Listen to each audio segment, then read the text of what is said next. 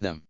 Several generations of therapists were inspired by his humanistic insights, which gained influence as a result of Frankl's prolific writing, provocative lectures, and engaging personality. He encouraged others to use existential analysis creatively rather than to establish an official doctrine. He argued that therapists should focus on the specific needs of individual patients rather than extrapolate from abstract theories. Despite a demanding schedule, Frankl also found time to take flying lessons and pursue his lifelong passion for mountain climbing. He joked that in contrast to Freud's and Adler's depth psychology, which emphasizes delving into an individual's past and his or her unconscious instincts and desires, he practiced height psychology, which focuses on a person's future and his or her conscious decisions and actions. His approach to psychotherapy stressed the importance of helping people to reach new heights of personal meaning through self-transcendence, the application of positive effort, technique, acceptance of limitations, and wise decisions. His goal was to provoke people into realizing that they could and should exercise their capacity for choice to achieve their own goals.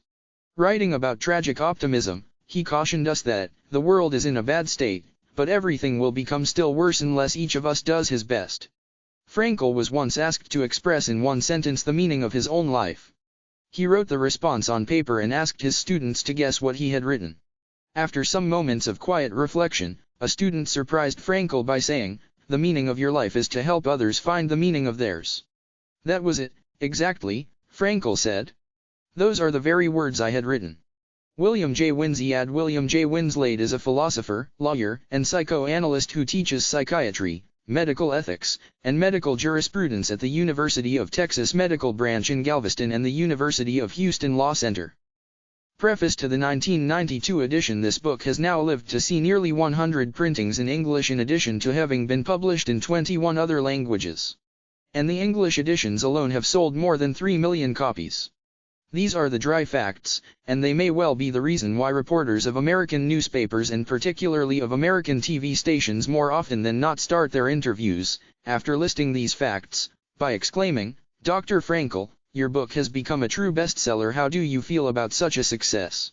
Whereupon I react by reporting that in the first place I do not at all see in the bestseller status of my book an achievement and accomplishment on my part but rather an expression of the misery of our time. If hundreds of thousands of people reach out for a book whose very title promises to deal with the question of a meaning to life, it must be a question that burns under their fingernails.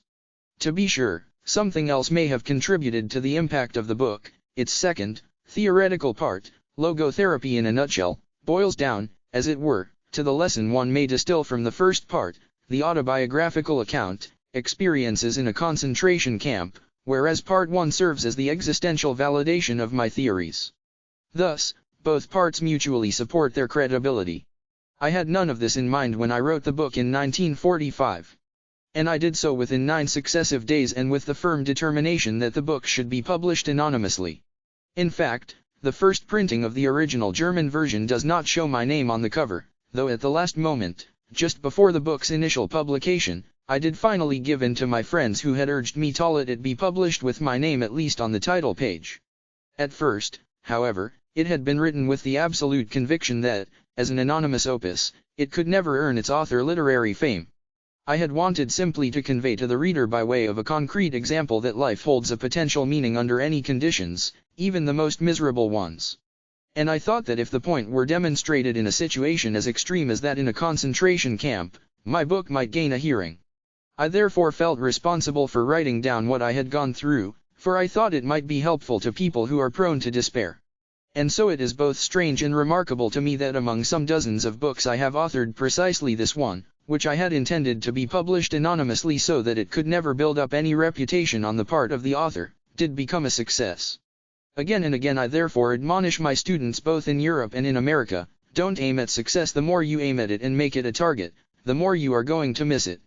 For success, like happiness, cannot be pursued, it must ensue, and it only does so as the unintended side effect of one's dedication to a cause greater than oneself or as the byproduct of one's surrender to a person other than oneself. Happiness must happen, and the same holds for success. You have to let it happen by not caring about it. I want you to listen to what your conscience commands you to do and go on to carry it out to the best of your knowledge. Then you will live to see that in the long run, I say, success will follow you precisely because you had forgotten to think of it. The reader may ask me why I did not try to escape what was in store for me after Hitler had occupied Austria. Let me answer by recalling the following story. Shortly before the United States entered World War II, one received an invitation to come to the American consulate in Vienna to pick up my immigration visa. My old parents were overjoyed because they expected that I would soon be allowed to leave Austria. I suddenly hesitated, however. The question beset me, could I really afford to leave my parents alone to face their fate, to be sent, sooner or later, to a concentration camp or even to a so-called extermination camp? Where did my responsibility lie? Should I foster my brainchild, logotherapy, by emigrating to fertile soil where I could write my books? Or should I concentrate on my duties as a real child, the child of my parents who had to do whatever he could to protect them? I pondered the problem this way and that but could not arrive at a solution. This was the type of dilemma that made one wish for a hint from heaven, as the phrase goes. It was then that I noticed a piece of marble lying on a table at home. When I asked my father about it, he explained that he had found it on the site where the National Socialists had burned down the largest Viennese synagogue. He had taken the piece home because it was a part of the tablets on which the 10 Commandments were inscribed. One gilded Hebrew letter was engraved on the piece. My father explained that this letter stood for one of the commandments. Eagerly I asked, which one is it? He answered, honor thy father and thy mother that thy days may be long upon the land. At that moment I decided to stay with my father and my mother upon the land, and to let the American visa lapse. Viktor E. Frankl, Vienna, 1992. Experiences in a concentration camp. This book does not claim to be an account of facts and events but of personal experiences, experiences which millions of prisoners have suffered time and again. It is the inside story of a concentration camp, told by one of its survivors. This tale is not concerned with the great horrors, which have already been described often enough, though less often believed, but with the multitude of small torments. In other words, it will try to answer this question: how was everyday life in a concentration camp reflected in the mind of the average prisoner? Most of the events described here did not take place in the large and famous camps, but in the small ones where most of the real extermination took place. This story is not about the suffering and death of great heroes and martyrs, nor is it about the prominent capos prisoners who acted as trustees, having special privileges, or well-known prisoners. Thus it is not so much concerned with the sufferings of the mighty, but with the sacrifices, the crucifixion and the deaths of the great army of unknown and unrecorded victims. It was these common prisoners, who bore no distinguishing marks on their sleeves, whom the capos really despised. While these ordinary prisoners had little or nothing to eat, the capos were never hungry. In fact, many of the capos fared better in the camp than they had in their entire lives.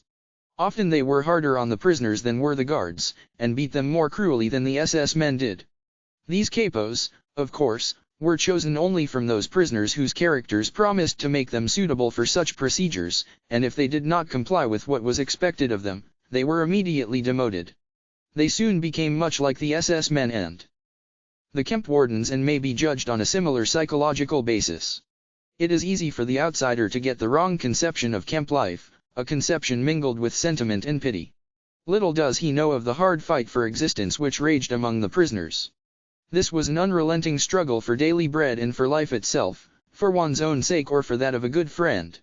Let us take the case of a transport which was officially announced to transfer a certain number of prisoners to another camp, but it was a fairly safe guess that its final destination would be the gas chambers. A selection of sick or feeble prisoners incapable of work would be sent to one of the big central camps which were fitted with gas chambers and crematoriums. The selection process was the signal for a free fight among all the prisoners, or of group against group. All that mattered was that one's own name and that of one's friend were crossed off the list of victims, though everyone knew that for each man saved another victim had to be found. A definite number of prisoners had to go with each transport.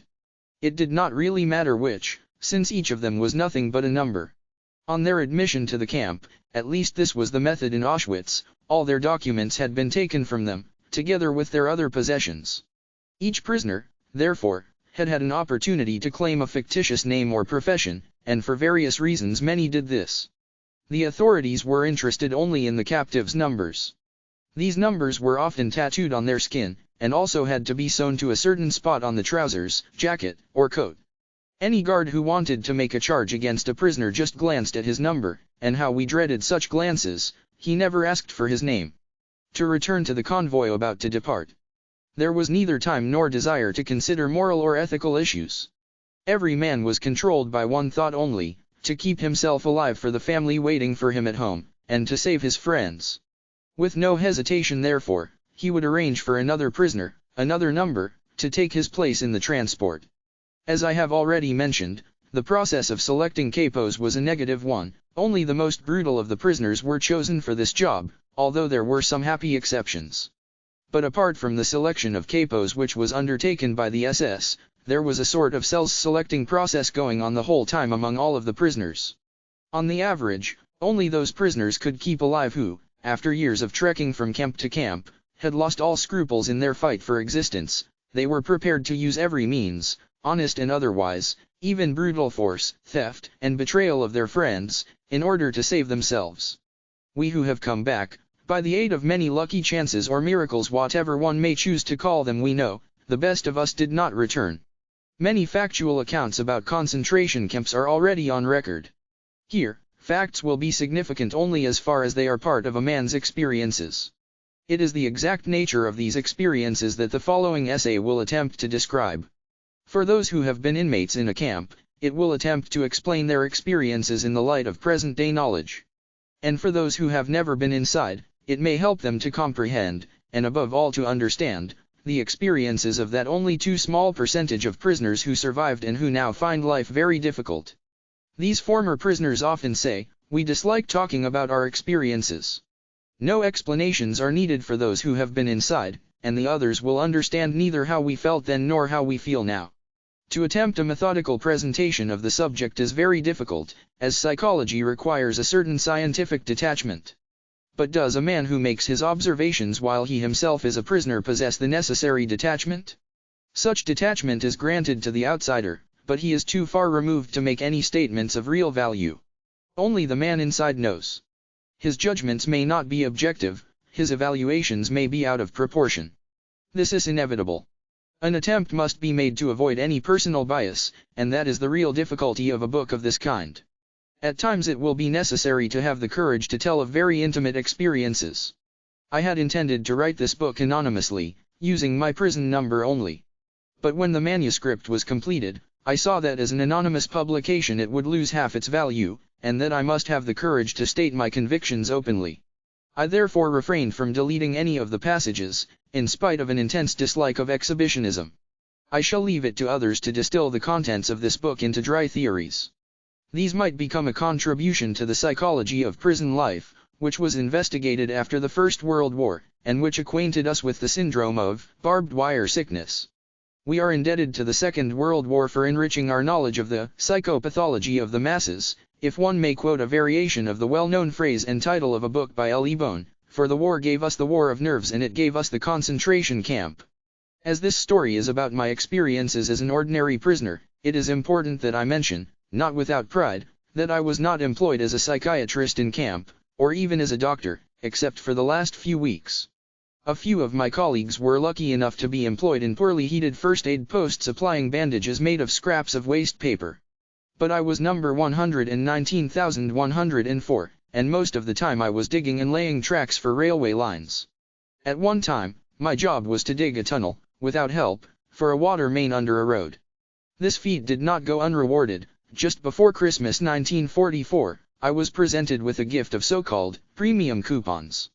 These were issued by the construction firm to which we were practically sold as slaves.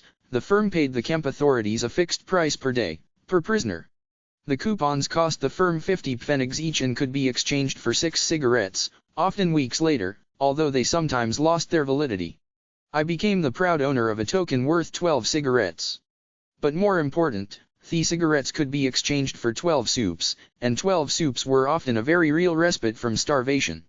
The privilege of actually smoking cigarettes was reserved for the capo, who had his assured quota of weekly coupons, or possibly for a prisoner who worked as a foreman in a warehouse or workshop and received a few cigarettes in exchange for doing dangerous jobs. The only exceptions to this were those who had lost the will to live and wanted to enjoy their last days. Thus, when we saw a comrade smoking his own cigarettes, we knew he had given up faith in his strength to carry on, and, once lost, the will to live seldom returned. When one examines the vast amount of material which has been amassed as the result of many prisoners' observations and experiences, 3 phases of the inmate's mental reactions to camp life become apparent: the period following his admission, the period when he is well entrenched in camp routine, and the period following his release and liberation. The symptom that characterizes the first phase is shock. Under certain conditions, shock may even precede the prisoner's formal admission to the camp. I shall give as an example the circumstances of my own admission. 1,500 persons had been traveling by train for several days and nights. There were 80 people in each coach. All had to lie on top of their luggage, the few remnants of their personal possessions. The carriages were so full that only the top parts of the windows were free to let in the grey of dawn. Everyone expected the train to head for some munitions factory, in which we would be employed as forced labor. We did not know whether we were still in Silesia or already in Poland. The engine's whistle had an uncanny sound, like a cry for help sent out in commiseration for the unhappy load which it was destined to lead into perdition. Then the train shunted, obviously nearing a main station. Suddenly a cry broke from the ranks of the anxious passengers: "There is a sign, Auschwitz." Everyone's heart missed a beat at that moment. Auschwitz, the very name, stood for all that was horrible: gas chambers, crematoriums, massacres. Slowly, almost hesitatingly, the train moved on as if it wanted to spare its passengers the dreadful realization as long as possible: Auschwitz. With the progressive dawn, the outlines of an immense camp became visible: long stretches of several rows of barbed wire fences, watchtowers, searchlights, and long columns of ragged human figures, grey in the greyness of dawn, trekking along the straight desolate roads, to what destination we did not know. There were isolated shouts and whistles of command. We did not know their meaning. My imagination led me to see gallows with people dangling on them.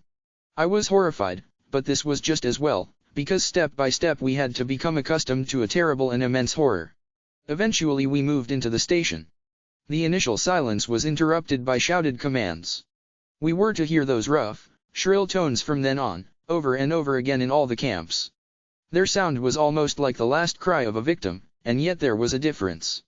It had a rasping hoarseness, as if it came from the throat of a man who had to keep shouting like that, a man who was being murdered again and again. The carriage doors were flung open and a small detachment of prisoners stormed inside. They wore striped uniforms, their heads were shaved, but they looked well fed. They spoke in every possible European tongue, and all with a certain amount of humor, which sounded grotesque under the circumstances. Like a drowning man clutching a straw, my inborn optimism, which has often controlled my feelings even in the most desperate situations, clung to this thought: these prisoners look quite well, they seem to be in good spirits and even laugh. Who knows? I might manage to share their favorable position. In psychiatry there is a certain condition known as delusion of reprieve. The condemned man, immediately before his execution, gets the illusion that he might be reprieved at the very last minute. We, too, clung to shreds of hope and believed to the last moment that it would not be so bad. Just the sight of the red cheeks and round faces of those prisoners was a great encouragement. Little did we know then that they formed a specially chosen elite, who for years had been the receiving squad for new transports as they rolled into the station day after day. They took charge of the new arrivals and their luggage, including scarce items and smuggled jewelry. Auschwitz must have been a strange spot in this Europe of the last years of the war. There must have been unique treasures of gold and silver, platinum, and diamonds, not only in the huge storehouses but also in the hands of the SS. 1,500 captives were cooped up in a shed built to accommodate probably 200 at the most. We were cold and hungry and there was not enough room for everyone to squat on the bare ground, let alone to lie down. One 5-ounce piece of bread was our only food in 4 days. Yet I heard the senior prisoners in charge of the shed bargain with one member of the receiving party about a tie-pin made of platinum and diamonds.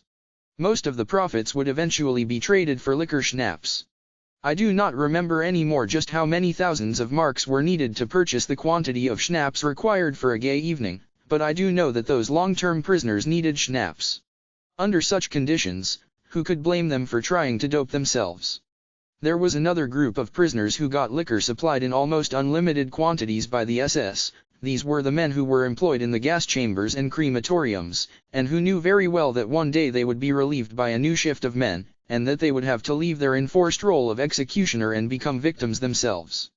Nearly everyone in our transport lived under the illusion that he would be reprieved, that everything would yet be well. We did not realize the meaning behind the scene that was to follow presently. We were told to leave our luggage in the train and to fall into two lines, women on one side, men on the other, in order to file past a senior SS officer. Surprisingly enough, I had the courage to hide my haversack under my coat. My line filed past the officer, man by man. I realized that it would be dangerous if the officer spotted my bag. He would at least knock me down, I knew that from previous experience. Instinctively, I straightened on approaching the officer, so that he would not notice my heavy load. Then I was face to face with him. He was a tall man who looked slim and fit in his spotless uniform. What a contrast to us, who were untidy and grimy after our long journey. He had assumed an attitude of careless ease, supporting his right elbow with his left hand. His right hand was lifted, and with the forefinger of that hand he pointed very leisurely to the right or to the left. None of us had the slightest idea of the sinister meaning behind that little movement of a man's finger, pointing now to the right and now to the left, but far more frequently to the left. It was my turn. Somebody whispered to me that to be sent to the right side would mean work, the way to the left being for the sick and those incapable of work, who would be sent to a special camp. I just waited for things to take their course, the first of many such times to come. My haversack weighed me down a bit to the left, but I made an effort to walk upright. The SS man looked me over, appeared to hesitate, then put both his hands on my shoulders. I tried very hard to look smart, and he turned my shoulders very slowly until I faced right, and I moved over to that side. The significance of the finger game was explained to us in the evening. It was the first selection, the first verdict made on our existence or non-existence. For the great majority of our transport, about 90%, it meant death. Their sentence was carried out within the next few hours. Those who were sent to the left were marched from the station straight to the crematorium. This building, as I was told by someone who worked there, had the word bath written over its doors in several European languages. On entering, each prisoner was handed a piece of soap, and then, but mercifully I do not need to describe the events which followed. Many accounts have been written about this horror.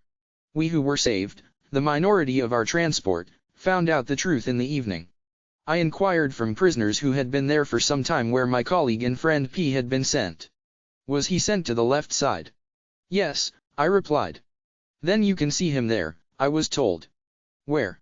A hand pointed to the chimney a few hundred yards off, which was sending a column of flame up into the grey sky of Poland. It dissolved into a sinister cloud of smoke. That's where your friend is, floating up to heaven, was the answer. But I still did not understand until the truth was explained to me in plain words. But I am telling things out of their turn. From a psychological point of view, we had a long way in front of us from the break of that dawn at the station until our first night's rest at the camp. Escorted by SS guards with loaded guns, we were made to run from the station, past electrically charged barbed wire, through the camp, to the cleansing station. For those of us who had passed the first selection, this was a real bath. Again our illusion of reprieve found confirmation. The SS men seemed almost charming.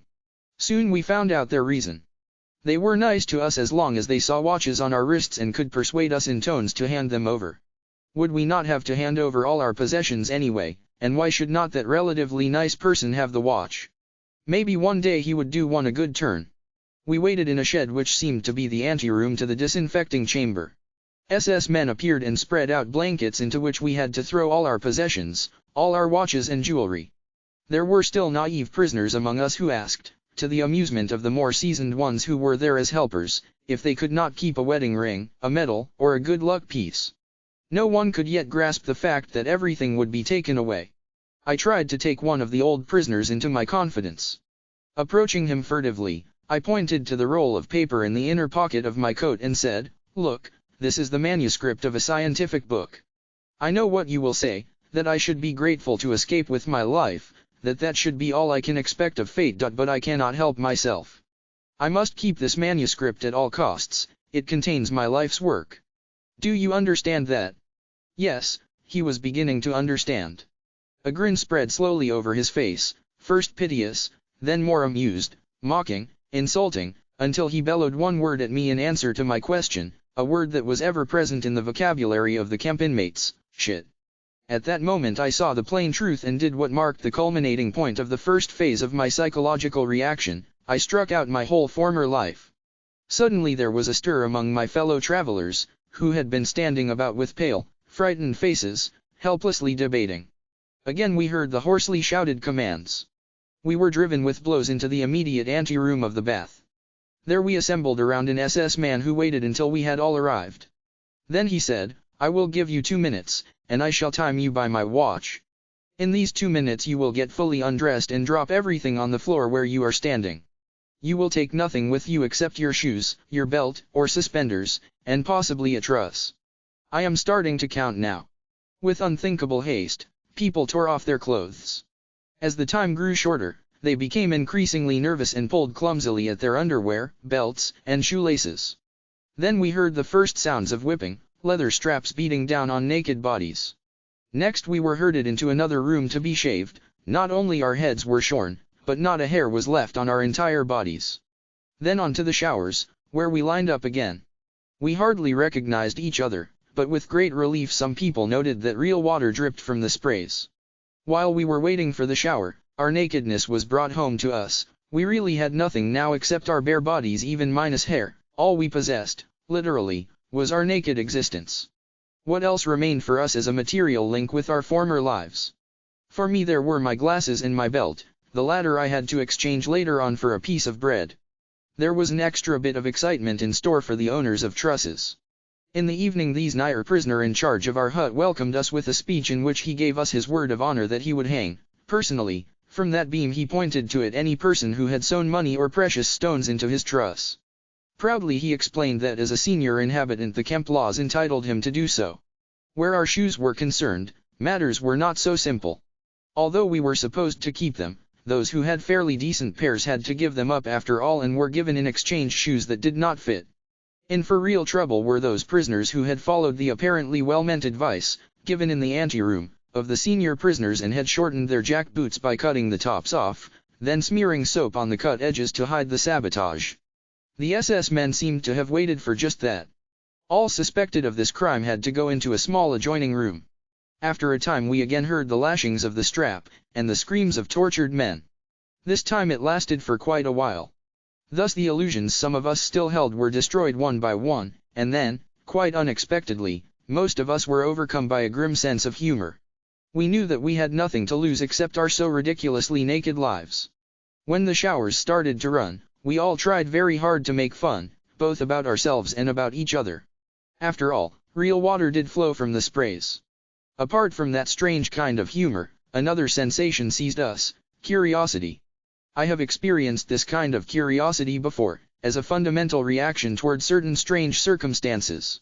When my life was once endangered by a climbing accident, I felt only one sensation at the critical moment: curiosity as to whether I should come out of it alive or with a fractured skull or some other injuries.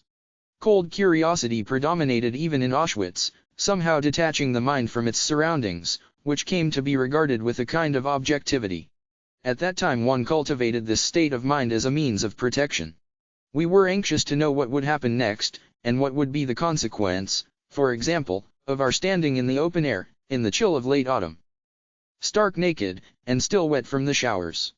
In the next few days our curiosity evolved into surprise that we did not catch cold. There were many similar surprises in store for new arrivals. The medical men among us learned first of all, textbooks tell lies. Somewhere it is said that man cannot exist without sleep for more than a stated number of hours. Quite wrong. I had been convinced that there were certain things I just could not do. I could not sleep without this, or I could not live with that or the other. The first night in Auschwitz we slept in beds which were constructed in tiers. On each tier, measuring about 6½ to 8 feet, slept 9 men, directly on the boards. 2 blankets were shared by each 9 men. We could, of course, lie only on our sides, crowded and huddled against each other, which had some advantages because of the bitter cold. Though it was forbidden to take shoes up to the bunks, some people did use them secretly as pillows in spite of the fact that they were caked with mud. Otherwise one's head had to rest on the crook of an almost dislocated arm. And yet sleep came and brought oblivion and relief from pain for a few hours. I would like to mention a few similar surprises on how much we could endure. We were unable to clean our teeth, and yet, in spite of that and a severe vitamin deficiency, we had healthier gums than ever before. We had to wear the same shirts for half a year, until they had lost all appearance of being shirts. For days we were unable to wash, even partially, because of frozen water oifs, and yet the sores and abrasions on hands which were dirty from work in the soil did not suppurate, that is, unless there was frostbite. Or for instance, a light sleeper, who used to be disturbed by the slightest noise in the next room, now found himself lying pressed against a comrade who snored loudly a few inches from his ear and yet slept quite soundly through the noise. If someone now asked of us the truth of Dostoevsky's statement that flatly defines man as a being who can get used to anything, we would reply, yes, a man can get used to anything, but do not ask us how. But our psychological investigations have not taken us that far yet, neither had we prisoners reached that point. We were still in the first phase of our psychological reactions. The thought of suicide was entertained by nearly everyone, if only for a brief time. It was born of the hopelessness of the situation, the constant danger of death looming over us daily and hourly, and the closeness of the deaths suffered by many of the others. From personal convictions which will be mentioned later, I made myself a firm promise, on my first evening in camp, that I would not run into the wire. This was a phrase used in camp to describe the most popular method of suicide touching the electrically charged barbed wire fence. It was not entirely difficult for me to make this decision. There was little point in committing suicide, since, for the average inmate, life expectation, calculating objectively and counting all likely chances, was very poor. He could not with any assurance expect to be among the small percentage of men who survived all the selections. The prisoner of Auschwitz, in the first phase of shock, did not fear death. Even the gas chambers lost their horrors for him after the first few days. After all, they spared him the act of committing suicide. Friends whom I have met later have told me that I was not one of those whom the shock of admission greatly depressed. I only smiled, and quite sincerely, when the following episode occurred the morning after our first night in Auschwitz. In spite of strict orders not to leave our blocks, a colleague of mine, who had arrived in Auschwitz several weeks previously, smuggled himself into our hut. He wanted to come and comfort us and tell us a few things. He had become so thin that at first we did not recognize him. With a show of good humor and a devil-may-care attitude he gave us a few hurried tips. Don't be afraid. Don't fear the selections. Dr. M, the SS medical chief, has a soft spot for doctors. This was wrong, my friend's kindly words were misleading. One prisoner, the doctor of a block of huts and a man of some 60 years, told me how he had entreated Dr. M to let off his son, who was destined for gas. Dr. M coldly refused. But one thing I beg of you, he continued, shave daily, if at all possible, even if you have to use a piece of glass to do it, even if you have to give your last piece of bread for it. You will look younger and the scraping will make your cheeks look ruddier. If you want to stay alive, there is only one way, look fit for work. If you even limp, because, let us say, you have a small blister on your heel, and an SS man spots this, he will wave you aside and the next day you are sure to be gassed. Do you know what we mean by a Moslem? A man who looks miserable, down and out, sick and emaciated, and who cannot manage hard physical labor any longer. That is a Moslem. Sooner or later, usually sooner, every Moslem goes to the gas chambers. Therefore, remember, shave, stand, and walk smartly, then you need not be afraid of gas. All of you standing here, even if you have only been here 24 hours, you need not fear gas, except perhaps you. And then he pointed to me and said, I hope you don't mind my telling you frankly. To the others he repeated, of all of you he is the only one who must fear the next selection. So, don't worry. And I smiled. I am now convinced that anyone in my place on that day would have done the same. I think it was Lessing who once said, there are things which must cause you to lose your reason or you have none to lose. An abnormal reaction to an abnormal situation is normal behavior. Even we psychiatrists expect the reactions of a man to an abnormal situation, such as being committed to an asylum, to be abnormal in proportion to the degree of his normality. The reaction of a man to his admission to a concentration camp also represents an abnormal state of mind, but judged objectively it is a normal and, as will be shown later, typical reaction to the given circumstances. These reactions, as I have described them, began to change in a few days. The prisoner passed from the first to the second phase, the phase of relative apathy, in which he achieved a kind of emotional death. Apart from the already described reactions, the newly arrived prisoner experienced the tortures of other most painful emotions, all of which he tried to deaden. First of all, there was his boundless longing for his home and his family. This often could become so acute that he felt himself consumed by longing. Then there was disgust, disgust with all the ugliness which surrounded him, even in its mere external forms. Most of the prisoners were given a uniform of rags which would have made a scarecrow elegant by comparison. Between the huts in the camp lay pure filth, and the more one worked to clear it away, the more one had to come in contact with it. It was a favorite practice to detail a new arrival to a work group whose job was to clean the latrines and remove the sewage. If, as usually happened, some of the excrement splashed into his face during its transport over bumpy fields, any sign of disgust by the prisoner or any attempt to wipe off the filth would only be punished with a blow from a capo. And thus the mortification of normal reactions was hastened. At first the prisoner looked away if he saw the punishment parades of another group. He could not bear to see fellow prisoners march up and down for hours in the mire, their movements directed by blows. Days or weeks later things changed. Early in the morning, when it was still dark, the prisoner stood in front of the gate with his detachment, ready to march. He heard a scream and saw how a comrade was knocked down, pulled to his feet again, and knocked down once more. And why? He was feverish but had reported to sickbay at an improper time. He was being punished for this irregular attempt to be relieved of his duties.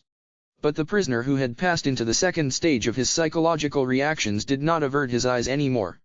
By then his feelings were blunted, and he watched unmoved.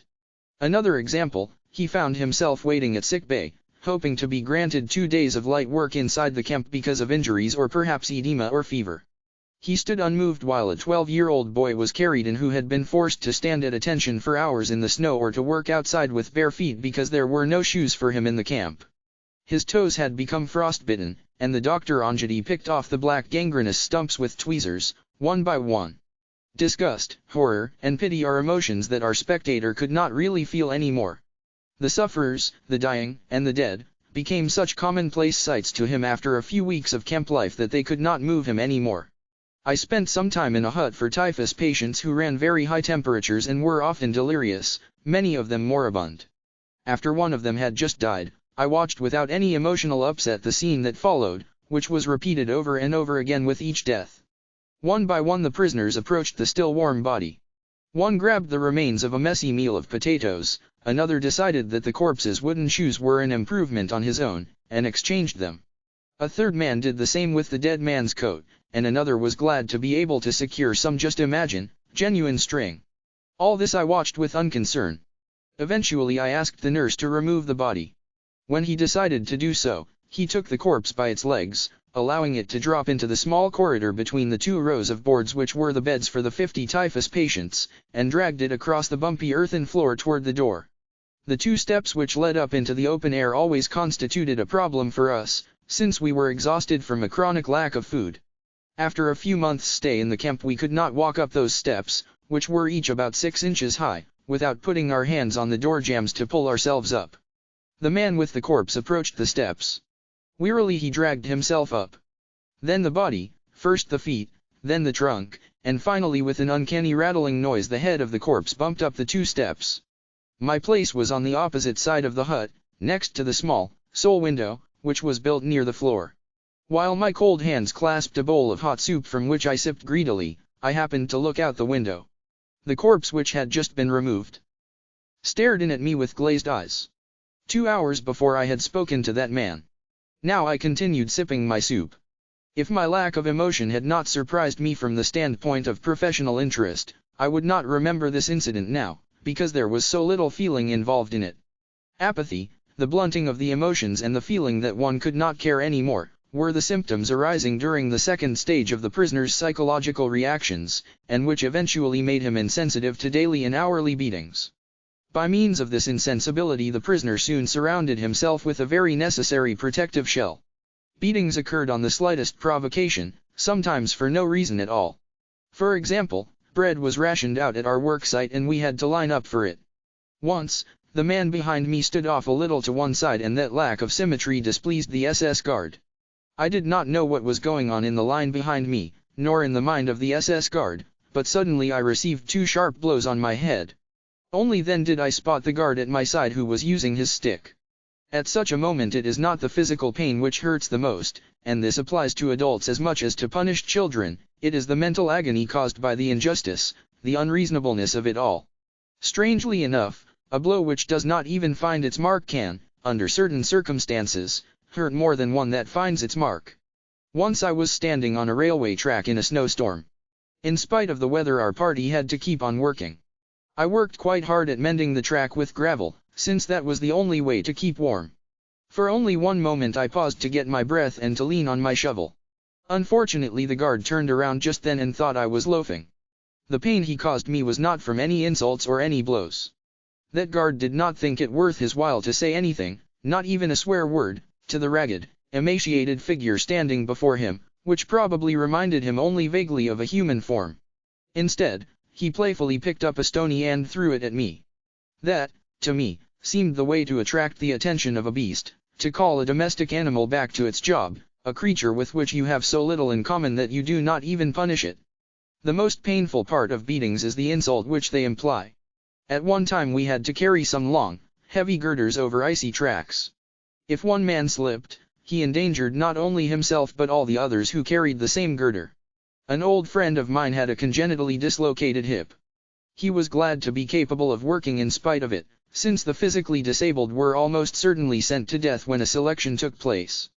He limped over the track with an especially heavy girder, and seemed about to fall and drag the others with him.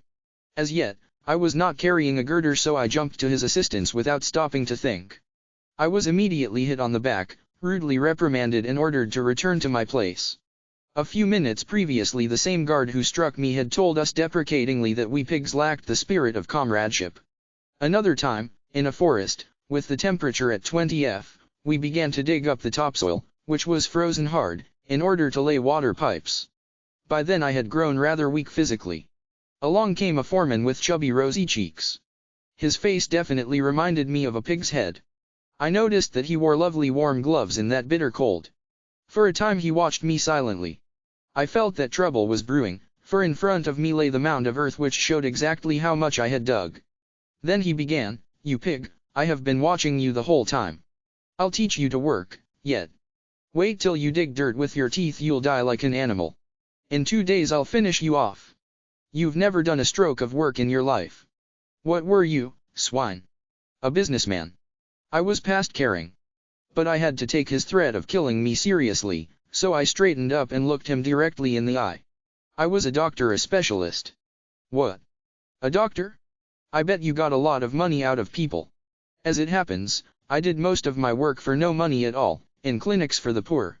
But, now, I had said too much. He threw himself on me and knocked me down, shouting like a madman. I can no longer remember what he shouted.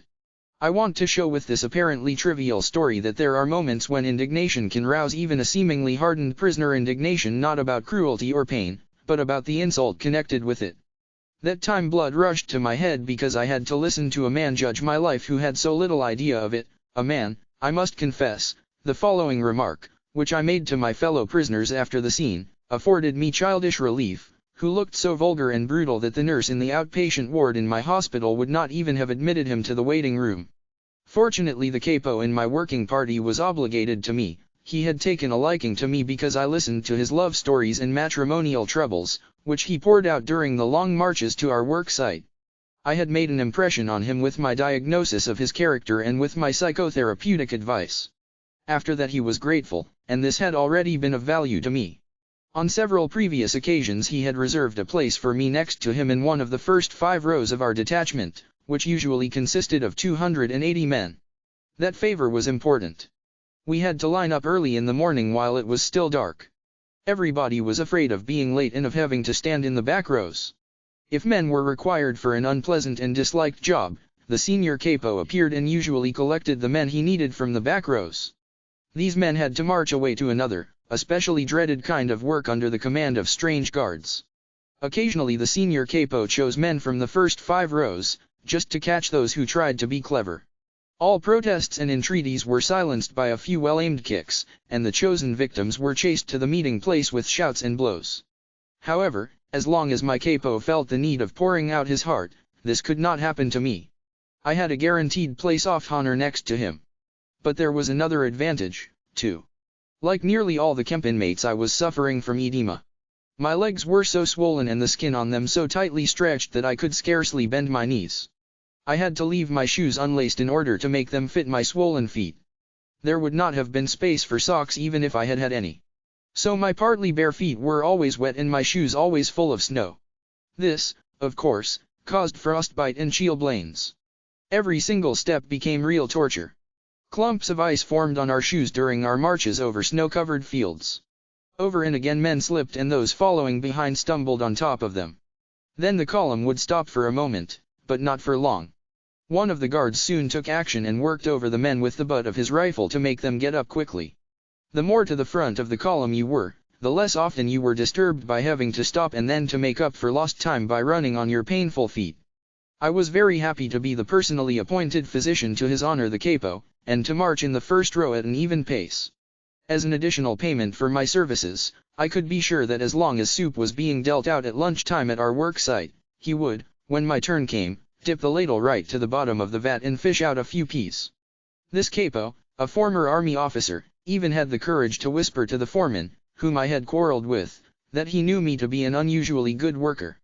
That didn't help matters, but he nevertheless managed to save my life, one of the many times it was to be saved.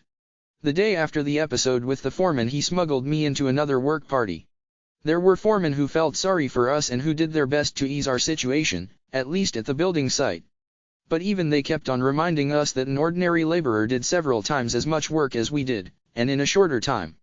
But they did see reason if they were told that a normal workman did not live on 10.5 ounces of bread, theoretically actually we often had less, and 1.75 pints of thin soup per day, that a normal laborer did not live under the mental stress we had to submit to, not having news of our families, who had either been sent to another camp or gassed right away, that a normal workman was not threatened by death continuously, daily and hourly. I even allowed myself to say once to a kindly foreman, if you could learn from me how to do a brain operation in as short a time as I am learning this road work from you, I would have great respect for you. And he grinned. Apathy, the main symptom of the second phase, was a necessary mechanism of self-defense. Reality dimmed, and all efforts and all emotions were centered on one task, preserving one's own life and that of the other fellow. It was typical to hear the prisoners, while they were being herded back to camp from their work sites in the evening, sigh with relief and say, "Well, another day is over." It can be readily understood that such a state of strain, coupled with the constant necessity of concentrating on the task of staying alive, forced the prisoner's inner life down to a primitive level. Several of my colleagues in camp who were trained in psychoanalysis often spoke of a regression in the camp inmate, a retreat to a more primitive form of mental life. His wishes and desires became obvious in his dreams. What did the prisoner dream about most frequently? Of bread, cake, cigarettes, and nice warm baths. The lack of having these simple desires satisfied led him to seek wish fulfillment in dreams. Whether these dreams did any good is another matter. The dreamer had to wake from them to the reality of camp life, and to the terrible contrast between that and his dream illusions. I shall never forget how I was roused one night by the groans of a fellow prisoner, who threw himself about in his sleep, obviously having a horrible nightmare. Since I had always been especially sorry for people who suffered from fearful dreams or deliria, I wanted to wake the poor man. Suddenly I drew back the hand which was ready to shake him, frightened at the thing I was about to do. At that moment I became intensely conscious of the fact that no dream, no matter how horrible, could be as bad as the reality of the camp which surrounded us, and to which I was about to recall him. Because of the high degree of undernourishment which the prisoners suffered, it was natural that the desire for food was the major primitive instinct around which mental life centered. Let us observe the majority of prisoners when they happened to work near each other and were, for once, not closely watched. They would immediately start discussing food. One fellow would ask another working next to him in the ditch what his favorite dishes were. Then they would exchange recipes and plan the menu for the day when they would have a reunion, the day in a distant future when they would be liberated and returned home.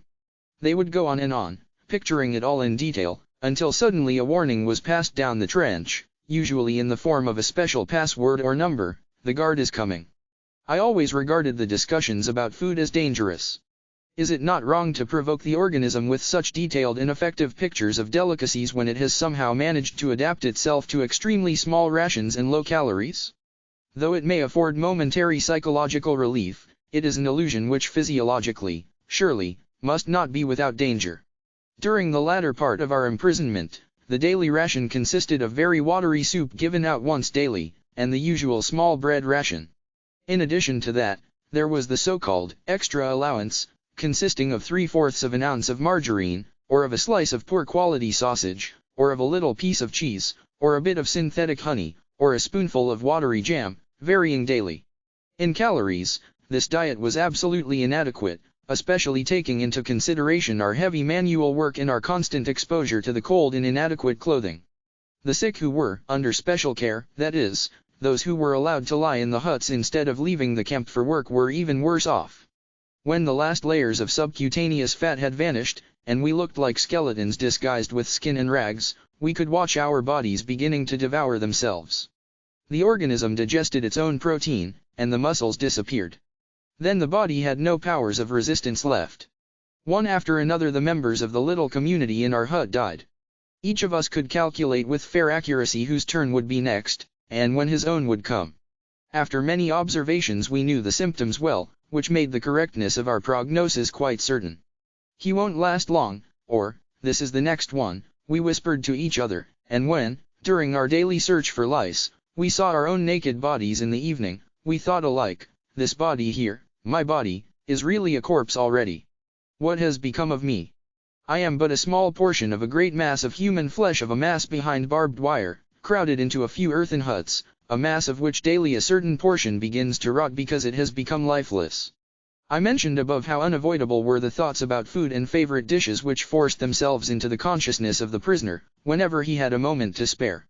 Perhaps it can be understood, then, that even the strongest of us was longing for the time when he would have fairly good food again, not for the sake of good food itself, but for the sake of knowing that the subhuman existence, which had made us unable to think of anything other than food, would at last cease. Those who have not gone through a similar experience can hardly conceive of the soul-destroying mental conflict and clashes of willpower which a famished man experiences.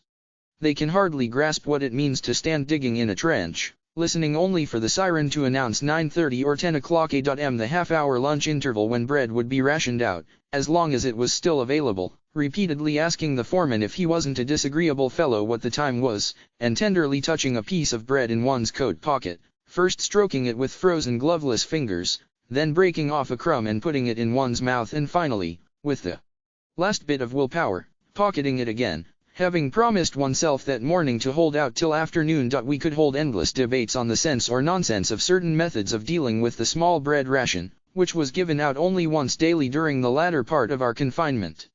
There were two schools of thought. One was in favor of eating up the ration immediately. This had the twofold advantage of satisfying the worst hunger pangs for a very short time at least once a day, and of safeguarding against possible theft or loss of the ration. The second group, which held with dividing the ration up, used different arguments. I finally joined their ranks. The most ghastly moment of the 24 hours of camp life was the awakening, when, at a still nocturnal hour, the 3 shrill blows of a whistle tore us pitilessly from our exhausted sleep and from the longings in our dreams. We then began the tussle with our wet shoes, into which we could scarcely force our feet, which were sore and swollen with edema. And there were the usual moans and groans about petty troubles, such as the snapping of wires which replaced shoelaces. One morning I heard someone, whom I knew to be brave and dignified, cry like a child because he finally had to go to the snowy marching grounds in his bare feet, as his shoes were too shrunken for him to wear. In those ghastly minutes, I found a little bit of comfort, a small piece of bread which I drew out of my pocket and munched with absorbed delight. Undernourishment, besides being the cause of the general preoccupation with food, probably also explains the fact that the sexual urge was generally absent. Apart from the initial effects of shock, this appears to be the only explanation of a phenomenon which a psychologist was bound to observe in those all-male camps, that, as opposed to all other strictly male establishments such as army barracks, there was little sexual perversion. Even in his dreams the prisoner did not seem to concern himself with sex, although his frustrated emotions and his finer, higher feelings did find definite expression in them. With the majority of the prisoners, the primitive life and the effort of having to concentrate on just saving one's skin led to a total disregard of anything not serving that purpose, and explained the prisoner's complete lack of sentiment. This was brought home to me on my transfer from Auschwitz to a camp affiliated with Dachau. The train which carried us about 2,000 prisoners passed through Vienna. At about midnight we passed one of the Viennese railway stations. The track was going to lead us past the street where I was born, past the house where I had lived many years of my life, in fact, until I was taken prisoner. There were 50 of us in the prison car, which had 2 small, barred peepholes. There was only enough room for one group to squat on the floor, while the others, who had to stand up for hours, crowded round the peepholes. Standing on tiptoe and looking past the others' heads through the bars of the window, I caught an eerie glimpse of my native town. We all felt more dead than alive, since we thought that our transport was heading for the camp at Mauthausen and that we had only 1 or 2 weeks to live. I had a distinct feeling that I saw the streets, the squares, and the houses of my childhood with the eyes of a dead man who had come back from another world and was looking down on a ghostly city. After hours of delay the train left the station. And there was the street, my street. The young lads who had a number of years of camp life behind them and for whom such a journey was a great event stared attentively through the peephole. I began to beg them, to entreat them, to let me stand in front for 1 moment only. I tried to explain how much a look through that window meant to me just then. My request was refused with rudeness and cynicism. You lived here all those years? Well, then you have seen quite enough already. In general there was also a cultural hibernation in the camp. There were 2 exceptions to this, politics and religion. Politics were talked about everywhere in camp, almost continuously. The discussions were based chiefly on rumors, which were snapped up and passed around avidly. The rumors about the military situation were usually contradictory. They followed one another rapidly and succeeded only in making a contribution to the war of nerves that was waged in the minds of all the prisoners. Many times, hopes for a speedy end to the war, which had been fanned by optimistic rumors, were disappointed. Some men lost all hope, but it was the incorrigible optimists who were the most irritating companions. The religious interest of the prisoners, as far and as soon as it developed, was the most sincere imaginable. The depth and vigor of religious belief often surprised and moved a new arrival. Most impressive in this connection were improvised prayers or services in the corner of a hut, or in the darkness of the locked cattle truck in which we were brought back from a distant work site, tired, hungry and frozen in our ragged clothing. In the winter and spring of 1945 there was an outbreak of typhus which infected nearly all the prisoners. The mortality was great among the weak, who had to keep on with their hard work as long as they possibly could. The quarters for the sick were most inadequate. There were practically no medicines or attendants. Some of the symptoms of the disease were extremely disagreeable, an irrepressible aversion to even a scrap of food, which was an additional danger to life, and terrible attacks of delirium. The worst case of delirium was suffered by a friend of mine who thought that he was dying and wanted to pray. In his delirium he could not find the words to do so. To avoid these attacks of delirium, I tried, as did many of the others, to keep awake for most of the night. For hours I composed speeches in my mind. Eventually I began to reconstruct the manuscript which I had lost in the disinfection chamber of Auschwitz, and scribbled the key words in shorthand on tiny scraps of paper. Occasionally a scientific debate developed in camp. Once I witnessed something I had never seen, even in my normal life, although it lay somewhat near my own professional interests, a spiritualistic séance. I had been invited to attend by the camp's chief doctor, also a prisoner, who knew that I was a specialist in psychiatry. The meeting took place in his small, private room in the sick quarters. A small circle had gathered, among them, quite illegally, the warrant officer from the sanitation squad. One man began to invoke the spirits with a kind of prayer. The camp's clerk sat in front of a blank sheet of paper, without any conscious intention of writing. During the next 10 minutes, after which time the séance was terminated because of the medium's failure to conjure the spirits to appear, his pencil slowly drew lines across the paper, forming quite legibly VV. It was asserted that the clerk had never learned Latin and that he had never before heard the words Vi Victis Woe to the Vanquished. In my opinion he must have heard them once in his life, without recollecting them, and they must have been available to the spirit of his subconscious mind, at that time, a few months before our liberation and the end of the war. In spite of all the enforced physical and mental primitiveness of the life in a concentration camp, it was possible for spiritual life to deepen.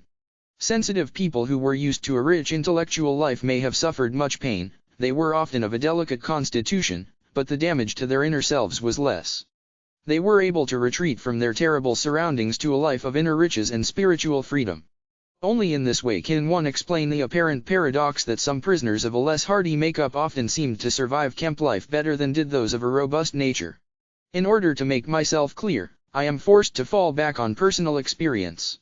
Let me tell what happened on those early mornings when we had to march to our work site. There were shouted commands: detachment, forward march. Left 2-3-4. Left 2-3-4. Left 2-3-4. Left 2-3-4. First man about, left and left and left and left. Caps off. These words sound in my ears even now. At the order caps off, we passed the gate of the camp, and searchlights were trained upon us. Whoever did not march smartly got a kick.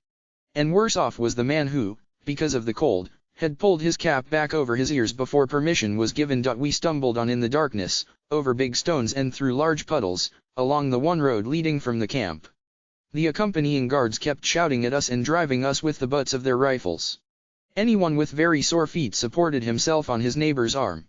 Hardly a word was spoken. The icy wind did not encourage talk.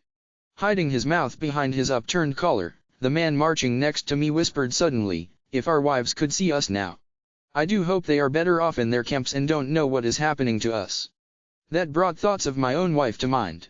And as we stumbled on for miles, slipping on icy spots, supporting each other time and again, dragging one another up and onward, nothing was said, but we both knew, each of us was thinking of his wife.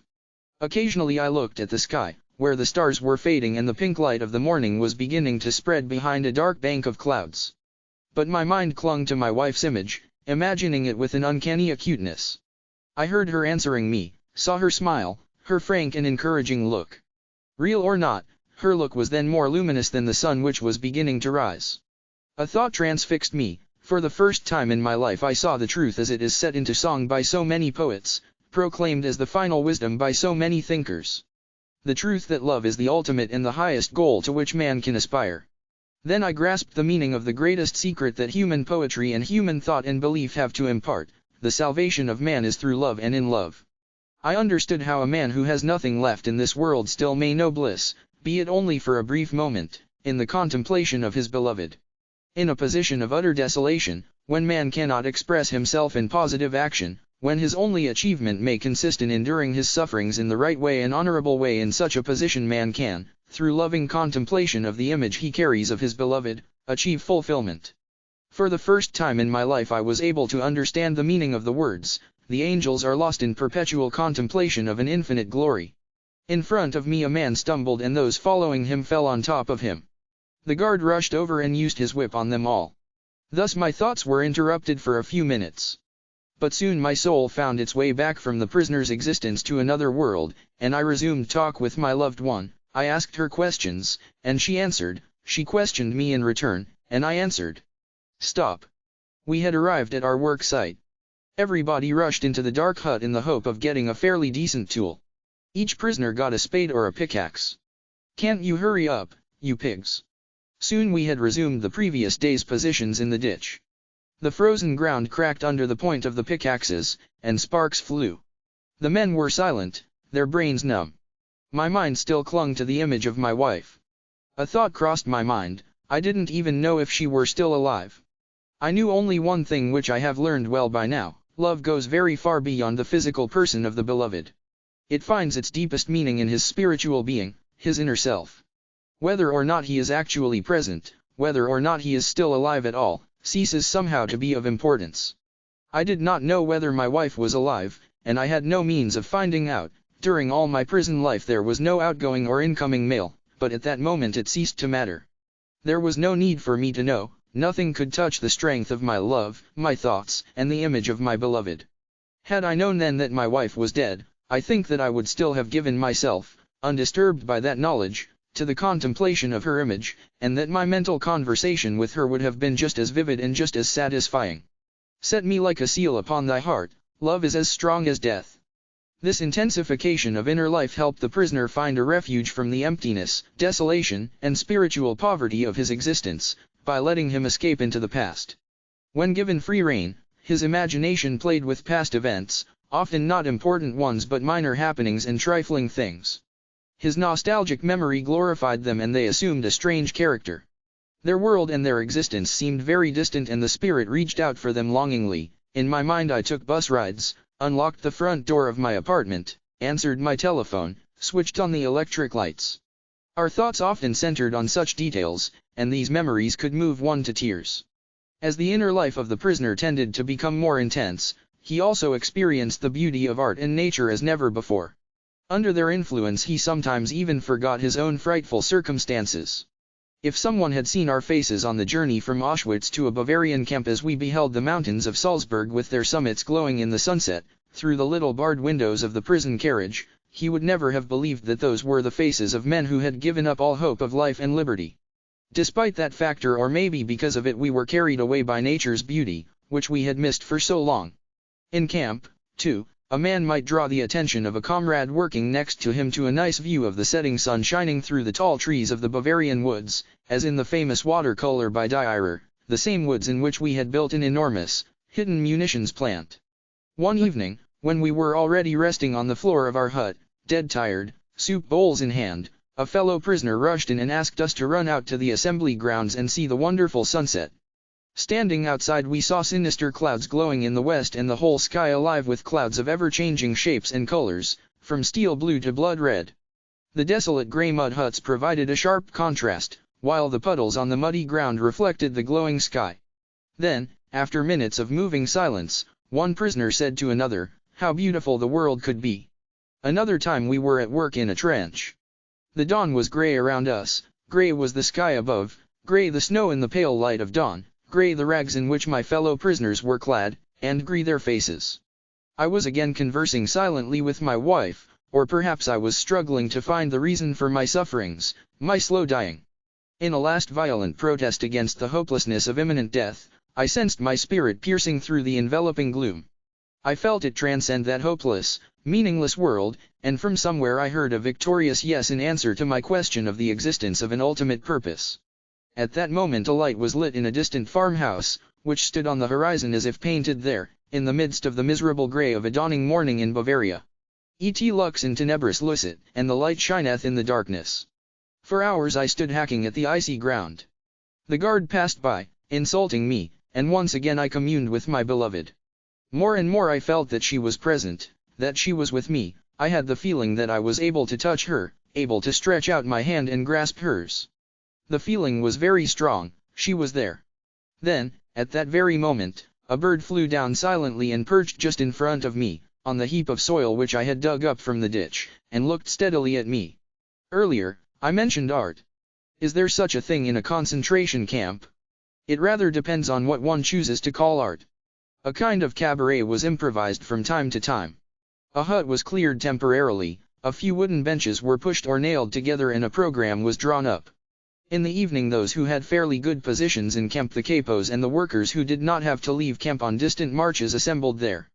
They came to have a few laughs or perhaps to cry a little, anyway, to forget. There were songs, poems, jokes, some with underlying satire regarding the camp. All were meant to help us forget, and they did help. The gatherings were so effective that a few ordinary prisoners went to see the cabaret in spite of their fatigue, even though they missed their daily portion of food by going. During the half-hour lunch interval, when soup, which the contractors paid for and for which they did not spend much, was ladled out at our work site, we were allowed to assemble in an unfinished engine room. On entering, everyone got a ladleful of the watery soup. While we sipped it greedily, a prisoner climbed onto a tub and sang Italian arias. We enjoyed the songs, and he was guaranteed a double helping of soup, straight from the bottom, that meant with peace. Rewards were given in camp not only for entertainment, but also for applause. I, for example, could have found protection, how lucky I was never in need of it, from the camp's most dreaded capo, who for more than one good reason was known as the murderous capo. This is how it happened. One evening I had the great honor of being invited again to the room where the spiritualistic séance had taken place. There were gathered the same intimate friends of the chief doctor and, most illegally, the warrant officer from the sanitation squad was again present. The murderous capo entered the room by chance, and he was asked to recite one of his poems, which had become famous, or infamous, in camp. He did not need to be asked twice and quickly produced a kind of diary from which he began to read samples of his art. I bit my lips till they hurt in order to keep from laughing at one of his love poems, and very likely that saved my life. Since I was also generous with my applause, My life might have been saved even had I been detailed to his working party, to which I had previously been assigned for one day, a day that was quite enough for me. It was useful, anyway, to be known to the murderous capo from a favorable angle. So I applauded as hard as I could. Generally speaking, of course, any pursuit of art in Kemp was somewhat grotesque. I would say that the real impression made by anything connected with art arose only from the ghost-like contrast between the performance and the background of desolate Kemp life. I shall never forget how I awoke from the deep sleep of exhaustion on my second night in Auschwitz, roused by music. The senior warden of the hut had some kind of celebration in his room, which was near the entrance of the hut. Tipsy voices bawled some hackneyed tunes. Suddenly there was a silence, and into the night a violin sang a desperately sad tango, an unusual tune not spoiled by frequent playing. The violin wept, and a part of me wept with it, for on that same day someone had a 24th birthday. That someone lay in another part of the Auschwitz camp, possibly only a few hundred or 1,000 yards away, and yet completely out of reach. That someone was my wife. To discover that there was any semblance of art in a concentration camp must be surprise enough for an outsider, but he may be even more astonished to hear that one could find a sense of humor there as well. Of course, only the faint trace of one, and then only for a few seconds or minutes. Humor was another of the soul's weapons in the fight for self-preservation. It is well known that humor, more than anything else in the human makeup, can afford an aloofness and an ability to rise above any situation, even if only for a few seconds. I practically trained a friend of mine who worked next to me on the building site to develop a sense of humor. I suggested to him that we would promise each other to invent at least one amusing story daily, about some incident that could happen one day after our liberation. He was a surgeon and had been an assistant on the staff of a large hospital. So I once tried to get him to smile by describing to him how he would be unable to lose the habits of camp life when he returned to his former work. On the building site, especially when the supervisor made his tour of inspection, the foreman encouraged us to work faster by shouting, "Action! Action!" I told my friend, "One day you will be back in the operating room, performing a big abdominal operation. Suddenly an orderly will rush in announcing the arrival of the senior surgeon by shouting, 'Action! Action!'" Sometimes the other men invented amusing dreams about the future, such as forecasting that during a future dinner engagement they might forget themselves when the soup was served and beg the hostess to ladle it from the bottom. The attempt to develop a sense of humor and to see things in a humorous light is some kind of a trick learned while mastering the art of living. Yet it is possible to practice the art of living even in a concentration camp, although suffering is omnipresent. To draw an analogy, a man's suffering is similar to the behavior of gas. If a certain quantity of gas is pumped into an empty chamber, it will fill the chamber completely and evenly, no matter how big the chamber. Thus suffering completely fills the human soul and conscious mind, no matter whether the suffering is great or little. Therefore the size of human suffering is absolutely relative. It also follows that a very trifling thing can cause the greatest of joys. Take as an example something that happened on our journey from Auschwitz to the camp affiliated with Dachau. We had all been afraid that our transport was heading for the Mauthausen camp. We became more and more tense as we approached a certain bridge over the Danube which the train would have to cross to reach Mauthausen, according to the statement of experienced traveling companions. Those who have never seen anything similar cannot possibly imagine the dance of joy performed in the carriage by the prisoners when they saw that our transport was not crossing the bridge and was instead heading only for Dachau. And again, what happened on our arrival in that camp, after a journey lasting 2 days and 3 nights? There had not been enough room for everybody to crouch on the floor of the carriage at the same time. The majority of us had to stand all the way, while a few took turns at squatting on the scanty straw which was soaked with human urine. When we arrived, the first important news that we heard from older prisoners was that this comparatively small camp, its population was 2,500, had no oven, no crematorium, no gas. That meant that a person who had become a Muslim could not be taken straight to the gas chamber, but would have to wait until a so-called sick convoy had been arranged to return to Auschwitz. This joyful surprise put us all in a good mood. The wish of the senior warden of our hut in Auschwitz had come true. We had come, as quickly as possible, to a camp which did not have a chimney, unlike Auschwitz. We laughed and cracked jokes in spite of, and during, all we had to go through in the next few hours. When we knew arrivals were counted, one of us was missing. So we had to wait outside in the rain and cold wind until the missing man was found. He was at last discovered in a hut, where he had fallen asleep from exhaustion. Then the roll call was turned into a punishment parade. All through the night and late into the next morning, we had to stand outside, frozen and soaked to the skin after the strain of our long journey. And yet we were all very pleased. There was no chimney in this camp and Auschwitz was a long way off. Another time we saw a group of convicts pass our work site. How obvious the relativity of all suffering appeared to us then. We envied those prisoners their relatively well-regulated, secure, and happy life. They surely had regular opportunities to take baths, we thought sadly. They surely had toothbrushes and clothes brushes, mattresses a separate one for each of them and monthly mail bringing them news of the whereabouts of their relatives, or at least of whether they were still alive or not. We had lost all that a long time ago. And how we envied those of us who had the opportunity to get into a factory and work in a sheltered room. It was everyone's wish to have such a life-saving piece of luck. The scale of relative luck extends even further. Even among those detachments outside the camp, in one of which I was a member, there were some units which were considered worse than others. One could envy a man who did not have to wade in deep, muddy clay on a steep slope emptying the tubs of a small field railway for 12 hours daily.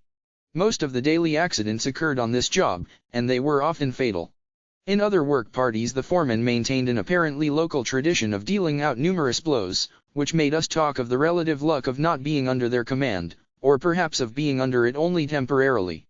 Once, by an unlucky chance, I got into such a group. If an air raid alarm had not interrupted us after 2 hours, during which time the foreman had worked on me especially, making it necessary to regroup the workers afterwards, I think that I would have returned to camp on one of the sledges which carried those who had died or were dying from exhaustion. No one can imagine the relief that the siren can bring in such a situation, not even a boxer who has heard the bell signifying the finish of a round and who is thus saved at the last minute from the danger of a knockout.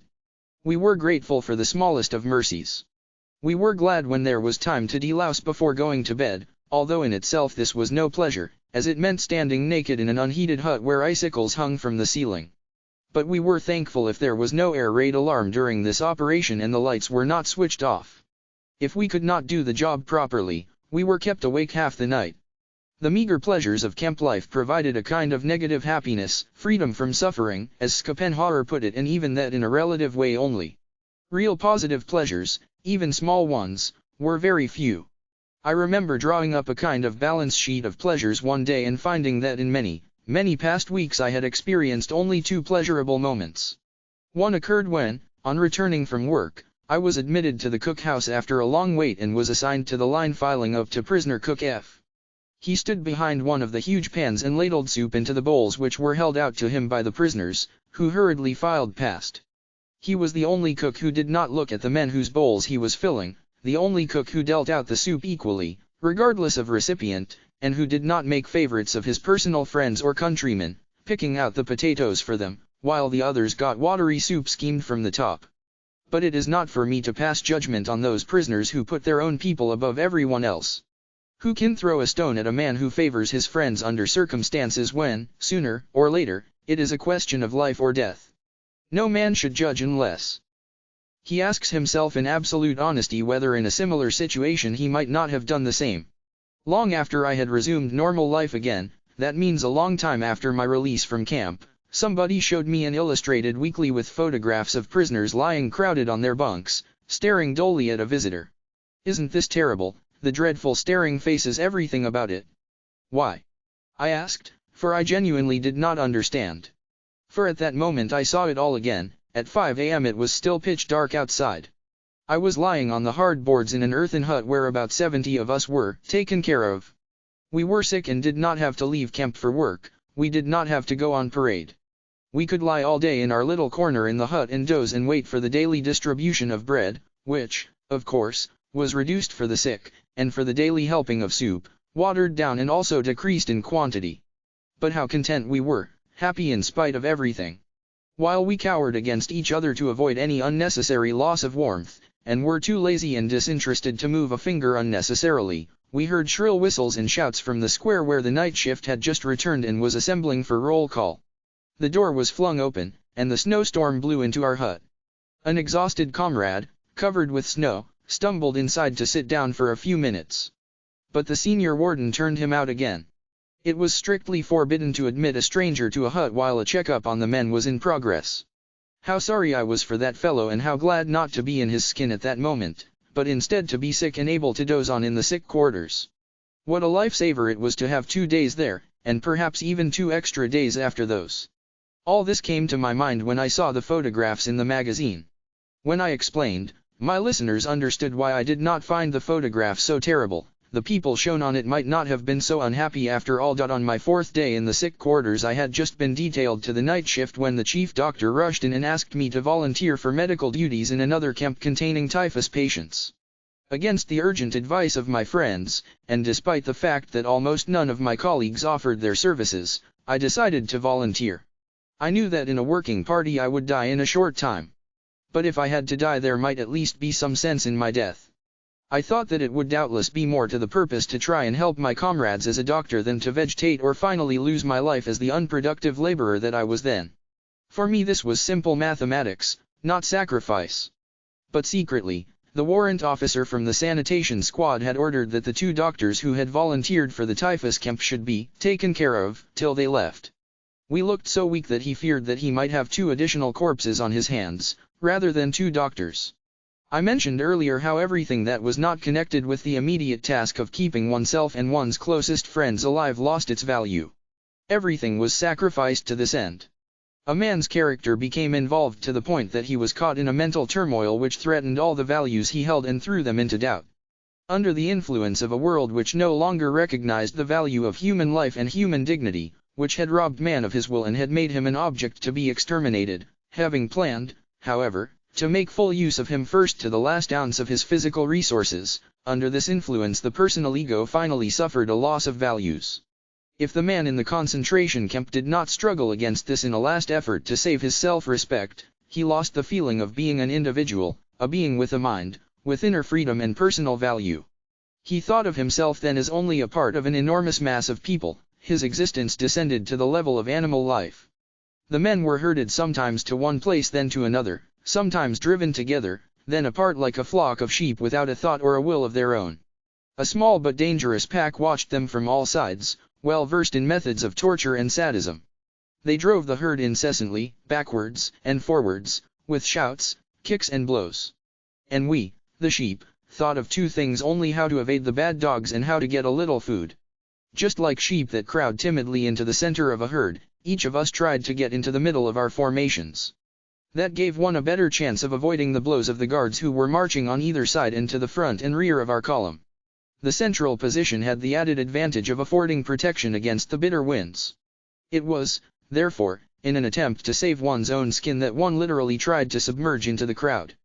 This was done automatically in the formations. But at other times it was a very conscious effort on our part in conformity with one of the camp's most imperative laws of self-preservation: do not be conspicuous. We tried at all times to avoid attracting the attention of the SS. There were times, of course, when it was possible, and even necessary, to keep away from the crowd. It is well known that an enforced community life, in which attention is paid to everything one does at all times, may result in an irresistible urge to get away, at least for a short while. The prisoner craved to be alone with himself and his thoughts. He yearned for privacy and for solitude. After my transportation to a so-called rest camp, I had the rare fortune to find solitude for about 5 minutes at a time. Behind the earthen hut where I worked and in which were crowded about 50 delirious patients, there was a quiet spot in a corner of the double fence of barbed wire surrounding the camp. A tent had been improvised there with a few poles and branches of trees in order to shelter a half-dozen corpses, the daily death rate in the camp. There was also a shaft leading to the water pipes. I squatted on the wooden lid of this shaft whenever my services were not needed. I just sat and looked out at the green flowering slopes and the distant blue hills of the Bavarian landscape, framed by the meshes of barbed wire. I dreamed longingly, and my thoughts wandered northeast, in the direction of my home, but I could only see clouds. The corpses near me, crawling with lice, did not bother me. Only the steps of passing guards could rouse me from my dreams, or perhaps it would be a call to the sickbay or to collect a newly arrived supply of medicine for my hut consisting of perhaps 5 or 10 tablets of aspirin, to last for several days for 50 patients. I collected them and then did my rounds, feeling the patients' pulses and giving half tablets to the serious cases. But the desperately ill received no medicine. It would not have helped, and besides, it would have deprived those for whom there was still some hope. For light cases, I had nothing, except perhaps a word of encouragement. In this way I dragged myself from patient to patient, though I myself was weak and exhausted from a serious attack of typhus. Then I went back to my lonely place on the wood cover of the water shaft. This shaft, incidentally, once saved the lives of 3 fellow prisoners. Shortly before liberation, mass transports were organized to go to Dachau, and these 3 prisoners wisely tried to avoid the trip. They climbed down the shaft and hid there from the guards. I calmly sat on the lid, looking innocent and playing a childish game of throwing pebbles at the barbed wire. On spotting me, the guard hesitated for a moment, but then passed on. Soon I could tell the 3 men below that the worst danger was over. It is very difficult for an outsider to grasp how very little value was placed on human life in camp.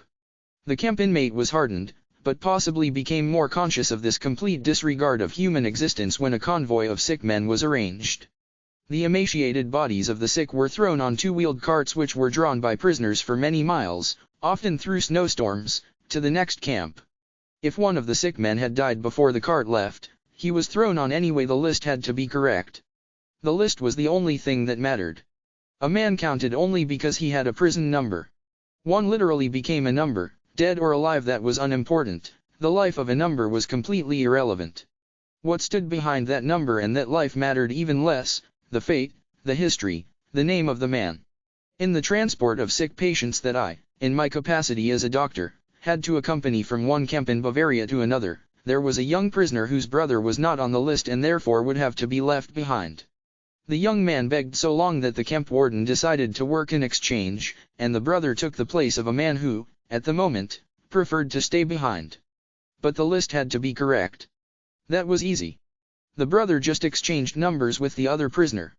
As I have mentioned before, we had no documents. Everyone was lucky to own his body, which, after all, was still breathing.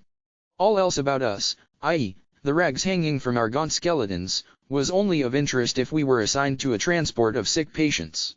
The departing Moslems were examined with unabashed curiosity to see whether their coats or shoes were not better than one's own. After all, their fates were sealed. But those who stayed behind in camp, who were still capable of some work, had to make use of every means to improve their chances of survival. They were not sentimental. The prisoners saw themselves completely dependent on the moods of the guards, playthings of fate, and this made them even less human than the circumstances warranted. In Auschwitz I had laid down a rule for myself which proved to be a good one and which most of my comrades later followed. I generally answered all kinds of questions truthfully. But I was silent about anything that was not expressly asked for. If I were asked my age, I gave it. If asked about my profession, I said doctor, but did not elaborate. The first morning in Auschwitz an SS officer came to the parade ground. We had to fall into separate groups of prisoners, over 40 years, under 40 years, metal workers, mechanics, and so forth. Then we were examined for ruptures and some prisoners had to form a new group. The group that I was in was driven to another hut, where we lined up again. After being sorted out once more and having answered questions as to my age and profession, I was sent to another small group. Once more we were driven to another hut and grouped differently. This continued for some time, and I became quite unhappy, finding myself among strangers who spoke unintelligible foreign languages. Then came the last selection, and I found myself back in the group that had been with me in the first hut. They had barely noticed that I had been sent from hut to hut in the meantime. But I was aware that in those few minutes fate had passed me in many different forms. When the transport of sick patients for the rest camp was organized, my name, that is, my number, was put on the list, since a few doctors were needed. But no one was convinced that the destination was really a rest camp. A few weeks previously the same transport had been prepared. Then, too, everyone had thought that it was destined for the gas ovens. When it was announced that anyone who volunteered for the dreaded night shift would be taken off the transport list, 82 prisoners volunteered immediately. A quarter of an hour later the transport was cancelled, but the 82 stayed on the list for the night shift. For the majority of them, this meant death within the next fortnight. Now the transport for the rest camp was arranged for the second time. Again no one knew whether this was a ruse to obtain the last bit of work from the sick if only for 14 days or whether it would go to the gas ovens or to a genuine rest camp. The chief doctor, who had taken a liking to me, told me furtively one evening at 9:45, "I have made it known in the orderly room that you can still have your name crossed off the list, you may do so up till 10 o'clock. I told him that this was not my way, that I had learned to let fate take its course. I might as well stay with my friends, I said. There was a look of pity in his eyes, as if he knew. He shook my hand silently, as though it were a farewell, not for life, but from life. Slowly I walked back to my hut. There I found a good friend waiting for me. You really want to go with them? He asked sadly. Yes, I am going. Tears came to his eyes and I tried to comfort him. Then there was something else to do to make my will. Listen, Otto, if I don't get back home to my wife, and if you should see her again, then tell her that I talked of her daily, hourly. You remember. Secondly, I have loved her more than anyone. Thirdly, the short time I have been married to her outweighs everything, even all we have gone through here. Otto, where are you now? Are you alive? What has happened to you since our last hour together? Did you find your wife again? And do you remember how I made you learn my will by heart word for word in spite of your childlike tears? The next morning I departed with the transport. This time it was not a ruse. We were not heading for the gas chambers, and we actually did go to a rest camp. Those who had pitted me remained in a camp where famine was to rage even more fiercely than in our new camp. They tried to save themselves, but they only sealed their own fates. Months later, after liberation, I met a friend from the old camp. He related to me how he, as camp policeman, had searched for a piece of human flesh that was missing from a pile of corpses. He confiscated it from a pot in which he found it cooking. Cannibalism had broken out. I had left just in time. Does this not bring to mind the story of death in Tehran? A rich and mighty Persian once walked in his garden with one of his servants. The servant cried that he had just encountered death, who had threatened him. He begged his master to give him his fastest horse so that he could make haste and flee to Tehran, which he could reach that same evening. The master consented and the servant galloped off on the horse. On returning to his house the master himself met death, and questioned him, "Why did you terrify and threaten my servant?" "I did not threaten him, I only showed surprise in still finding him here when I planned to meet him tonight in Tehran," said Death. The camp inmate was frightened of making decisions and of taking any sort of initiative whatsoever. This was the result of a strong feeling that fate was one's master, and that one must not try to influence it in any way, but instead let it take its own course. In addition, there was a great apathy, which contributed in no small part to the feelings of the prisoner. At times, lightning decisions had to be made, decisions which spelled life or death. The prisoner would have preferred to let fate make the choice for him. This escape from commitment was most apparent when a prisoner had to make the decision for or against an escape attempt. In those minutes in which he had to make up his mind, and it was always a question of minutes, he suffered the tortures of hell. Should he make the attempt to flee? Should he take the risk? I, too, experienced this torment. As the battlefront drew nearer, I had the opportunity to escape. A colleague of mine who had to visit huts outside the camp in the course of his medical duties wanted to escape and take me with him. Under the pretense of holding a consultation about a patient whose illness required a specialist's advice, he smuggled me out. Outside the camp, a member of a foreign resistance movement was to supply us with uniforms and documents. At the last moment there were some technical difficulties and we had to return to camp once more. We used this opportunity to provide ourselves with provisions, a few rotten potatoes, and to look for a rucksack. We broke into an empty hut of the women's camp, which was vacant, as the women had been sent to another camp. The hut was in great disorder. It was obvious that many women had acquired supplies and fled. There were rags, straw, rotting food, and broken crockery. Some bowls were still in good condition and would have been very valuable to us, but we decided not to take them. We knew that lately, as conditions had become desperate, they had been used not only for food, but also as wash basins and chamber pots. There was a strictly enforced rule against having any kind of utensil in the hut. However, some people were forced to break this rule, especially the typhus patients, who were much too weak to go outside even with help. While I acted as a screen, my friend broke into the hut and returned shortly with a rucksack which he hid under his coat. He had seen another one inside which I was to take. So we changed places and I went in. As I searched in the rubbish, finding the rucksack and even a toothbrush, I suddenly saw, among all the things that had been left behind, the body of a woman. I ran back to my hut to collect all my possessions, my food bowl, a pair of torn mittens inherited from a dead typhus patient, and a few scraps of paper covered with shorthand notes, on which, as I mentioned before, I had started to reconstruct the manuscript which I lost at Auschwitz. I made a quick last round of my patients, who were lying huddled on the rotten planks of wood on either side of the huts. I came to my only countryman, who was almost dying, and whose life it had been my ambition to save in spite of his condition. I had to keep my intention to escape to myself, but my comrade seemed to guess that something was wrong. Perhaps I showed a little nervousness. In a tired voice he asked me, "You, too, are getting out?" I denied it, but I found it difficult to avoid his sad look. After my round I returned to him. Again a hopeless look greeted me, and somehow I felt it to be an accusation. The unpleasant feeling that had gripped me as soon as I had told my friend I would escape with him became more intense. Suddenly I decided to take fate into my own hands for once. I ran out of the hut and told my friend that I could not go with him. As soon as I had told him with finality that I had made up my mind to stay with my patients, the unhappy feeling left me. I did not know what the following days would bring, but I had gained an inward peace that I had never experienced before. I returned to the hut, sat down on the boards at my countryman's feet and tried to comfort him. Then I chatted with the others, trying to quiet them in their delirium. Our last day in camp arrived. As the battlefront came nearer, mass transports had taken nearly all the prisoners to other camps. The camp authorities, the capos, and the cooks had fled.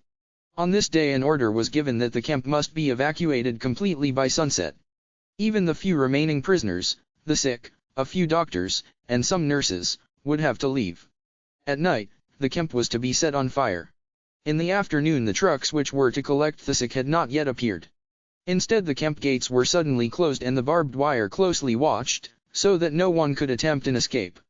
The remaining prisoners seemed to be destined to burn with the camp. For the second time my friend and I decided to escape. We had been given an order to bury 3 men outside the barbed wire fence.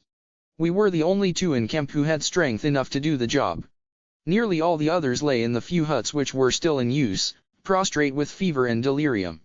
We now made our plans. Along with the first body we would smuggle out my friend's rucksack, hiding it in the old laundry tub which served as a coffin. When we took out the second body we would also carry out my rucksack, and on the third trip we intended to make our escape. The first 2 trips went according to plan. After we returned, I waited while my friend tried to find a piece of bread so that we would have something to eat during the next few days in the woods. I waited. Minutes passed. I became more and more impatient as he did not return. After 3 years of imprisonment, I was picturing freedom joyously, imagining how wonderful it would be to run toward the battlefront. But we did not get that far. The very moment when my friend came back, the camp gate was thrown open. A splendid, aluminum-colored car, on which were painted large red crosses, slowly rolled onto the parade ground. A delegate from the International Red Cross in Geneva had arrived, and the camp and its inmates were under his protection. The delegate billeted himself in a farmhouse in the vicinity, in order to be near the camp at all times in case of emergency. Who worried about escape now? Boxes with medicines were unloaded from the car, cigarettes were distributed, we were photographed, and joy reigned supreme. Now there was no need for us to risk running toward the fighting line. In our excitement we had forgotten the third body, so we carried it outside and dropped it into the narrow grave we had dug for the 3 corpses. The guard who accompanied us, a relatively inoffensive man, suddenly became quite gentle. He saw that the tables might be turned and tried to win our goodwill. He joined in the short prayers that we offered for the dead men before throwing soil over them. After the tension and excitement of the past days and hours, those last days in our race with death, the words of our prayer asking for peace, were as fervent as any ever uttered by the human voice. And so the last day in camp passed in anticipation of freedom. But we had rejoiced too early. The Red Cross delegate had assured us that an agreement had been signed, and that the camp must not be evacuated. But that night the SS arrived with trucks and brought an order to clear the camp. The last remaining prisoners were to be taken to a central camp, from which they would be sent to Switzerland within 48 hours to be exchanged for some prisoners of war. We scarcely recognized the SS. They were so friendly, trying to persuade us to get in the trucks without fear, telling us that we should be grateful for our good luck. Those who were strong enough crowded into the trucks, and the seriously ill and feeble were lifted up with difficulty. My friend and I, we did not hide our rucksacks, now stood in the last group, from which 13 would be chosen for the next to last truck. The chief doctor counted out the requisite number, but he omitted the 2 of us. The 13 were loaded into the truck and we had to stay behind.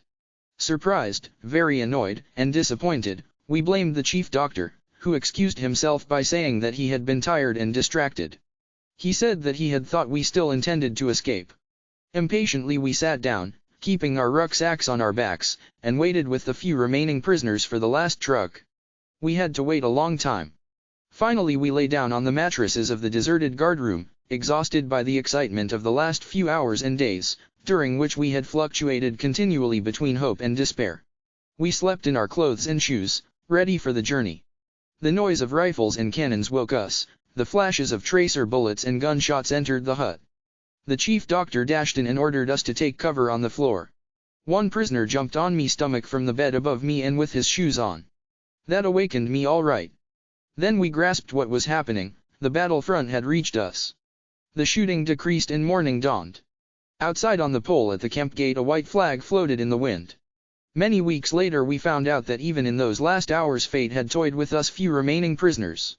We found out just how uncertain human decisions are, especially in matters of life and death. I was confronted with photographs which had been taken in a small camp not far from ours. Our friends who had thought they were traveling to freedom that night had been taken in the trucks to this camp, and there they were locked in the huts and burned to death. Their partially charred bodies were recognizable on the photograph. I thought again of death in Tehran.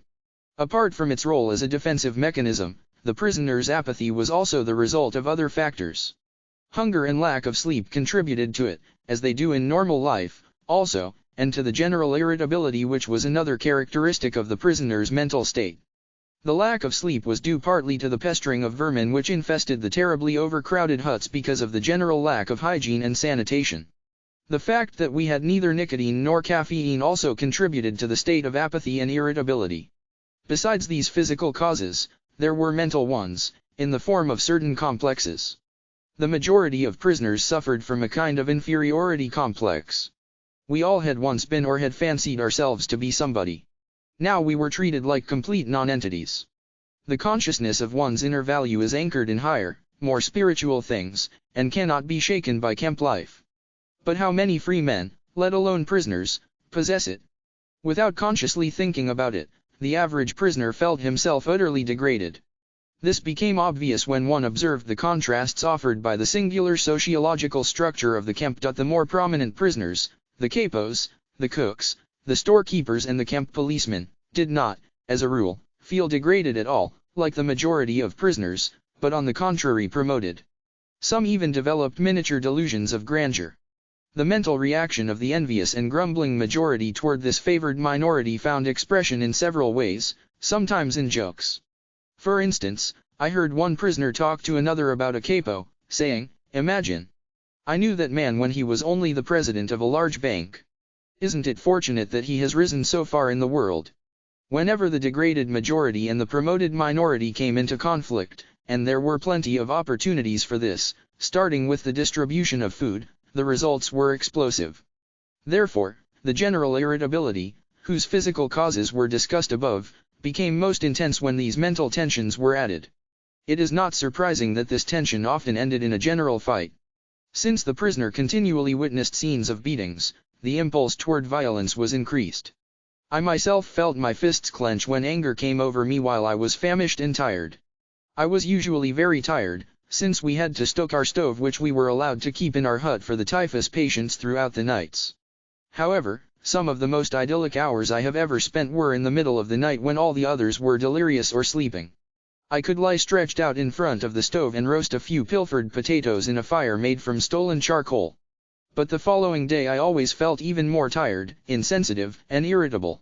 While I was working as a doctor in the typhus block, I also had to take the place of the senior block warden who was ill. Therefore, I was responsible to the camp authority for keeping the hut clean if clean can be used to describe such a condition. The pretense at inspection to which the hut was frequently submitted was more for the purpose of torture than of hygiene.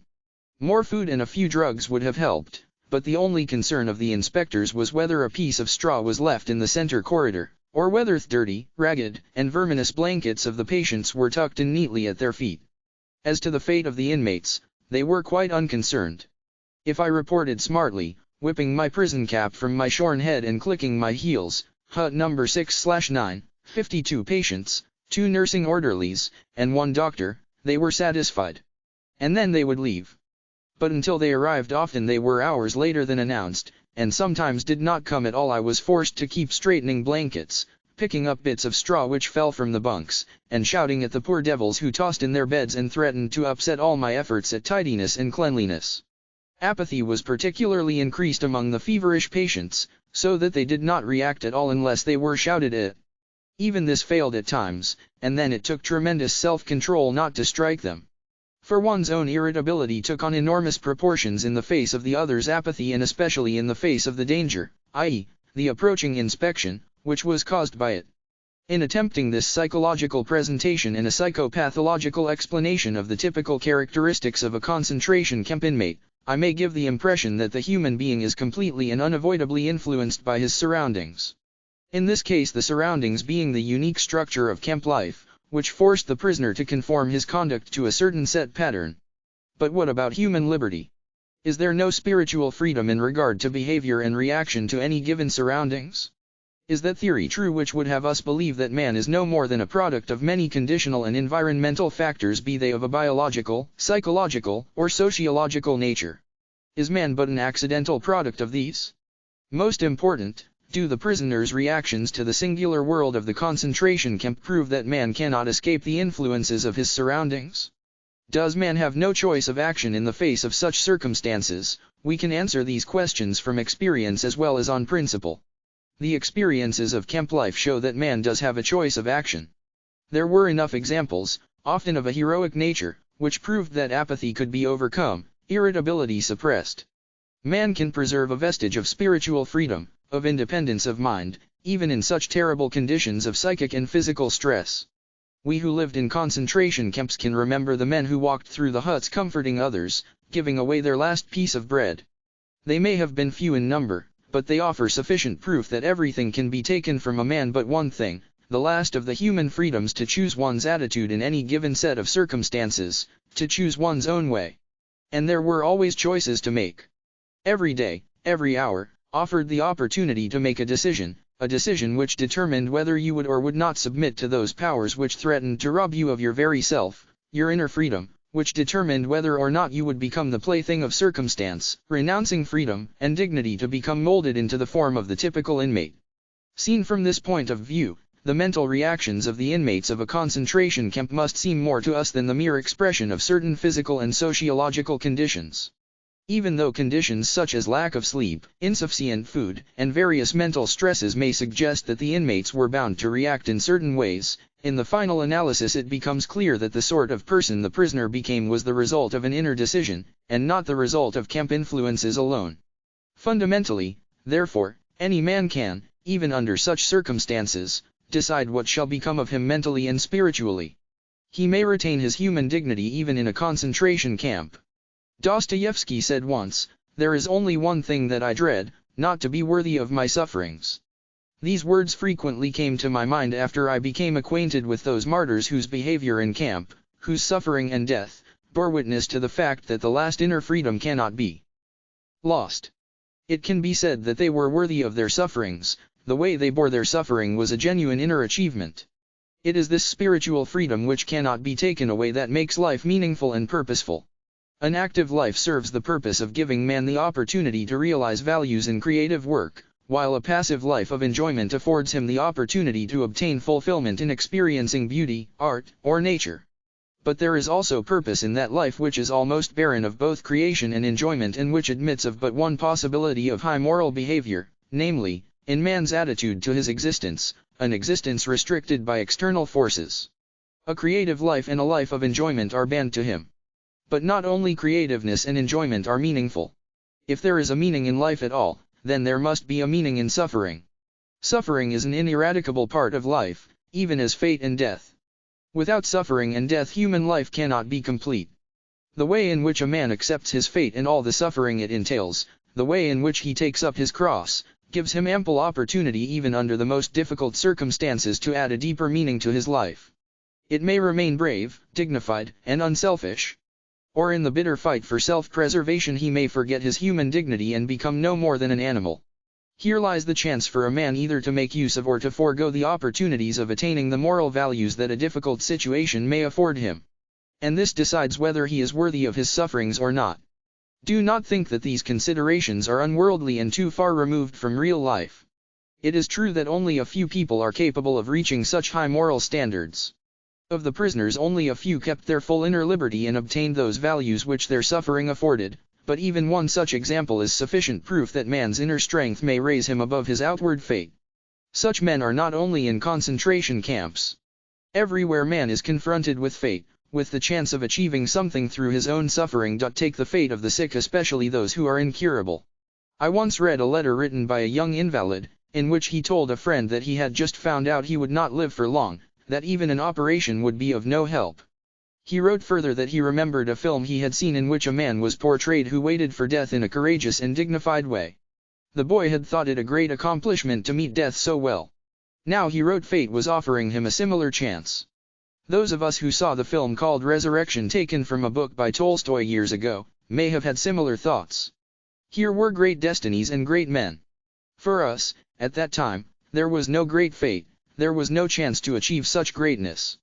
After the picture we went to the nearest cafe, and over a cup of coffee and a sandwich we forgot the strange metaphysical thoughts which for one moment had crossed our minds. But when we ourselves were confronted with a great destiny and faced with the decision of meeting it with equal spiritual greatness, by then we had forgotten our youthful resolutions of long ago, and we failed. Perhaps there came a day for some of us when we saw the same film again, or a similar one. But by then other pictures may have simultaneously unrolled before one's inner eye, pictures of people who attained much more in their lives than a sentimental film could show. Some details of a particular man's inner greatness may have come to one's mind, like the story of the young woman whose death I witnessed in a concentration camp. It is a simple story. There is little to tell and it may sound as if I had invented it, but to me it seems like a poem. This young woman knew that she would die in the next few days. But when I talked to her she was cheerful in spite of this knowledge. I am grateful that fate has hit me so hard, she told me. In my former life I was spoiled and did not take spiritual accomplishments seriously. Pointing through the window of the hut, she said, "This tree here is the only friend I have in my loneliness." Through that window she could see just one branch of a chestnut tree, and on the branch were 2 blossoms. "I often talk to this tree," she said to me. I was startled and didn't quite know how to take her words. Was she delirious? Did she have occasional hallucinations? Anxiously I asked her if the tree replied. Yes. What did it say to her? She answered, "It said to me, I am here, I am here, I am life, eternal life."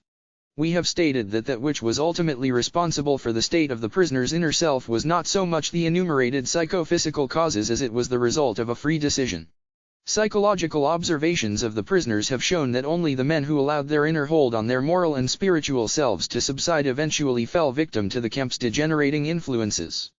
The question now arises, what could, or should, have constituted this inner hold? Former prisoners, when writing or relating their experiences, agree that the most depressing influence of all was that a prisoner could not know how long his term of imprisonment would be. He had been given no date for his release. In our camp it was pointless even to talk about it. Actually, a prison term was not only uncertain but unlimited. A well-known research psychologist has pointed out that life in a concentration camp could be called a provisional existence. We can add to this by defining it as a provisional existence of unknown limit. New arrivals usually knew nothing about the conditions at a camp. Those who had come back from other camps were obliged to keep silent, and from some camps no one had returned. On entering camp a change took place in the minds of the men. With the end of uncertainty there came the uncertainty of the end. It was impossible to foresee whether or when, if at all, this form of existence would end. The Latin word finus has 2 meanings, the end or the finish, and a goal to reach. A man who could not see the end of his provisional existence was not able to aim at an ultimate goal in life. He ceased living for the future, in contrast to a man in normal life. Therefore the whole structure of his inner life changed, signs of decay set in which we know from other areas of life. The unemployed worker, for example, is in a similar position. His existence has become provisional and in a certain sense he cannot live for the future or aim at a goal. Research work done on unemployed miners has shown that they suffer from a peculiar sort of deformed inner time which is a result of their unemployed state. Prisoners, too, suffered from this strange time experience. In camp, a small time unit, a day, for example, filled with hourly tortures and fatigue, appeared endless. A larger time unit, perhaps a week, seemed to pass very quickly. My comrades agreed when I said that in camp a day lasted longer than a week. How paradoxical was our time experience. In this connection we are reminded of Thomas Mann's The Magic Mountain, which contains some very pointed psychological remarks. Mann studies the spiritual development of people who are in an analogous psychological position, i.e., tuberculosis patients in a sanatorium who also know no date for their release. They experience a similar existence without a future and without a goal. One of the prisoners, who on his arrival marched with a long column of new inmates from the station to the camp, told me later that he had felt as though he were marching at his own funeral. His life had seemed to him absolutely without future. He regarded it as over and done, as if he had already died. This feeling of lifelessness was intensified by other causes. In time, it was the limitlessness of the term of imprisonment which was most acutely felt. In space, the narrow limits of the prison. Anything outside the barbed wire became remote, out of reach and, in a way, unreal. The events and the people outside, all the normal life there, had a ghostly aspect for the prisoner. The outside life, that is, as much as he could see of it, appeared to him almost as it might have to a dead man who looked at it from another world. A man who let himself decline because he could not see any future goal found himself occupied with retrospective thoughts. In a different connection, we have already spoken of the tendency there was to look into the past, to help make the present, with all its horrors, less real. But in robbing the present of its reality there lay a certain danger. It became easy to overlook the opportunities to make something positive of camp life, opportunities which really did exist. Regarding our provisional existence as unreal was in itself an important factor in causing the prisoners to lose their hold on life. Everything in a way became pointless. Such people forgot that often it is just such an exceptionally difficult external situation which gives man the opportunity to grow spiritually beyond himself. Instead of taking the camp's difficulties as a test of their inner strength, they did not take their life seriously and despised it as something of no consequence. They preferred to close their eyes and to live in the past. Life for such people became meaningless. Naturally, only a few people were capable of reaching great spiritual heights. But a few were given the chance to attain human greatness even through their apparent worldly failure and death, an accomplishment which in ordinary circumstances they would never have achieved. To the others of us, the mediocre and the half-hearted, the words of Bismarck could be applied: life is like being at the dentist. You always think that the worst is still to come, and yet it is over already. Varying this, we could say that most men in a concentration camp believed that the real opportunities of life had passed. Yet, in reality, there was an opportunity and a challenge. One could make a victory of those experiences, turning life into an inner triumph, or one could ignore the challenge and simply vegetate, as did a majority of the prisoners. Any attempt at fighting the camp's psychopathological influence on the prisoner by psychotherapeutic or psychohygienic methods had to aim at giving him inner strength by pointing out to him a future goal to which he could look forward. Instinctively some of the prisoners attempted to find one on their own. It is a peculiarity of man that he can only live by looking to the future sub specie eternitatis. And this is his salvation in the most difficult moments of his existence, although he sometimes has to force his mind to the task. I remember a personal experience. Almost in tears from pain, I had terrible sores on my feet from wearing torn shoes. I limped a few kilometers with our long column of men from the camp to our work site. Very cold, bitter winds struck us. I kept thinking of the endless little problems of our miserable life. What would there be to eat tonight? If a piece of sausage came as extra ration, should I exchange it for a piece of bread? Should I trade my last cigarette, which was left from a bonus I received a fortnight ago, for a bowl of soup? How could I get a piece of wire to replace the fragment which served as one of my shoelaces? Would I get to our work site in time to join my usual working party, or would I have to join another, which might have a brutal foreman? What could I do to get on good terms with the capo, who could help me to obtain work in camp instead of undertaking this horribly long daily march? I became disgusted with the state of affairs which compelled me, daily and hourly, to think of only such trivial things. I forced my thoughts to turn to another subject. Suddenly I saw myself standing on the platform of a well-lit, warm, and pleasant lecture room. In front of me sat an attentive audience on comfortable upholstered seats. I was giving a lecture on the psychology of the concentration camp. All that oppressed me at that moment became objective, seen and described from the remote viewpoint of science. By this method I succeeded somehow in rising above the situation, above the sufferings of the moment, and I observed them as if they were already of the past. Both I and my troubles became the object of an interesting psychoscientific study undertaken by myself. What does Spinoza say in his Ethics? Affectus, qui patio est, desinit esse patio simulat quius claram et distinctam formamus ideam. Emotion, which is suffering, ceases to be suffering as soon as we form a clear and precise picture of it. The prisoner who had lost faith in the future, his future was doomed. With his loss of belief in the future, he also lost his spiritual hold. He let himself decline and became subject to mental and physical decay. Usually this happened quite suddenly, in the form of a crisis, the symptoms of which were familiar to the experienced camp inmate. We all feared this moment, not for ourselves, which would have been pointless, but for our friends. Usually it began with the prisoner refusing one morning to get dressed and wash or to go out on the parade grounds. No entreaties, no blows, no threats had any effect. He just lay there, hardly moving. If this crisis was brought about by an illness, he refused to be taken to the sick bay or to do anything to help himself. He simply gave up. There he remained, lying in his own excreta, and nothing bothered him any more. I once had a dramatic demonstration of the close link between the loss of faith in the future and this dangerous giving up. My senior block warden, a fairly well-known composer and librettist, confided in me one day, "I would like to tell you something, doctor. I have had a strange dream. A voice told me that I could wish for something, that I should only say what I wanted to know, and all my questions would be answered." "What do you think?" I asked. "That I would like to know when the war would be over for me. You know what I mean, doctor, for me. I wanted to know when our camp, would be liberated and our sufferings come to an end." "And when did you have this dream?" I asked. "In February, 1945, he answered. "It was then the beginning of March." "What did your dream voice answer?" Furtively he whispered to me, "March 30th. When F told me about his dream, he was still full of hope and convinced that the voice of his dream would be right. But as the promised day drew nearer, the war news which reached our camp made it appear very unlikely that we would be free on the promised date. On March 29th, F suddenly became ill and ran a high temperature. On March 30th, the day his prophecy had told him that the war and suffering would be over for him, he became delirious and lost consciousness. On March 31st, he was dead. To all outward appearances, he had died of typhus. Those who know how close the connection is between the state of mind of a man, his courage and hope, or lack of them, and the state of immunity of his body will understand that the sudden loss of hope and courage can have a deadly effect.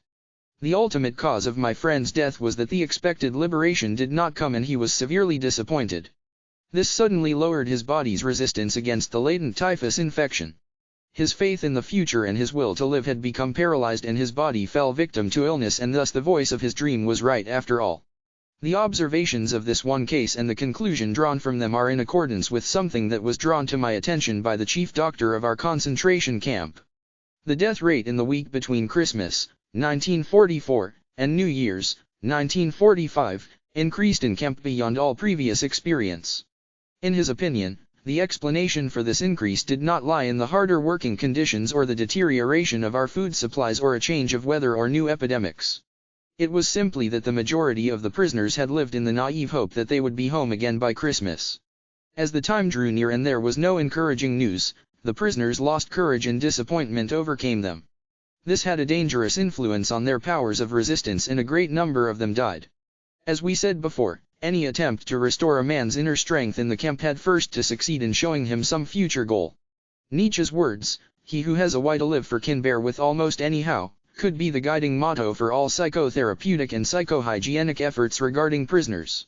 Whenever there was an opportunity for it, one had to give them a why and aim for their lives, in order to strengthen them to bear the terrible how of their existence.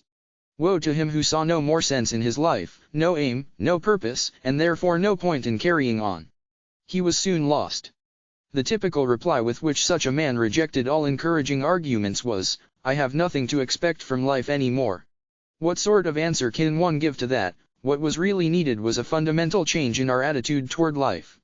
We had to learn ourselves and, furthermore, we had to teach the despairing men, that it did not really matter what we expected from life, but rather what life expected from us. We needed to stop asking about the meaning of life, and instead to think of ourselves as those who were being questioned by life daily and hourly.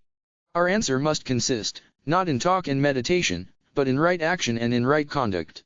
Life ultimately means taking the responsibility to find the right answer to its problems and to fulfill the tasks which it constantly sets for each individual. These tasks, and therefore the meaning of life, differ from man to man, and from moment to moment. Thus it is impossible to define the meaning of life in a general way. Questions about the meaning of life can never be answered by sweeping statements. Life does not mean something vague, but something very real and concrete, just as life's tasks are also very real and concrete. They form man's destiny, which is different and unique for each individual. No man and no destiny can be compared with any other man or any other destiny. No situation repeats itself, and each situation calls for a different response. Sometimes the situation in which a man finds himself may require him to shape his own fate by action. At other times it is more advantageous for him to make use of an opportunity for contemplation and to realize assets in this way. Sometimes man may be required simply to accept fate, to bear his cross. Every situation is distinguished by its uniqueness, and there is always only one right answer to the problem posed by the situation at hand. When a man finds that it is his destiny to suffer, he will have to accept his suffering as his task, his single and unique task. He will have to acknowledge the fact that even in suffering he is unique and alone in the universe. No one can relieve him of his suffering or suffer in his place. His unique opportunity lies in the way in which he bears his burden. For us, as prisoners, these thoughts were not speculations far removed from reality. They were the only thoughts that could be of help to us. They kept us from despair, even when there seemed no chance of coming out of it alive. Long ago we had passed the stage of asking what was the meaning of life, a naive query which understands life as the attaining of some aim through the active creation of something of value. For us, the meaning of life embraced the wider cycles of life and death, of suffering, and of dying. Once the meaning of suffering had been revealed to us, we refused to minimize or alleviate the Kemp's tortures by ignoring them or harboring false illusions and entertaining artificial optimism. Suffering had become a task on which we did not want to turn our backs. We had realized its hidden opportunities for achievement, the opportunities which caused the poet Rilke to write, "Wie viel ist aufzuleiden?" How much suffering there is to get through. Rilke spoke of getting through suffering, as others would talk of getting through work. There was plenty of suffering for us to get through. Therefore, it was necessary to face up to the full amount of suffering, trying to keep moments of weakness and furtive tears to a minimum. But there was no need to be ashamed of tears, for tears bore witness that a man had the greatest of courage, the courage to suffer. Only very few realized that. Shamefacedly some confessed occasionally that they had wept, like the comrade who answered my question of how he had gotten over his edema, by confessing, "I have wept it out of my system." The tender beginnings of a psychotherapy or psychohygiene were, when they were possible at all in the camp, either individual or collective in nature. The individual psychotherapeutic attempts were often a kind of life-saving procedure. These efforts were usually concerned with the prevention of suicides. A very strict camp ruling forbade any efforts to save a man who attempted suicide. It was forbidden, for example, to cut down a man who was trying to hang himself. Therefore, it was all important to prevent these attempts from occurring. I remember 2 cases of would-be suicide, which bore a striking similarity to each other. Both men had talked of their intentions to commit suicide. Both used the typical argument they had nothing more to expect from life. In both cases it was a question of getting them to realize that life was still expecting something from them, something in the future was expected of them. We found, in fact, that for the one it was his child whom he adored and who was waiting for him in a foreign country. For the other it was a thing, not a person. This man was a scientist and had written a series of books which still needed to be finished. His work could not be done by anyone else, any more than another person could ever take the place of the father in his child's affections. This uniqueness and singleness which distinguishes each individual and gives a meaning to his existence has a bearing on creative work as much as it does on human love. When the impossibility of replacing a person is realized, it allows the responsibility which a man has for his existence and its continuance to appear in all its magnitude. A man who becomes conscious of the responsibility he bears toward a human being who affectionately waits for him, or to an unfinished work, will never be able to throw away his life. He knows the why for his existence, and will be able to bear almost anyhow. The opportunities for collective psychotherapy were naturally limited in camp. The right example was more effective than words could ever be. A senior block warden who did not side with the authorities had, by his just and encouraging behavior, 1,000 opportunities to exert a far-reaching moral influence on those under his jurisdiction. The immediate influence of behavior is always more effective than that of words. But at times a word was effective too, when mental receptiveness had been intensified by some outer circumstances. I remember an incident when there was occasion for psychotherapeutic work on the inmates of a whole hut, due to an intensification of their receptiveness because of a certain external situation. It had been a bad day. On parade, an announcement had been made about the many actions that would, from then on, be regarded as sabotage and therefore punishable by immediate death by hanging. Among these were crimes such as cutting small strips from our old blankets, in order to improvise ankle supports, and very minor thefts. A few days previously a semi-starved prisoner had broken into the potato store to steal a few pounds of potatoes. The theft had been discovered and some prisoners had recognized the burglar. When the camp authorities heard about it, they ordered that the guilty man be given up to them or the whole camp would starve for a day. Naturally the 2,500 men preferred to fast. On the evening of this day of fasting we lay in our earthen huts in a very low mood. Very little was said and every word sounded irritable. Then, to make matters even worse, the light went out. Tempers reached their lowest ebb. But our senior block warden was a wise man. He improvised a little talk about all that was on our minds at that moment. He talked about the many comrades who had died in the last few days, either of sickness or of suicide. But he also mentioned what may have been the real reason for their deaths, giving up hope.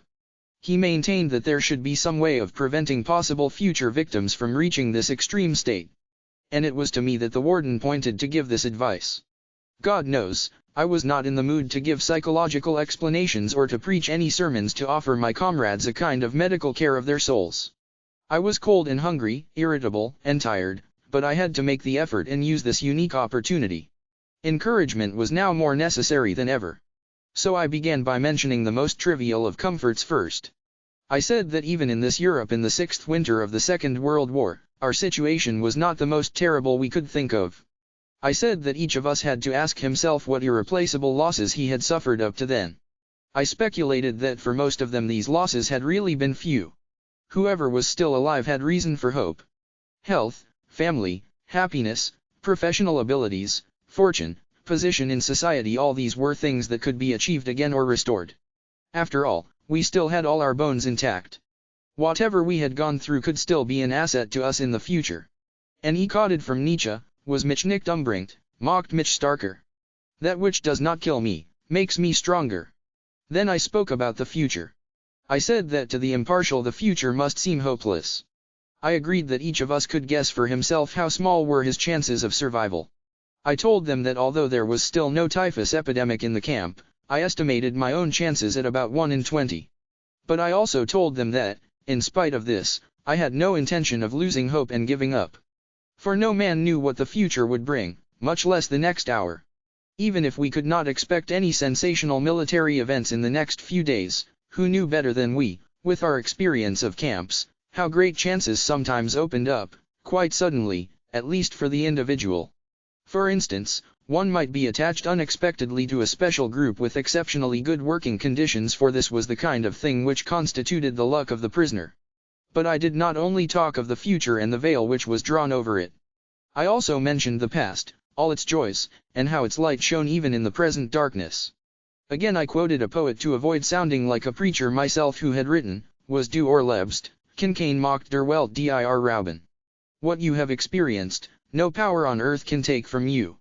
Not only our experiences, but all we have done, whatever great thoughts we may have had, and all we have suffered, all this is not lost, though it is past, we have brought it into being. Having been is also a kind of being, and perhaps the surest kind. Then I spoke of the many opportunities of giving life a meaning. I told my comrades, who lay motionless, although occasionally a sigh could be heard, that human life, under any circumstances, never ceases to have a meaning, and that this infinite meaning of life includes suffering and dying, privation and death. I asked the poor creatures who listened to me attentively in the darkness of the hut to face up to the seriousness of our position. They must not lose hope, but should keep their courage in the certainty that the hopelessness of our struggle did not detract from its dignity and its meaning. I said that someone looks down on each of us in difficult hours, a friend, a wife, somebody alive or dead, or a God, and he would not expect us to disappoint him. He would hope to find us suffering proudly, not miserably, knowing how to die. And finally I spoke of our sacrifice, which had meaning in every case. It was in the nature of this sacrifice that it should appear to be pointless in the normal world, the world of material success. But in reality our sacrifice did have a meaning. Those of us who had any religious faith, I said frankly, could understand without difficulty. I told them of a comrade who on his arrival in camp had tried to make a pact with heaven that his suffering and death should save the human being he loved from a painful end. For this man, suffering and death were meaningful, his was a sacrifice of the deepest significance. He did not want to die for nothing. None of us wanted that. The purpose of my words was to find a full meaning in our life, then and there, in that hut and in that practically hopeless situation. I saw that my efforts had been successful. When the electric bulb flared up again, I saw the miserable figures of my friends limping toward me to thank me with tears in their eyes. But I have to confess here that only too rarely had I the inner strength to make contact with my companions in suffering, and that I must have missed many opportunities for doing so. We now come to the third stage of a prisoner's mental reactions, the psychology of the prisoner after his liberation. But prior to that we shall consider a question which the psychologist is asked frequently, especially when he has personal knowledge of these matters: what can you tell us about the psychological makeup of the camp guards? How is it possible that men of flesh and blood could treat others as so many prisoners say they have been treated? Having once heard these accounts and having come to believe that these things did happen, one is bound to ask how, psychologically, they could happen. To answer this question without going into great detail, a few things must be pointed out first. Among the guards there were some sadists in the purest clinical sense. Second, these sadists were always selected when a really severe detachment of guards was needed. There was great joy at our work site when we had permission to warm ourselves for a few minutes, after 2 hours of work in the bitter frost, in front of a little stove which was fed with twigs and scraps of wood. But there were always some foremen who found a great pleasure in taking this comfort from us. How clearly their faces reflected this pleasure when they not only forbade us to stand there but turned over the stove and dumped its lovely fire into the snow. When the SS took a dislike to a person, there was always some special man in their ranks known to have a passion for, and to be highly specialized in, sadistic torture, to whom the unfortunate prisoner was sent. Third, the feelings of the majority of the guards had been dulled by the number of years in which, in ever-increasing doses, they had witnessed the brutal methods of the camp. These morally and mentally hardened men at least refused to take active part in sadistic measures. But they did not prevent others from carrying them out. Fourth, it must be stated that even among the guards there were some who took pity on us. I shall only mention the commander of the camp from which I was liberated. It was found after the liberation only the camp doctor, a prisoner himself, had known of it previously that this man had paid no small sum of money from his own pocket in order to purchase medicines for his prisoners from the nearest market town. But the senior camp warden, a prisoner himself, was harder than any of the SS guards. He beat the other prisoners at every slightest opportunity, while the camp commander, to my knowledge, never once lifted his hand against any of us. It is apparent that the mere knowledge that a man was either a camp guard or a prisoner tells us almost nothing. Human kindness can be found in all groups, even those which as a whole it would be easy to condemn. The boundaries between groups overlapped, and we must not try to simplify matters by saying that these men were angels and those were devils. Certainly, it was a considerable achievement for a guard or foreman to be kind to the prisoners in spite of all the camp's influences, and, on the other hand, the baseness of a prisoner who treated his own companions badly was exceptionally contemptible. Obviously the prisoners found the lack of character in such men especially upsetting, while they were profoundly moved by the smallest kindness received from any of the guards. I remember how one day a foreman secretly gave me a piece of bread which I knew he must have saved from his breakfast ration. It was far more than the small piece of bread which moved me to tears at that time. It was the human something which this man also gave to me, the word and look which accompanied the gift. From all this we may learn that there are two races of men in this world, but only these two, the race of the decent man and the race of the indecent man. Both are found everywhere, they penetrate into all groups of society. No group consists entirely of decent or indecent people. In this sense, no group is of pure race, and therefore one occasionally found a decent fellow among the camp guards. Life in a concentration camp tore open the human soul and exposed its depths.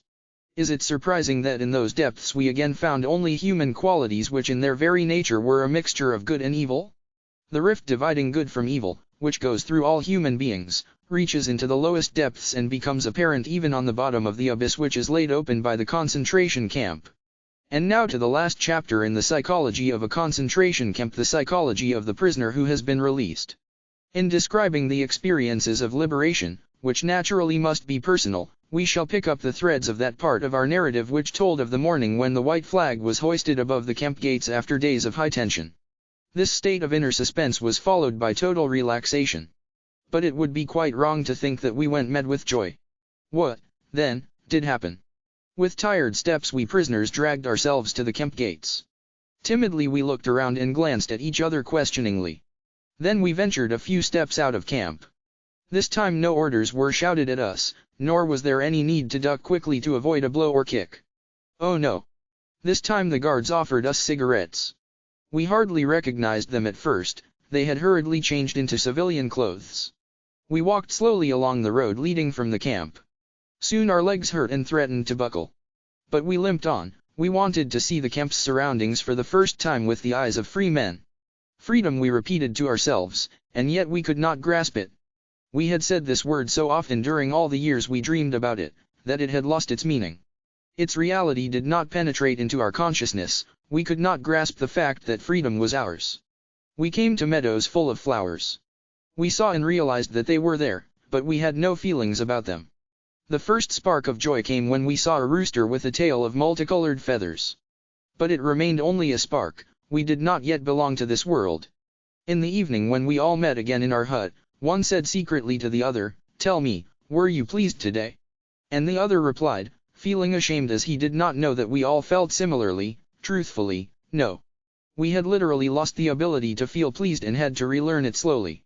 Psychologically, what was happening to the liberated prisoners could be called depersonalization. Everything appeared unreal, unlikely, as in a dream. We could not believe it was true. How often in the past years had we been deceived by dreams? We dreamt that the day of liberation had come, that we had been set free, had returned home, greeted our friends, embraced our wives, sat down at the table and started to tell of all the things we had gone through, even of how we had often seen the day of liberation in our dreams. And then a whistle shrilled in our ears, the signal to get up, and our dreams of freedom came to an end. And now the dream had come true. But could we truly believe in it? The body has fewer inhibitions than the mind. It made good use of the new freedom from the first moment on. It began to eat ravenously, for hours and days, even half the night. It is amazing what quantities one can eat. And when one of the prisoners was invited out by a friendly farmer in the neighborhood, he ate and then drank coffee, which loosened his tongue, and he then began to talk, often for hours. The pressure which had been on his mind for years was released at last. Hearing him talk, one got the impression that he had to talk, that his desire to speak was irresistible. I have known people who have been under heavy pressure only for a short time, for example, through a cross-examination by the Gestapo, to have similar reactions. Many days passed, until not only the tongue was loosened, but something within oneself as well, then feeling suddenly broke through the strange fetters which had restrained it. One day, a few days after the liberation, I walked through the country past flowering meadows, for miles and miles, toward the market town near the camp. Larks rose to the sky and I could hear their joyous song. There was no one to be seen for miles around, there was nothing but the wide earth and sky and the lark's jubilation and the freedom of space. I stopped, looked around, and up to the sky, and then I went down on my knees. At that moment there was very little I knew of myself or of the world. I had but one sentence in mind, always the same: I called to the Lord from my narrow prison and he answered me in the freedom of space. How long I knelt there and repeated this sentence memory can no longer recall. But I know that on that day, in that hour, my new life started. Step for step I progressed, until I again became a human being. The way that led from the acute mental tension of the last days in camp, from that war of nerves to mental peace, was certainly not free from obstacles. It would be an error to think that a liberated prisoner was not in need of spiritual care anymore. We have to consider that a man who has been under such enormous mental pressure for such a long time is naturally in some danger after his liberation, especially since the pressure was released quite suddenly. This danger, in the sense of psychological hygiene, is the psychological counterpart of the bends. Just as the physical health of the caisson worker would be endangered if he left his diver's chamber suddenly, where he is under enormous atmospheric pressure, so the man who has suddenly been liberated from mental pressure can suffer damage to his moral and spiritual health. During this psychological phase, one observed that people with natures of a more primitive kind could not escape the influences of the brutality which had surrounded them in camp life. Now, being free, they thought they could use their freedom licentiously and ruthlessly. The only thing that had changed for them was that they were now the oppressors instead of the oppressed. They became instigators, not objects, of willful force and injustice. They justified their behavior by their own terrible experiences. This was often revealed in apparently insignificant events. A friend was walking across a field with me toward the camp when suddenly we came to a field of green crops. Automatically, I avoided it, but he drew his arm through mine and dragged me through it. I stammered something about not treading down the young crops. He became annoyed, gave me an angry look and shouted, "You don't say! And hasn't enough been taken from us? My wife and child have been gassed, not to mention everything else, and you would forbid me to tread on a few stalks of oats." Only slowly could these men be guided back to the commonplace truth that no one has the right to do wrong, not even if wrong has been done to them. We had to strive to lead them back to this truth, or the consequences would have been much worse than the loss of a few thousand stalks of oats. I can still see the prisoner who rolled up his shirt sleeves, thrust his right hand under my nose and shouted, "May this hand be cut off if I don't stain it with blood on the day when I get home." I want to emphasize that the man who said these words was not a bad fellow. He had been the best of comrades in camp and afterwards. Apart from the moral deformity resulting from the sudden release of mental pressure, there were two other fundamental experiences which threatened to damage the character of the liberated prisoner: bitterness and disillusionment when he returned to his former life. Bitterness was caused by a number of things he came up against in his former hometown. When, on his return, a man found that in many places he was met only with a shrug of the shoulders and with hackneyed phrases, he tended to become bitter and to ask himself why he had gone through all that he had. When he heard the same phrases nearly everywhere, "We did not know about it," and "We, too, have suffered," then he asked himself, "Have they really nothing better to say to me?" The experience of disillusionment is different. Here it was not one's fellow man, whose superficiality and lack of feeling was so disgusting that one finally felt like creeping into a hole and neither hearing nor seeing human beings anymore, but fate itself which seemed so cruel. A man who for years had thought he had reached the absolute limit of all possible suffering now found that suffering has no limits, and that he could suffer still more, and still more intensely. When we spoke about attempts to give a man in camp mental courage, we said that he had to be shown something to look forward to in the future. He had to be reminded that life still waited for him, that a human being waited for his return. But after liberation? There were some men who found that no one awaited them. Woe to him who found that the person whose memory alone had given him courage in camp did not exist anymore. Woe to him who, when the day of his dreams finally came, found it so different from all he had longed for.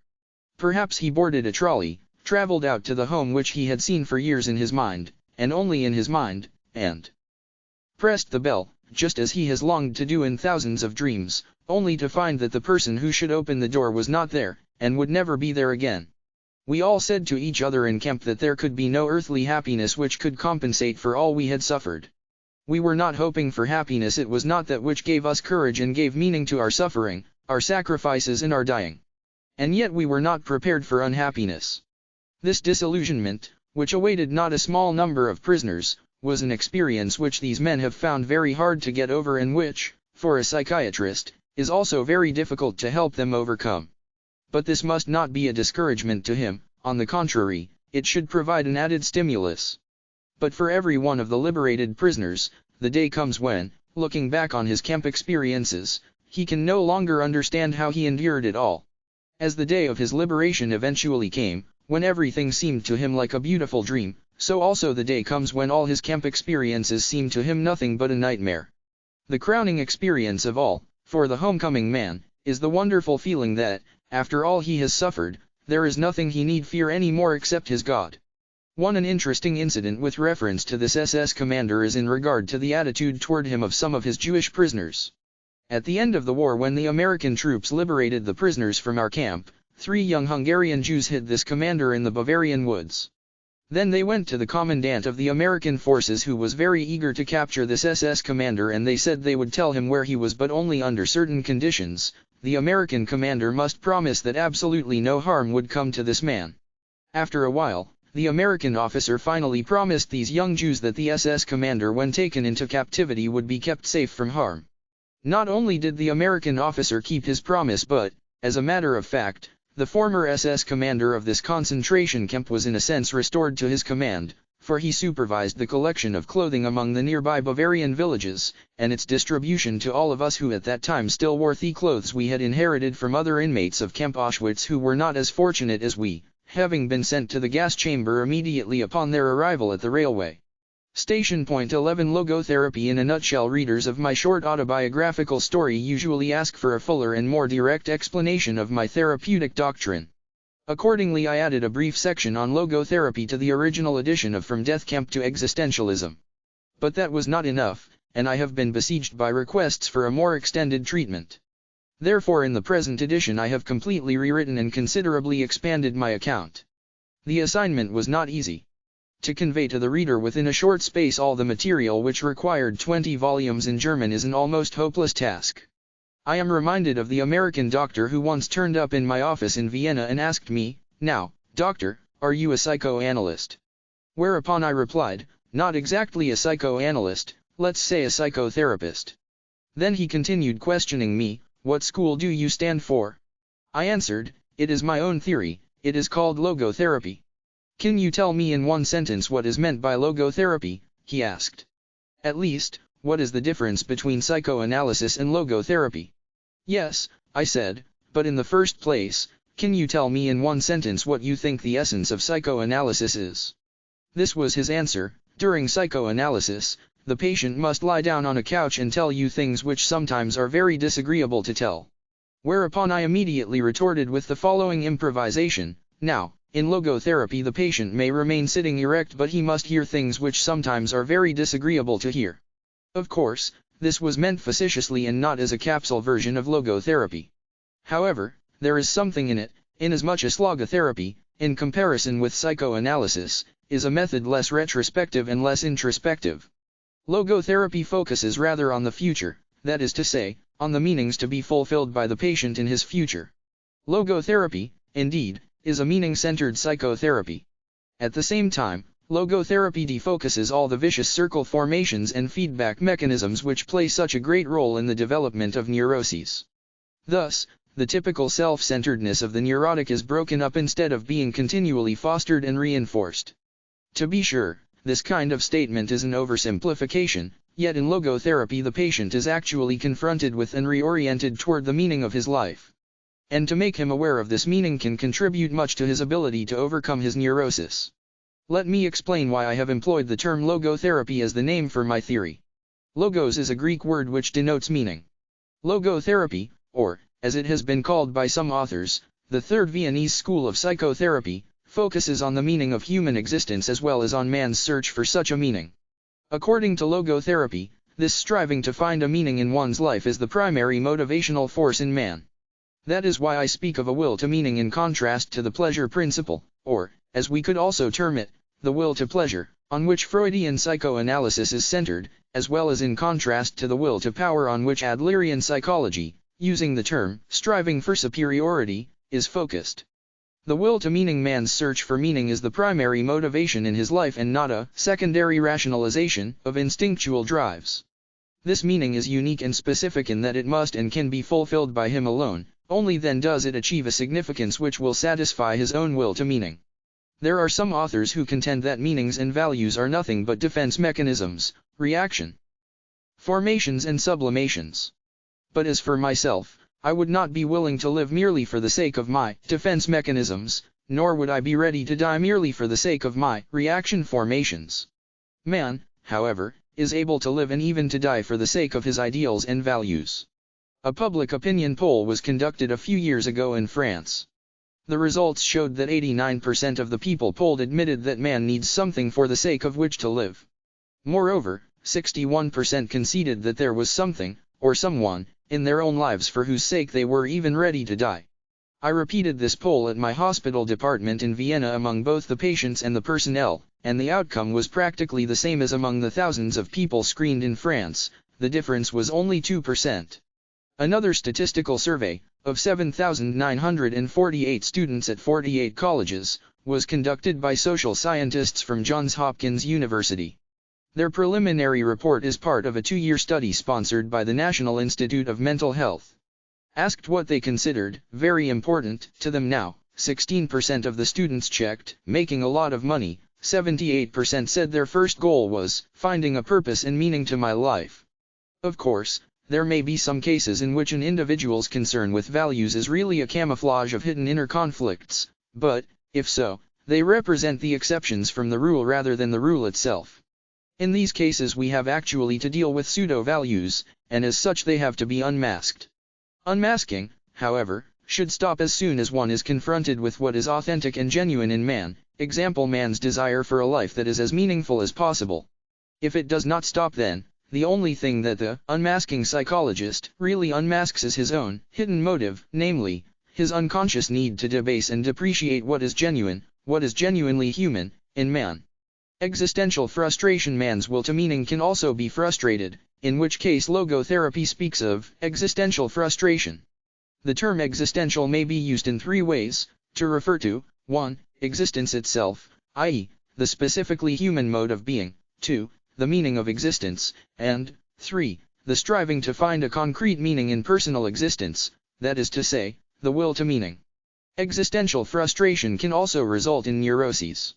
For this type of neuroses, logotherapy has coined the term neogenic neuroses, in contrast to neuroses in the traditional sense of the word, i.e., psychogenic neuroses.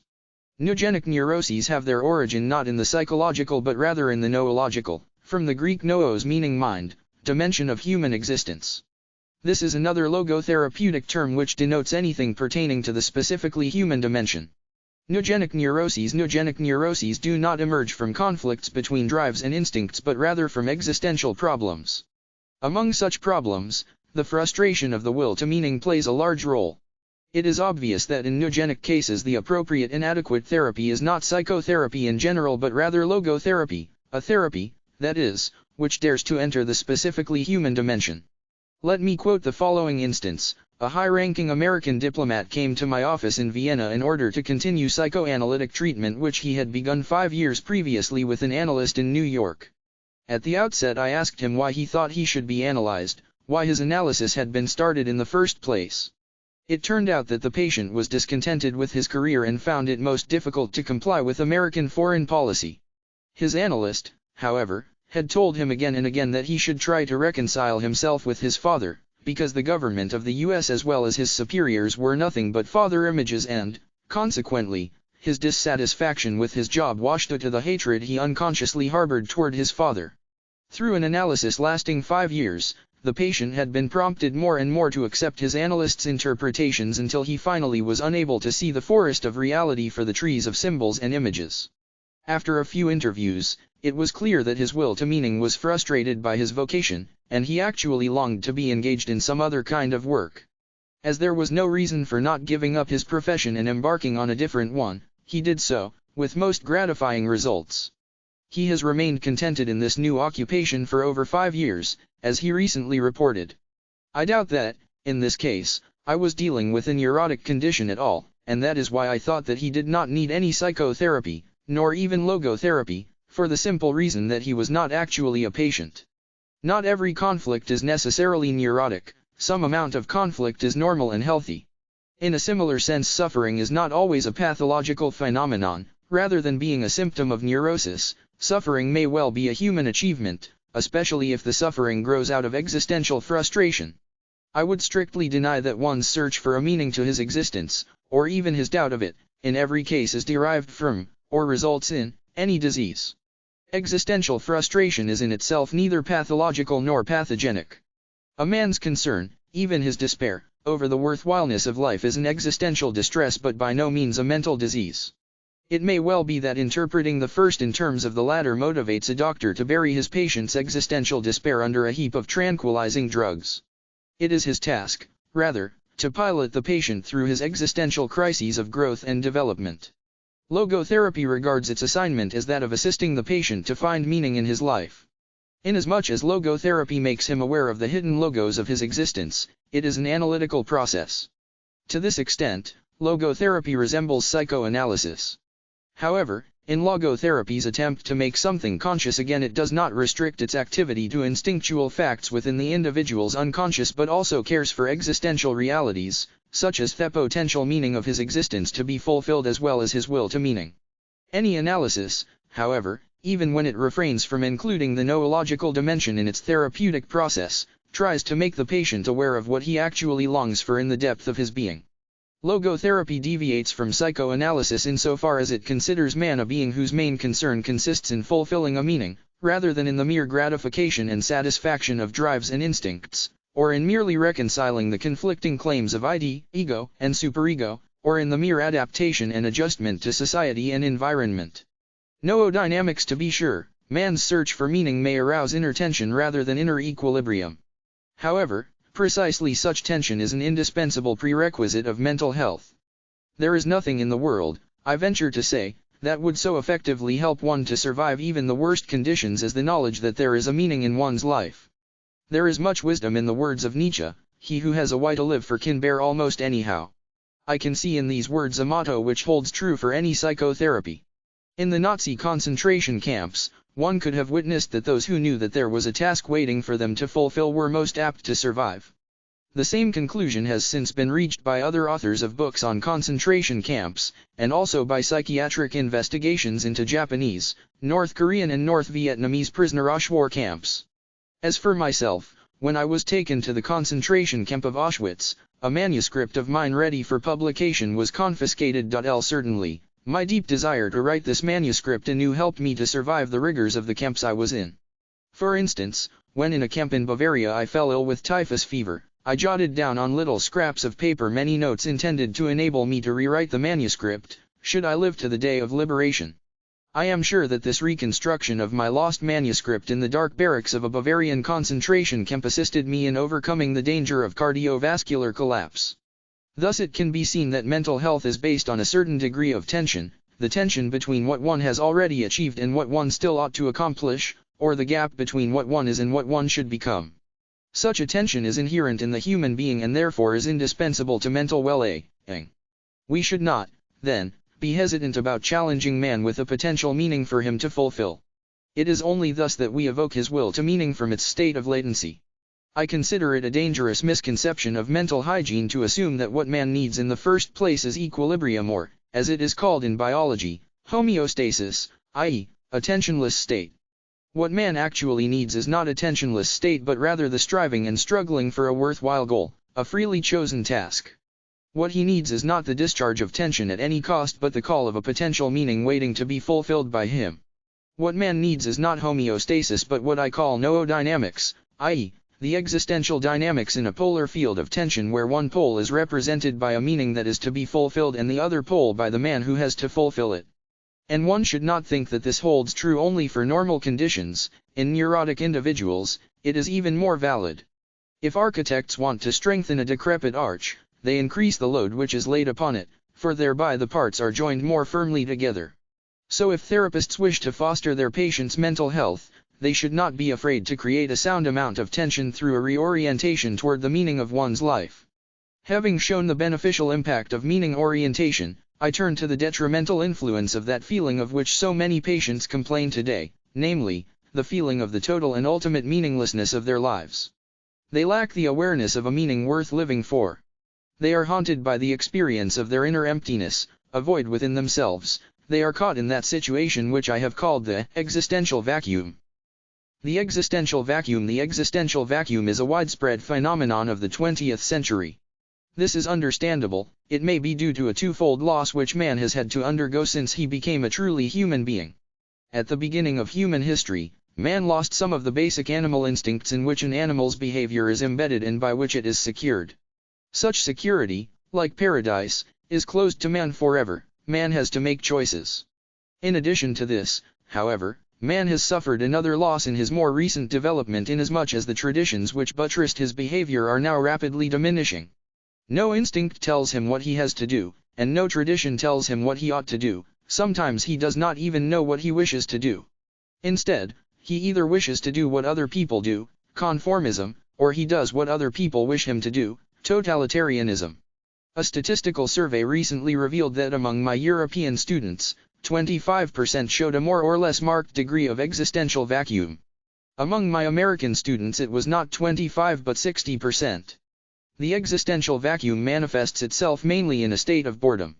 Now we can understand Schopenhauer when he said that mankind was apparently doomed to vacillate eternally between the two extremes of distress and boredom. In actual fact, boredom is now causing, and certainly bringing to psychiatrists, more problems to solve than distress. And these problems are growing increasingly crucial, for progressive automation will probably lead to an enormous increase in the leisure hours available to the average worker. The pity of it is that many of these will not know what to do with all their newly acquired free time. Let us consider, for instance, Sunday neurosis, that kind of depression which afflicts people who become aware of the lack of content in their lives when the rush of the busy week is over and the void within themselves becomes manifest. Not a few cases of suicide can be traced back to this existential vacuum.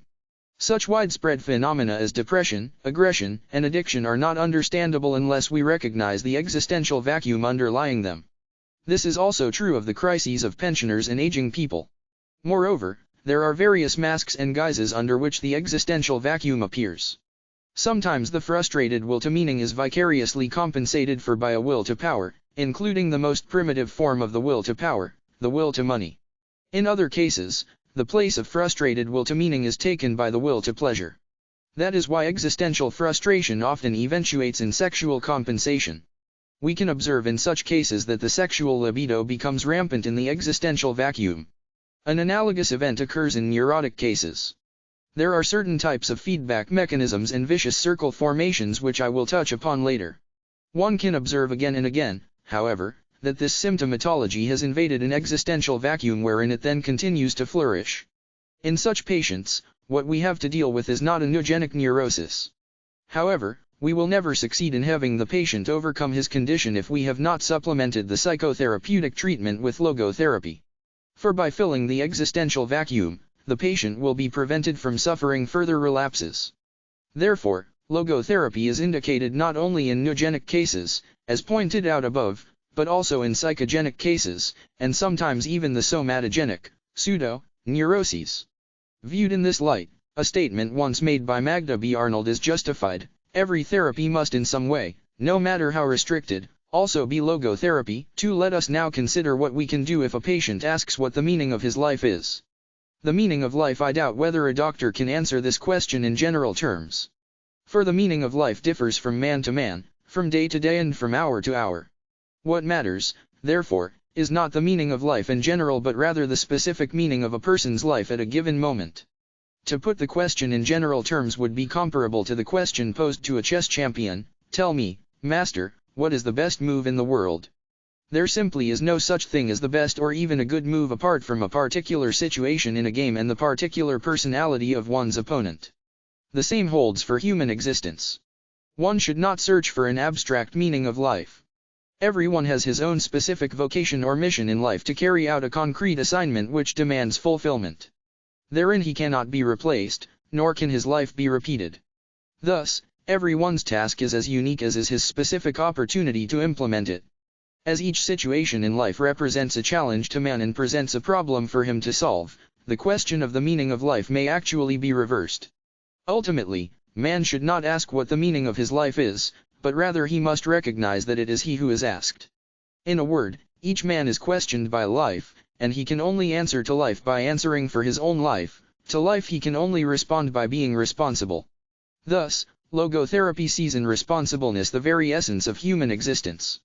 The essence of existence. This emphasis on responsibleness is reflected in the categorical imperative of logotherapy, which is, live as if you were living already for the second time and as if you had acted the first time as wrongly as you are about to act now.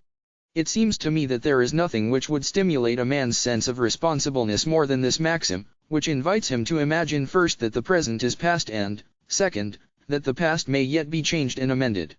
Such a precept confronts him with life's finiteness as well as the finality of what he makes out of both his life and himself. Logotherapy tries to make the patient fully aware of his own responsibleness, therefore, it must leave to him the option for what or to whom he understands himself to be responsible. That is why a logotherapist is the least tempted of all psychotherapists to impose value judgments on his patients, for he will never permit the patient to pass to the doctor the responsibility of judging. It is, therefore, up to the patient to decide whether he should interpret his life task as being responsible to society or to his own conscience. There are people, however, who do not interpret their own lives merely in terms of a task assigned to them but also in terms of the taskmaster who has assigned it to them. Logotherapy is neither teaching nor preaching. It is as far removed from logical reasoning as it is from moral exhortation. To put it figuratively, the role played by a logotherapist is that of an eye specialist rather than that of a painter. A painter tries to convey to us a picture of the world as he sees it, an ophthalmologist tries to enable us to see the world as it really is. The logotherapist's role consists of widening and broadening the visual field of the patient so that the whole spectrum of potential meaning becomes conscious and visible to him. By declaring that man is responsible and must actualize the potential meaning of his life, I wish to stress that the true meaning of life is to be discovered in the world rather than within man or his own psyche, as though it were a closed system. I have termed this constitutive characteristic the self's transcendence of human existence. It denotes the fact that being human always points, and is directed, to something, or someone, other than oneself, be it a meaning to fulfill or another human being to encounter. The more one forgets himself by giving himself to a cause to serve or another person to love, the more human he is and the more he actualizes himself. What is called self-actualization is not an attainable aim at all, for the simple reason that the more one would strive for it, the more he would miss it. In other words, self-actualization is possible only as a side effect of self-transcendence.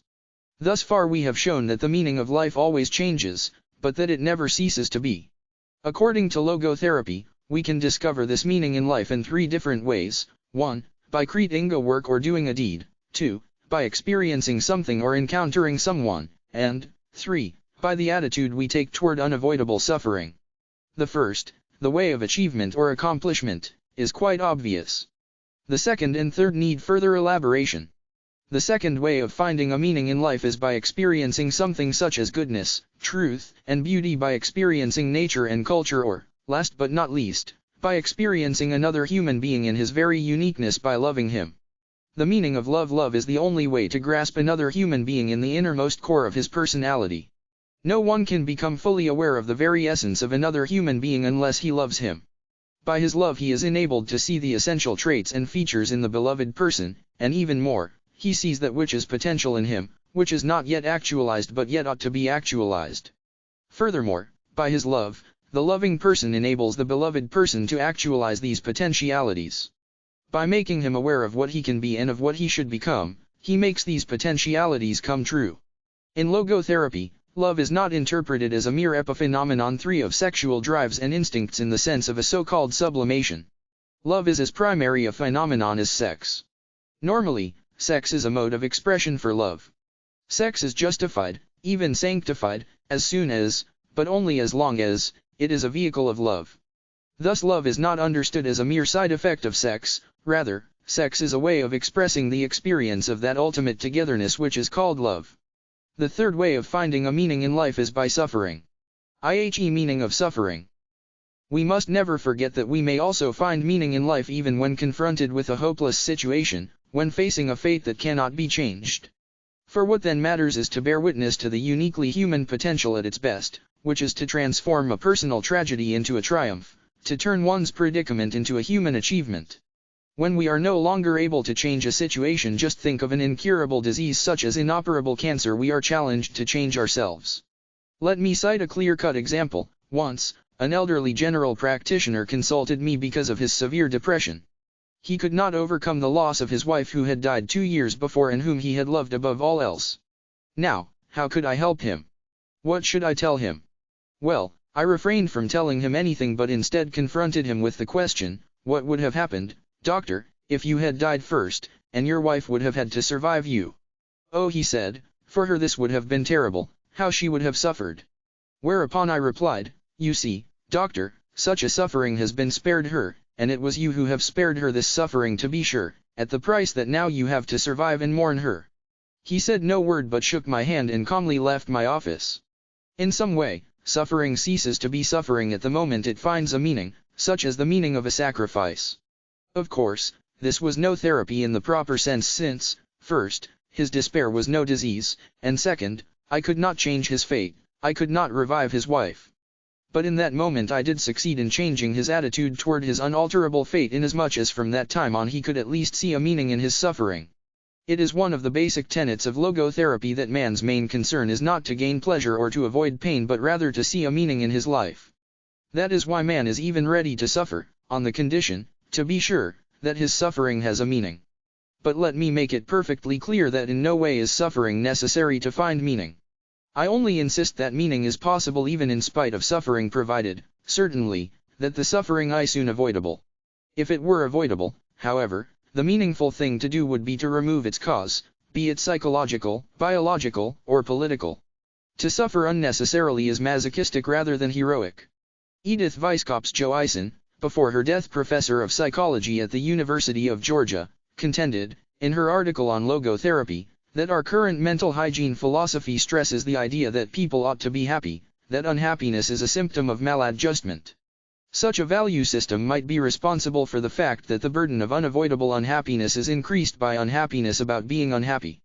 And in another paper she expressed the hope that logotherapy may help counteract certain unhealthy trends in the present-day culture of the United States, where the incurable sufferer is given very little opportunity to be proud of his suffering and to consider it ennobling rather than degrading, so that he is not only unhappy, but also ashamed of being unhappy. 5. There are situations in which one is cut off from the opportunity to do one's work or to enjoy one's life, but what never can be ruled out is the unavoidability of suffering. In accepting this challenge to suffer bravely, life has a meaning up to the last moment, and it retains this meaning literally to the end. In other words, life's meaning is an unconditional one, for it even includes the potential meaning of unavoidable suffering. Let me recall that which was perhaps the deepest experience I had in the concentration camp. The odds of surviving the camp were no more than 1 in 28, as can easily be verified by exact statistics. It did not even seem possible, let alone probable, that the manuscript of my first book, which I had hidden in my coat when I arrived at Auschwitz, would ever be rescued. Thus, I had to undergo and to overcome the loss of my mental child. And now it seemed as if nothing and no one would survive me, neither a physical nor a mental child of my own.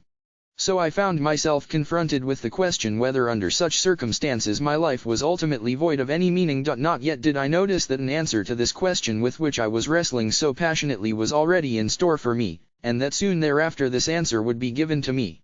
This was the case when I had to surrender my clothes and in turn inherited the worn-out rags of an inmate who had already been sent to the gas chamber immediately after his arrival at the Auschwitz railway station. Instead of the many pages of my manuscript, I found in a pocket of the newly acquired coat one single page torn out of a Hebrew prayer book, containing the most important Jewish prayer, Shema Yisrael. How should I have interpreted such a coincidence other than as a challenge to live my thoughts instead of merely putting them on paper? A bit later, I remember, it seemed to me that I would die in the near future. In this critical situation, however, my concern was different from that of most of my comrades. Their question was, will we survive the camp? For, if not, all this suffering has no meaning. The question which beset me was, has all this suffering, this dying around us, a meaning? For, if not, then ultimately there is no meaning to survival, for a life whose meaning depends upon such a happenstance as whether one escapes or not ultimately would not be worth living at all. Metapsychic problems. More and more, a psychiatrist is approached today by patients who confront him with human problems rather than neurotic symptoms. Some of the people who nowadays call on a psychiatrist would have seen a pastor, priest, or rabbi in former days. Now they often refuse to be handed over to a clergyman and instead confront the doctor with questions such as, what is the meaning of my life? A logodrama. I should like to cite the following instance. Once, the mother of a boy who had died at the age of 11 years was admitted to my hospital department after a suicide attempt. Dr. Kurt Kokurek invited her to join a therapeutic group, and it happened that I stepped into the room where he was conducting a psychodrama. She was telling her story. At the death of her boy she was left alone with another, older son, who was crippled, suffering from the effects of infantile paralysis. The poor boy had to be moved around in a wheelchair. His mother, however, rebelled against her fate. But when she tried to commit suicide together with him, it was the crippled son who prevented her from doing so. He liked living. For him, life had remained meaningful. Why was it not so for his mother? How could her life still have a meaning? And how could we help her to become aware of it? Improvising, I participated in the discussion, and questioned another woman in the group. I asked her how old she was and she answered, 30. I replied, no, you are not 30 but instead 80 and lying on your deathbed. And now you are looking back on your life, a life which was childless but full of financial success and social prestige. And then I invited her to imagine what she would feel in this situation. What will you think of it? What will you say to your soul? Let me quote what she actually said from a tape which was recorded during that session. 0H, I married a millionaire, I had an easy life full of wealth, and I lived it up. I flirted with men, I teased them. But now I am 80, I have no children of my own. Looking back as an old woman, I cannot see what all that was for. Actually, I must say, my life was a failure. I then invited the mother of the handicapped son to imagine herself similarly looking back over her life. Let us listen to what she had to say as recorded on the tape. I wished to have children and this wish has been granted to me. One boy died, the other, however, the crippled one, would have been sent to an institution if I had not taken over his care. Though he is crippled and helpless, he is after all my boy. And so I have made a fuller life possible for him, I have made a better human being out of my son. At this moment, there was an outburst of tears and, crying, she continued, as for myself, I can look back peacefully on my life, for I can say my life was full of meaning, and I have tried hard to fulfill it, I have done my best, I have done the best for my son. My life was no failure. Viewing her life as if from her deathbed, she had suddenly been able to see a meaning in it, a meaning which even included all of her sufferings. By the same token, however, it had become clear as well that a life of short duration, like that, for example, of her dead boy, could be so rich in joy and love that it could contain more meaning than a life lasting 80 years. After a while I proceeded to another question, this time addressing myself to the whole group. The question was whether an ape which was being used to develop poliomyelitis serum, and for this reason punctured again and again, would ever be able to grasp the meaning of its suffering. Unanimously, the group replied that of course it would not, with its limited intelligence, it could not enter into the world of man, i.e., the only world in which the meaning of its suffering would be understandable. Then I pushed forward with the following question, and what about man? Are you sure that the human world is a terminal point in the evolution of the cosmos? Is it not conceivable that there is still another dimension, a world beyond man's world, a world in which the question of an ultimate meaning of human suffering would find an answer? The super-meaning, this ultimate meaning necessarily exceeds and surpasses the finite intellectual capacities of man. In logotherapy, we speak in this context of a super-meaning. What is demanded of man is not, as some existential philosophers teach, to endure the meaninglessness of life, but rather to bear his incapacity to grasp its unconditional meaningfulness in rational terms. Logos is deeper than logic. A psychiatrist who goes beyond the concept of the supnianing will sooner or later be embarrassed by his patients, just as I was when my daughter at about 6 years of age asked me the question, "Why do we speak of the good Lord?"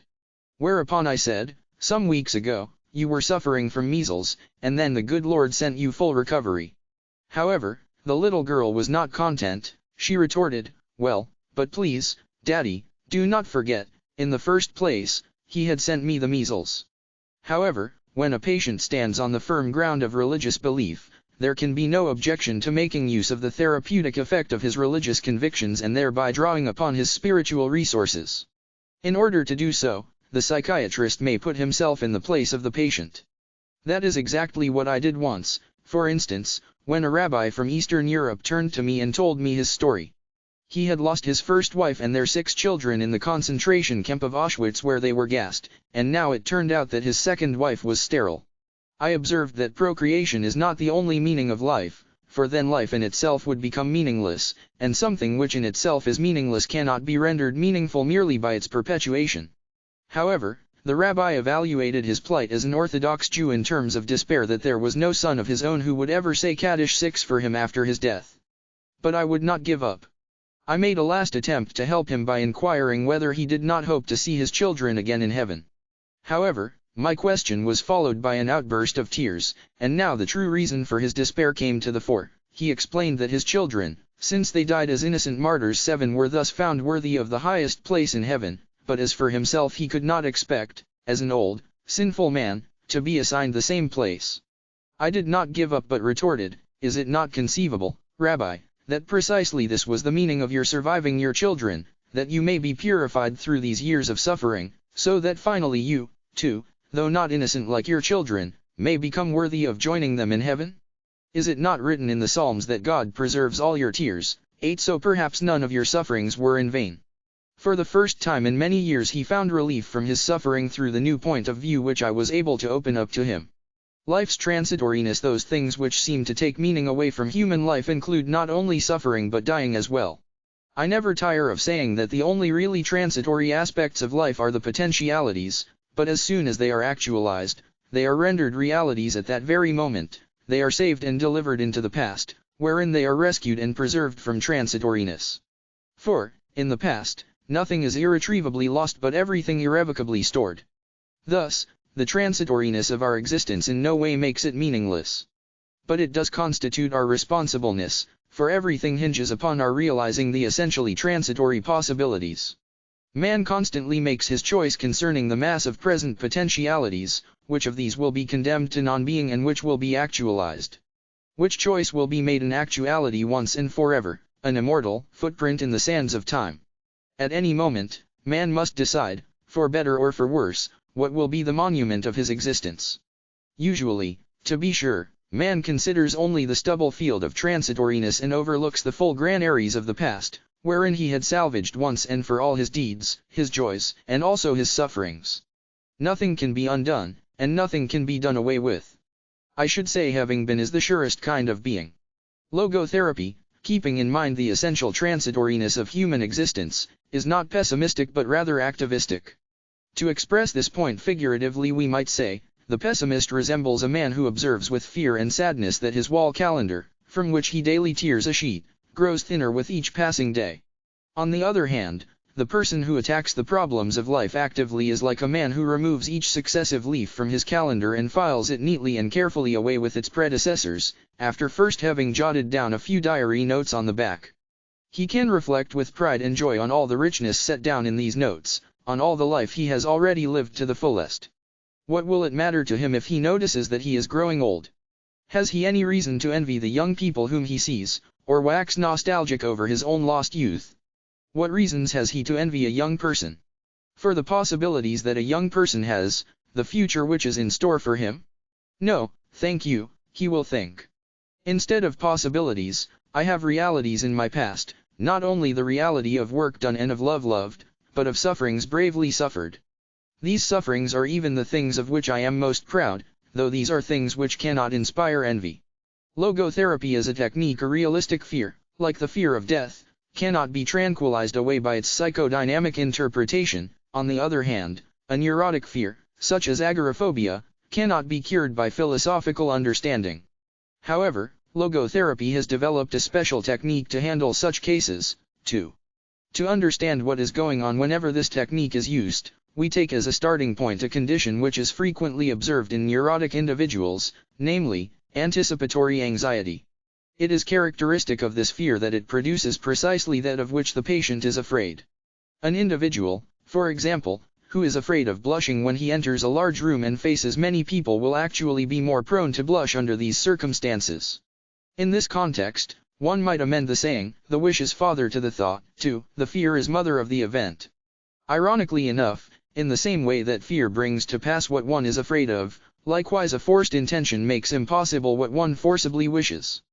This excessive intention, or hyperintention, as I call it, can be observed particularly in cases of sexual neurosis. The more a man tries to demonstrate his sexual potency or a woman her ability to experience orgasm, the less they are able to succeed. Pleasure is, and must remain, a side effect or byproduct, and is destroyed and spoiled to the degree to which it is made a goal in itself. In addition to excessive intention as described above, excessive attention, or hyper-reflection, as it is called in logotherapy, may also be pathogenic, that is, lead to sickness. The following clinical report will indicate what I mean. A young woman came to me complaining of being frigid. The case history showed that in her childhood she had been sexually abused by her father. However, it had not been this traumatic experience in itself which had eventuated in her sexual neurosis, as could easily be evidenced.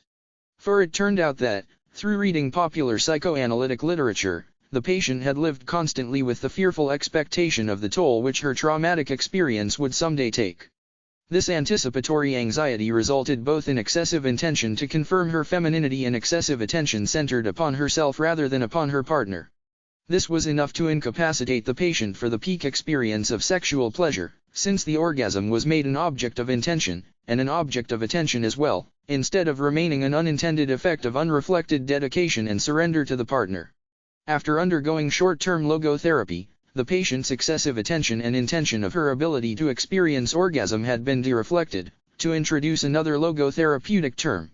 When her attention was refocused toward the proper object, i.e., the partner, orgasm established itself spontaneously. 9. Logotherapy bases its technique called paradoxical intention on the twofold fact that fear brings about that which one is afraid of, and that hyperintention makes impossible what one wishes.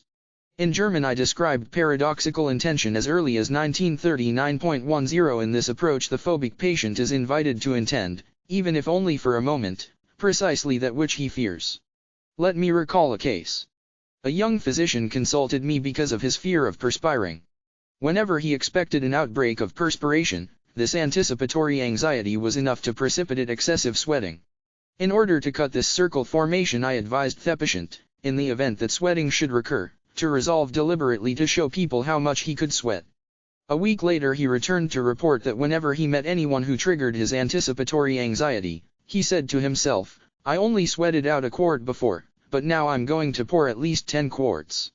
The result was that, after suffering from his phobia for 4 years, he was able, after a single session, to free himself permanently of it within 1 week. The reader will note that this procedure consists of a reversal of the patient's attitude, inasmuch as his fear is replaced by a paradoxical wish. By this treatment, the wind is taken out of the sails of the anxiety. Such a procedure, however, must make use of the specifically human capacity for self-detachment inherent in a sense of humor. This basic capacity to detach one from oneself is actualized whenever the logotherapeutic technique called paradoxical intention is applied. At the same time, the patient is enabled to put himself at a distance from his own neurosis. A statement consistent with this is found in Gordon W. Alport's book, The Individual and His Religion. The neurotic who learns to laugh at himself may be on the way to self-management, perhaps to cure. 11. Paradoxical intention is the empirical validation and clinical application of Alport's statement. A few more case reports may serve to clarify this method further. The following patient was a bookkeeper who had been treated by many doctors and in several clinics without any therapeutic success. When he was admitted to my hospital department, he was in extreme despair, confessing that he was close to suicide. For some years, he had suffered from a writer's cramp which had recently become so severe that he was in danger of losing his job. Therefore, only immediate short-term therapy could alleviate the situation. In starting treatment, Dr. Eva Kozdira recommended to the patient that he do just the opposite of what he usually had done, namely, instead of trying to write as neatly and legibly as possible, to write with the worst possible scrawl. He was advised to say to himself, "Now I will show people what a good scribbler I am." And at the moment in which he deliberately tried to scribble, he was unable to do so. "I tried to scrawl but simply could not do it," he said the next day. Within 48 hours the patient was in this way freed from his writer's cramp, and remained free for the observation period after he had been treated. He is a happy man again and fully able to work. A similar case, dealing, however, with speaking rather than writing, was related to me by a colleague in the laryngological department of the Vienna Polyclinic Hospital. It was the most severe case of stuttering he had come across in his many years of practice. Never in his life, as far as the stutterer could remember, had he been free from his speech trouble, even for a moment, except once. This happened when he was 12 years old and had hooked a ride on a streetcar. When caught by the conductor, he thought that the only way to escape would be to elicit his sympathy, and so he tried to demonstrate that he was just a poor stuttering boy. At that moment, when he tried to stutter, he was unable to do it. Without meaning to, he had practiced paradoxical intention, though not for therapeutic purposes. However, this presentation should not leave the impression that paradoxical intention is effective only in monosymptomatic cases. By means of this logotherapeutic technique, my staff at the Vienna Polyclinic Hospital has succeeded in bringing relief even in obsessive-compulsive neuroses of a most severe degree and duration. I refer, for instance, to a woman 65 years of age who had suffered for 60 years from a washing compulsion. Dr. Eva Kozdira started logotherapeutic treatment by means of paradoxical intention, and 2 months later the patient was able to lead a normal life. Before admission to the neurological department of the Vienna Polyclinic Hospital, she had confessed, "Life was hell for me." Handicapped by her compulsion and bacteriophobic obsession, she finally remained in bed all day unable to do any housework. It would not be accurate to say that she is now completely free of symptoms, for an obsession may come to her mind. However, she is able to joke about it, as she says, in short, to apply paradoxical intention. Paradoxical intention can also be applied in cases of sleep disturbance. The fear of sleeplessness 12 results in a hyperintention to fall asleep, which, in turn, incapacitates the patient to do so. To overcome this particular fear, I usually advise the patient not to try to sleep but rather to try to do just the opposite, that is, to stay awake as long as possible. In other words, the hyperintention to fall asleep, arising from the anticipatory anxiety of not being able to do so, must be replaced by the paradoxical intention not to fall asleep, which soon will be followed by sleep. Paradoxical intention is no panacea. Yet it lends itself as a useful tool in treating obsessive-compulsive and phobic conditions, especially in cases with underlying anticipatory anxiety. Moreover, it is a short-term therapeutic device. However, one should not conclude that such a short-term therapy necessarily results in only temporary therapeutic effects. One of the more common illusions of Freudian orthodoxy, to quote the late Émile Gathiel, is that the durability of results corresponds to the length of therapy. 13 In my files there is, for instance, the case report of a patient to whom paradoxical intention was administered more than 20 years ago. The therapeutic effect proved to be, nevertheless, a permanent one. One of the most remarkable facts is that paradoxical intention is effective regardless of the etiological basis of the case concerned.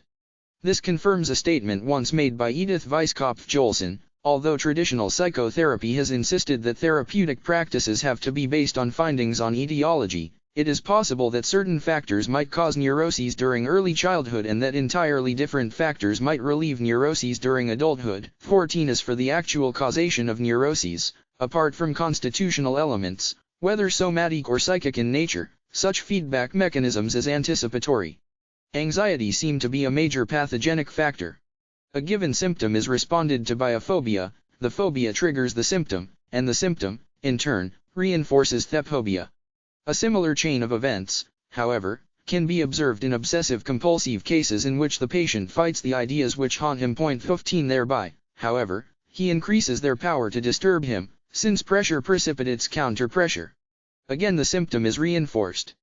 On the other hand, as soon as the patient stops fighting his obsessions and instead tries to ridicule them by dealing with them in an ironical way by applying paradoxical intention, the vicious circle is cut, the symptom diminishes and finally atrophies.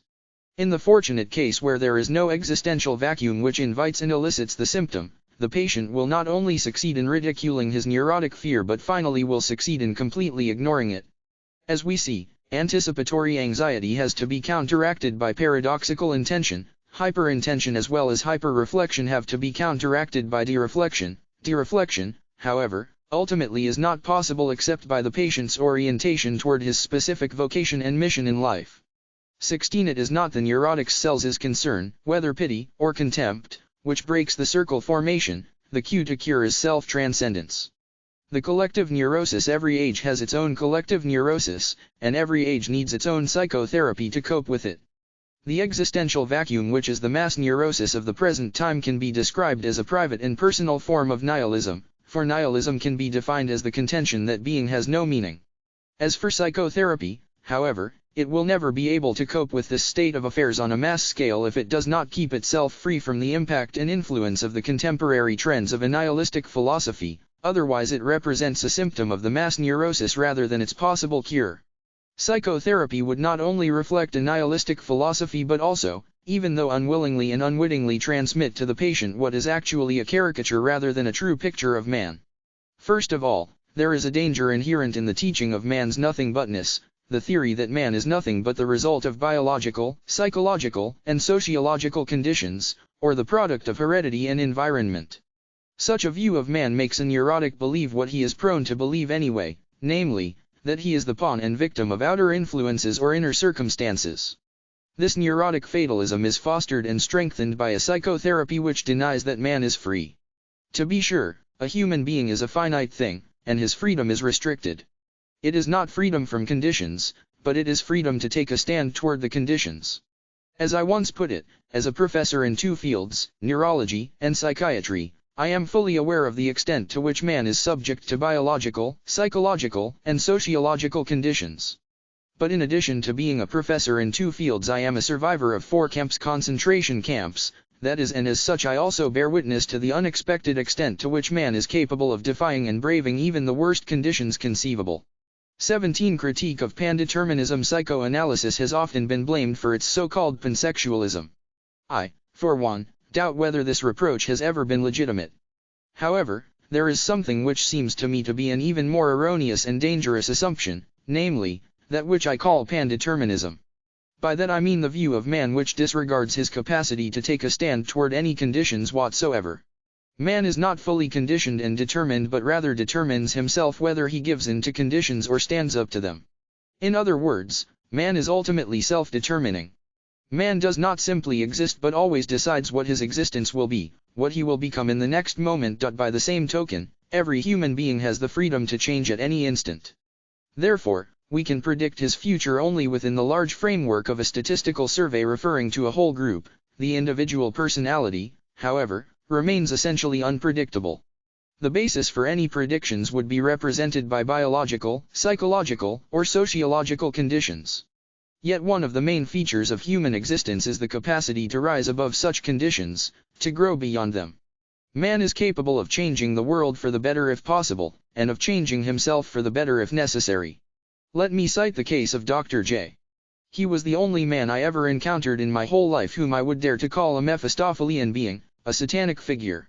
At that time he was generally called the mass murderer of Steinhof, the large mental hospital in Vienna. When the Nazis started their euthanasia program, he held all the strings in his hands and was so fanatic in the job assigned to him that he tried not to let one single psychotic individual escape the gas chamber. After the war, when I came back to Vienna, I asked what had happened to Dr. J. He had been imprisoned by the Russians in one of the isolation cells of Steinhof, they told me. The next day, however, the door of his cell stood open and Dr. J. was never seen again.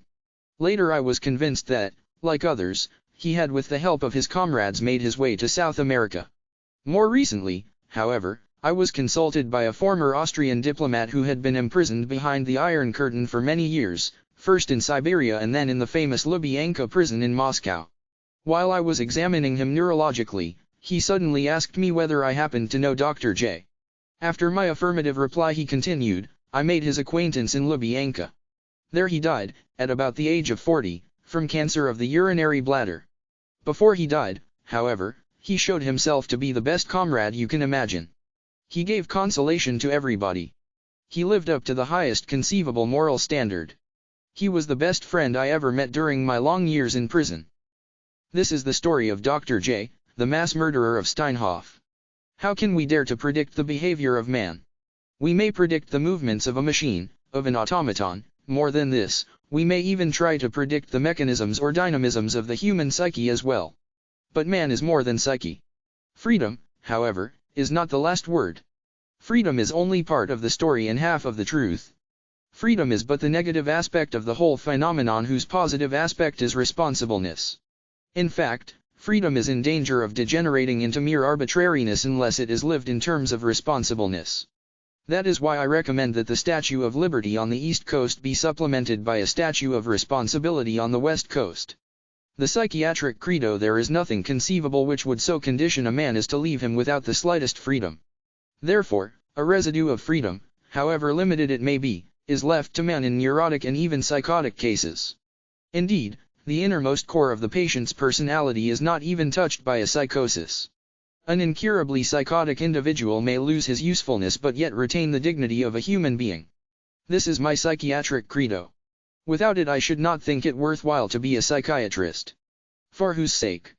Just for the sake of a damaged brain machine which cannot be repaired? If the patient were not definitely more, euthanasia would be justified. Psychiatry rehumanized for too long a time, for half a century. In fact, psychiatry tried to interpret the human mind merely as a mechanism, and consequently the therapy of mental disease merely in terms of a technique. I believe this dream has been dreamt out. What now begins to illumine the horizon are not the sketches of a psychologized medicine but rather those of a humanized psychiatry. A doctor, however, who would still interpret his own role mainly as that of a technician would confess that he sees in his patient nothing more than a machine, instead of seeing the human being behind the disease. A human being is not one thing among others, things determine each other, but man is ultimately self-determining. What he becomes within the limits of endowment and environment he has made out of himself. In the concentration camps, for example, in this living laboratory and on this testing ground, we watched and witnessed some of our comrades behave like swine while others behaved like saints. Man has both potentialities within himself, which one is actualized depends on decisions but not on conditions. Our generation is realistic, for we have come to know man as he really is. After all, man is that being who invented the gas chambers of Auschwitz, however, he is also that being who entered those gas chambers upright, with the Lord's Prayer or the Shema Yisrael on his lips. This part, which has been revised and updated, first appeared as Basic Concepts of Logotherapy in the 1962 edition of Man's Search for Meaning.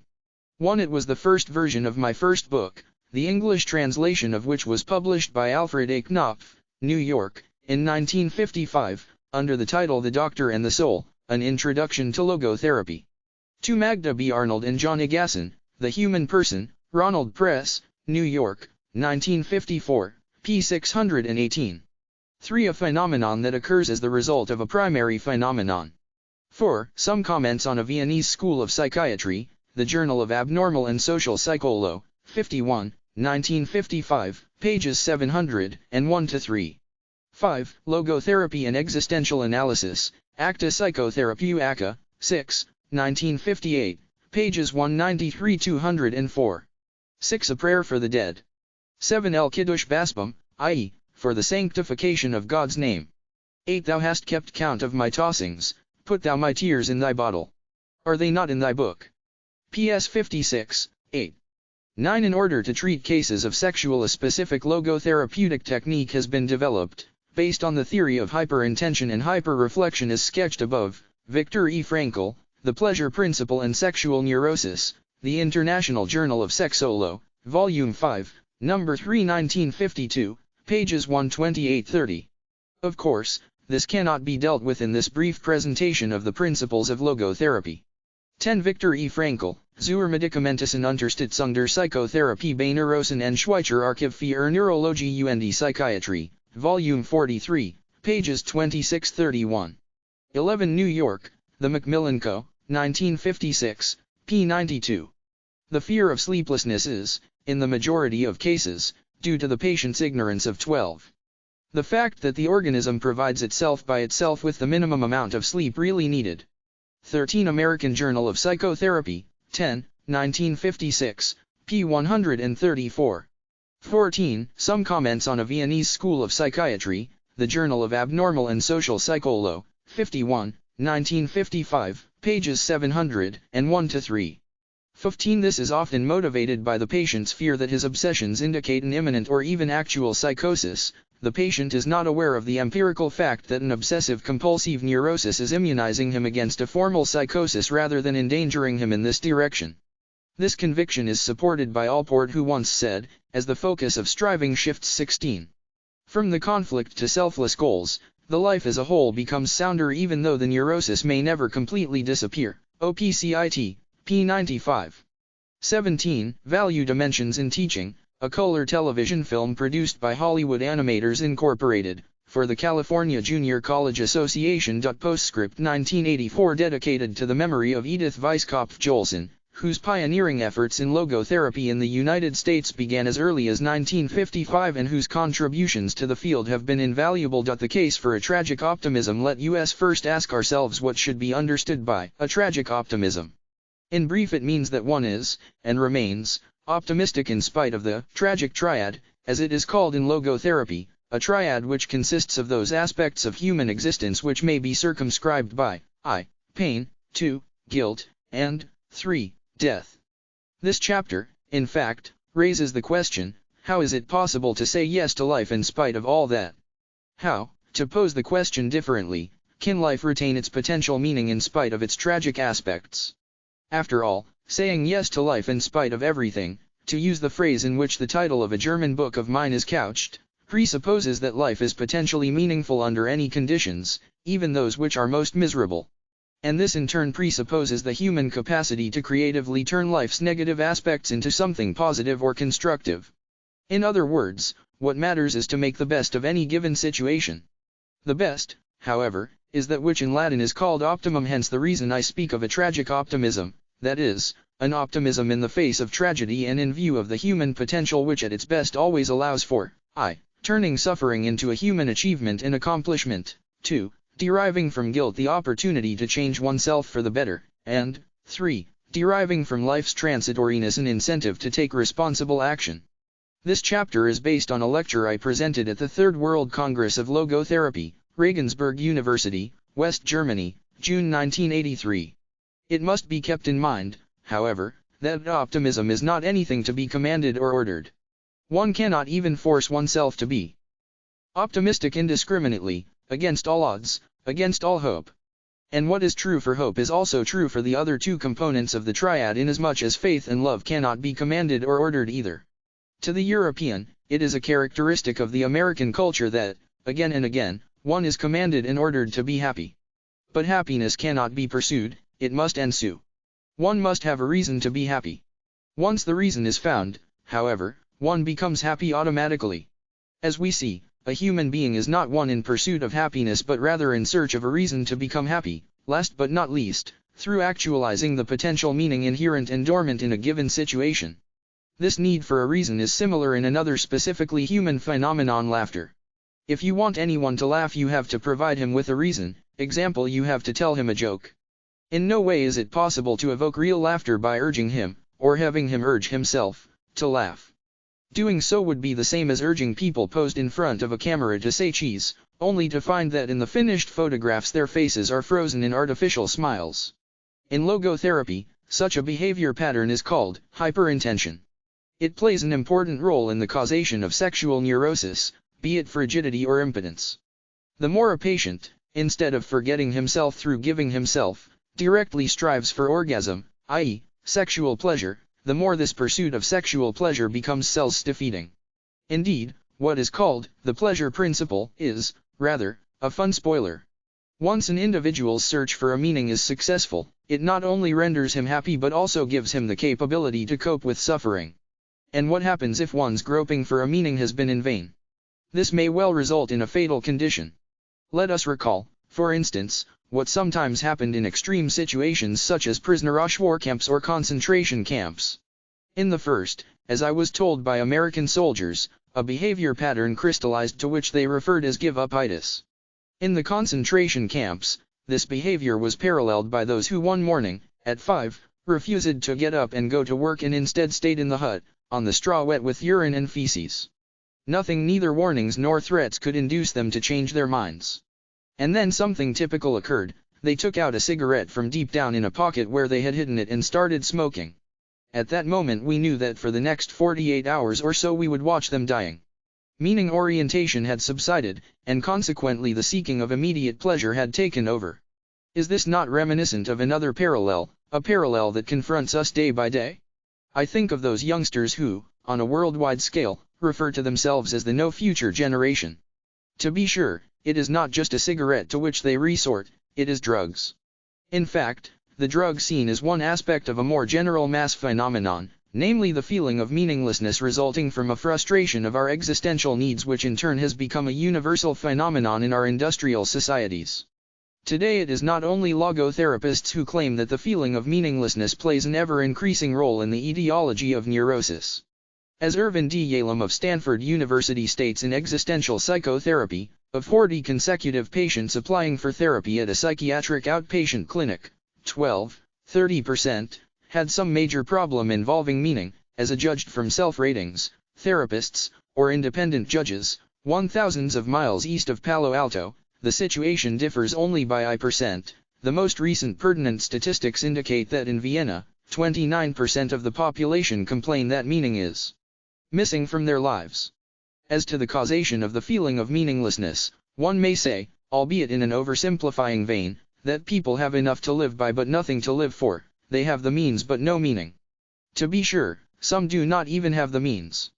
In particular, I think of the mass of people who are today unemployed. 50 years ago, I published a study devoted to a specific type of depression I had diagnosed in cases of young patients suffering from what I called unemployment neurosis. And I could show that this neurosis really originated in a twofold erroneous identification. Being jobless was equated with being useless, and being useless was equated with having a meaningless life.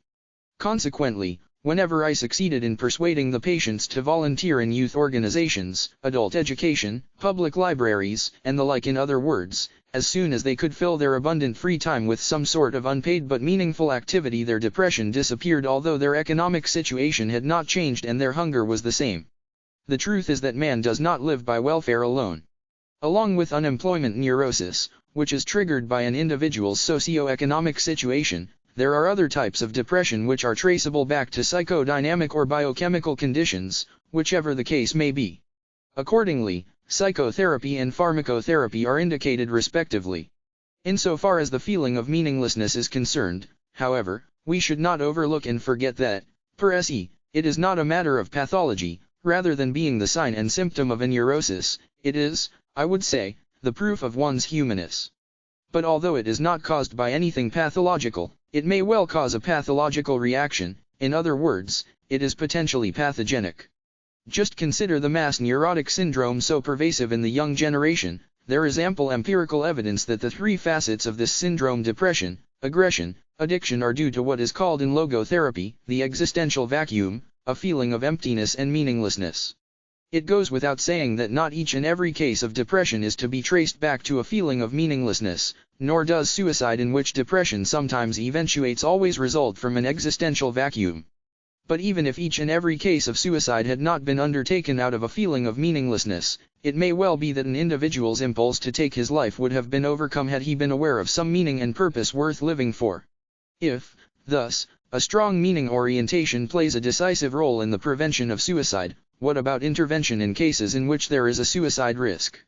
As a young doctor, I spent 4 years in Austria's largest state hospital, where I was in charge of the pavilion in which severely depressed patients were accommodated, most of them having been admitted after a suicide attempt.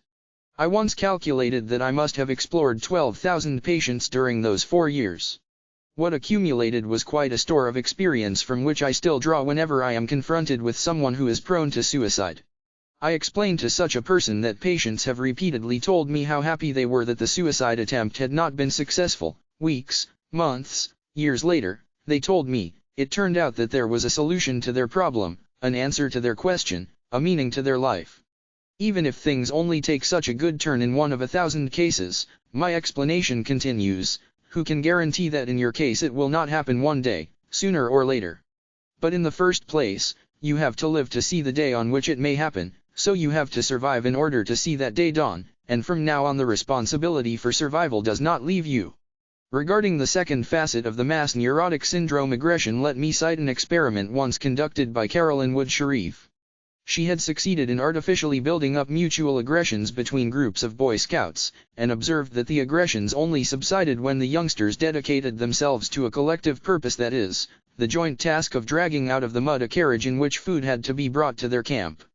Immediately, they were not only challenged but also united by a meaning they had to fulfill. Point 3 is for the third issue, addiction. I am reminded of the findings presented by Anne-Marie von Forstmeyer, who noted that, as evidenced by tests and statistics, 90% of the alcoholics she studied had suffered from an abysmal feeling of meaninglessness.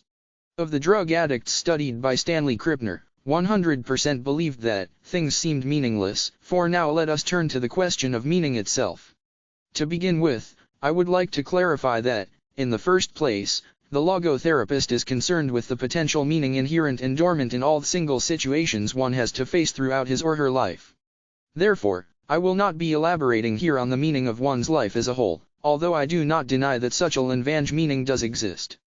To invoke an analogy, consider a movie. It consists of thousands upon thousands of individual pictures, and each of them makes sense and carries a meaning. Yet the meaning of the whole film cannot be seen before its last sequence is shown.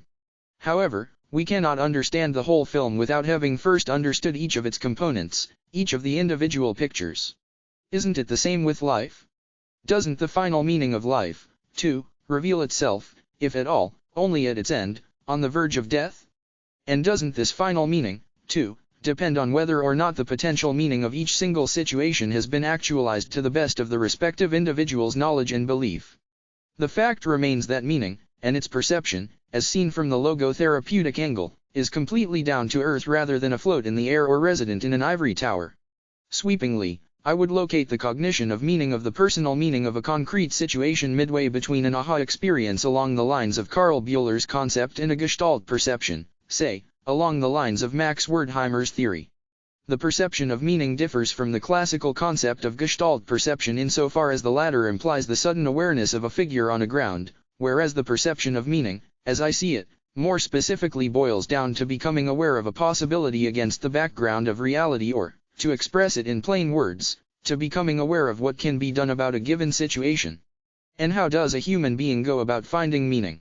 As Charlotte Beyeler has stated, all we can do is study the lives of people who seem to have found their answers to the questions of what ultimately human life is about as against those who have not. 5. In addition to such a biographical approach, however, we may as well embark on a biological approach.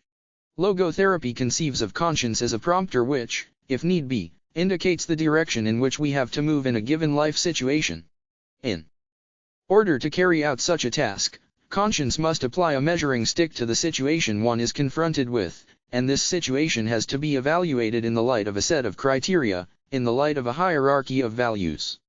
These values, however, cannot be espoused and adopted by us on a conscious level. They are something that we are. They have crystallized in the course of the evolution of our species, they are founded on our biological past and are rooted in our biological depth. Konrad Lorenz might have had something similar in mind when he developed the concept of a biological a priori, and when both of us recently discussed my own view on the biological foundation of the valuing process, he enthusiastically expressed his accord. In any case, if a pre-reflective axiological self-understanding exists, we may assume that it is ultimately anchored in our biological heritage. As logotherapy teaches, there are three main avenues on which one arrives at meaning in life. The first is by creating a work or by doing a deed.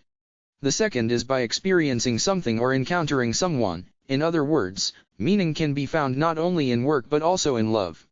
Edith Weisskopf-Joyson observed in this context that the logotherapeutic notion that experiencing can be as valuable as achieving is therapeutic because it compensates for our one-sided emphasis on the external world of achievement at the expense of the internal world of experience. 6. Most important, however, is the third avenue to meaning in life. Even the helpless victim of a hopeless situation, facing a fate he cannot change, may rise above himself, may grow beyond himself, and by so doing, change himself. He may turn a personal tragedy into a triumph. Again, it was Edith Weisskopf-Joyson who, as mentioned, once expressed the hope that logotherapy may help counteract certain unhealthy trends in the present-day culture of the United States, where the incurable sufferer is given very little opportunity to be proud of his suffering and to consider it ennobling rather than degrading, so that he is not only unhappy, but also ashamed of being unhappy. For a quarter of a century I ran the neurological department of a general hospital and bore witness to my patients' capacity to turn their predicaments into human achievements. In addition to such practical experience, empirical evidence is also available which supports the possibility that one may find meaning in suffering. Researchers at the Yale University School of Medicine have been impressed by the number of prisoners of war of the Vietnam War who explicitly claimed that although their captivity was extraordinarily stressful, filled with torture, disease, malnutrition, and solitary confinement, they nevertheless benefited from the captivity experience, seeing it as a growth experience. 7. But the most powerful arguments in favor of a tragic optimism are those which in Latin are called argumenta ad hominem. Jerry Long, to cite an example, is a living testimony to the defiant power of the human spirit, as it is called in logotherapy. 8. To quote the Texarkana Gazette, Jerry Long has been paralyzed from his neck down since a diving accident which rendered him a quadriplegic 3 years ago. He was 17 when the accident occurred. Today Long can use his mouth stick to type. He attends 2 courses at community college via a special telephone. The intercom allows Long to both hear and participate in class discussions. He also occupies his time by reading, watching television, and writing. And in a letter I received from him, he writes, "I view my life as being abundant with meaning and purpose. The attitude that I adopted on that fateful day has become my personal credo for life. I broke my neck, it didn't break me. I am currently enrolled in my first psychology course in college. I believe that my handicap will only enhance my ability to help others. I know that without the suffering, the growth that I have achieved would have been impossible. Is this to say that suffering is indispensable to the discovery of meaning? In no way. I only insist that meaning is available in spite of, nay, even through suffering, provided, as noted in part 2 of this book, that the suffering is unavoidable. If it is avoidable, the meaningful thing to do is to remove its cause, for unnecessary suffering is masochistic rather than heroic. If, on the other hand, one cannot change a situation that causes his suffering, he can still choose his attitude. 9 Long had not chosen to break his neck, but he did decide not to let himself be broken by what had happened to him. As we see, the priority stays with creatively changing the situation that causes us to suffer. But the superiority goes to the know how to suffer, if need be. And there is empirical evidence that literally the man in the street is of the same opinion. Austrian public opinion pollsters recently reported that those held in highest esteem by most of the people interviewed are neither the great artists nor the great scientists, neither the great statesmen nor the great sports figures, but those who master a hard lot with their heads held high. In turning to the second aspect of the tragic triad, namely guilt, I would like to depart from a theological concept that has always been fascinating to me. I refer to what is called mysterium iniquitatis, meaning, as I see it, that a crime in the final analysis remains inexplicable inasmuch as it cannot be fully traced back to biological, psychological, and/or sociological factors. Totally explaining one's crime would be tantamount to explaining away his or her guilt and to seeing in him or her not a free and responsible human being but a machine to be repaired. Even criminals themselves abhor this treatment and prefer to be held responsible for their deeds. From a convict serving his sentence in an Illinois penitentiary I received a letter in which he deplored that the criminal never has a chance to explain himself. He is offered a variety of excuses to choose from. Society is blamed and in many instances the blame is put on the victim. Furthermore, when I addressed the prisoners in San Quentin, I told them that you are human beings like me, and as such you were free to commit a crime, to become guilty. Now, however, you are responsible for overcoming guilt by rising above it, by growing beyond yourselves, by changing for the better. They felt understood. 10 And from Frank E.W., an ex-prisoner, I received a note which stated that he had started a logotherapy group for ex-felons. We are 27 strong and the newer ones are staying out of prison through the pure strength of those of us from the original group. Only one returned and he is now free. 11 As for the concept of collective guilt, I personally think that it is totally unjustified to hold one person responsible for the behavior of another person or a collective of persons. Since the end of World War II one have not become weary of publicly arguing against the collective guilt concept. 12 Sometimes, however, it takes a lot of didactic tricks to detach people from their superstitions. An American woman once confronted me with the reproach, "How can you still write some of your books in German, Adolf Hitler's language?" In response, I asked her if she had knives in her kitchen, and when she answered that she did, I acted dismayed and shocked, exclaiming, "How can you still use knives after so many killers have used them to stab and murder their victims?" She stopped objecting to my writing books in German. The third aspect of the tragic triad concerns death. But it concerns life as well, for at any time each of the moments of which life consists is dying, and that moment will never recur. And yet is not this transitoriness a reminder that challenges us to make the best possible use of each moment of our lives? It certainly is, and hence my imperative, live as if you were living for the second time and had acted as wrongly the first time as you are about to act now. In fact, the opportunities to act properly, the potentialities to fulfill a meaning, are affected by the irreversibility of our lives.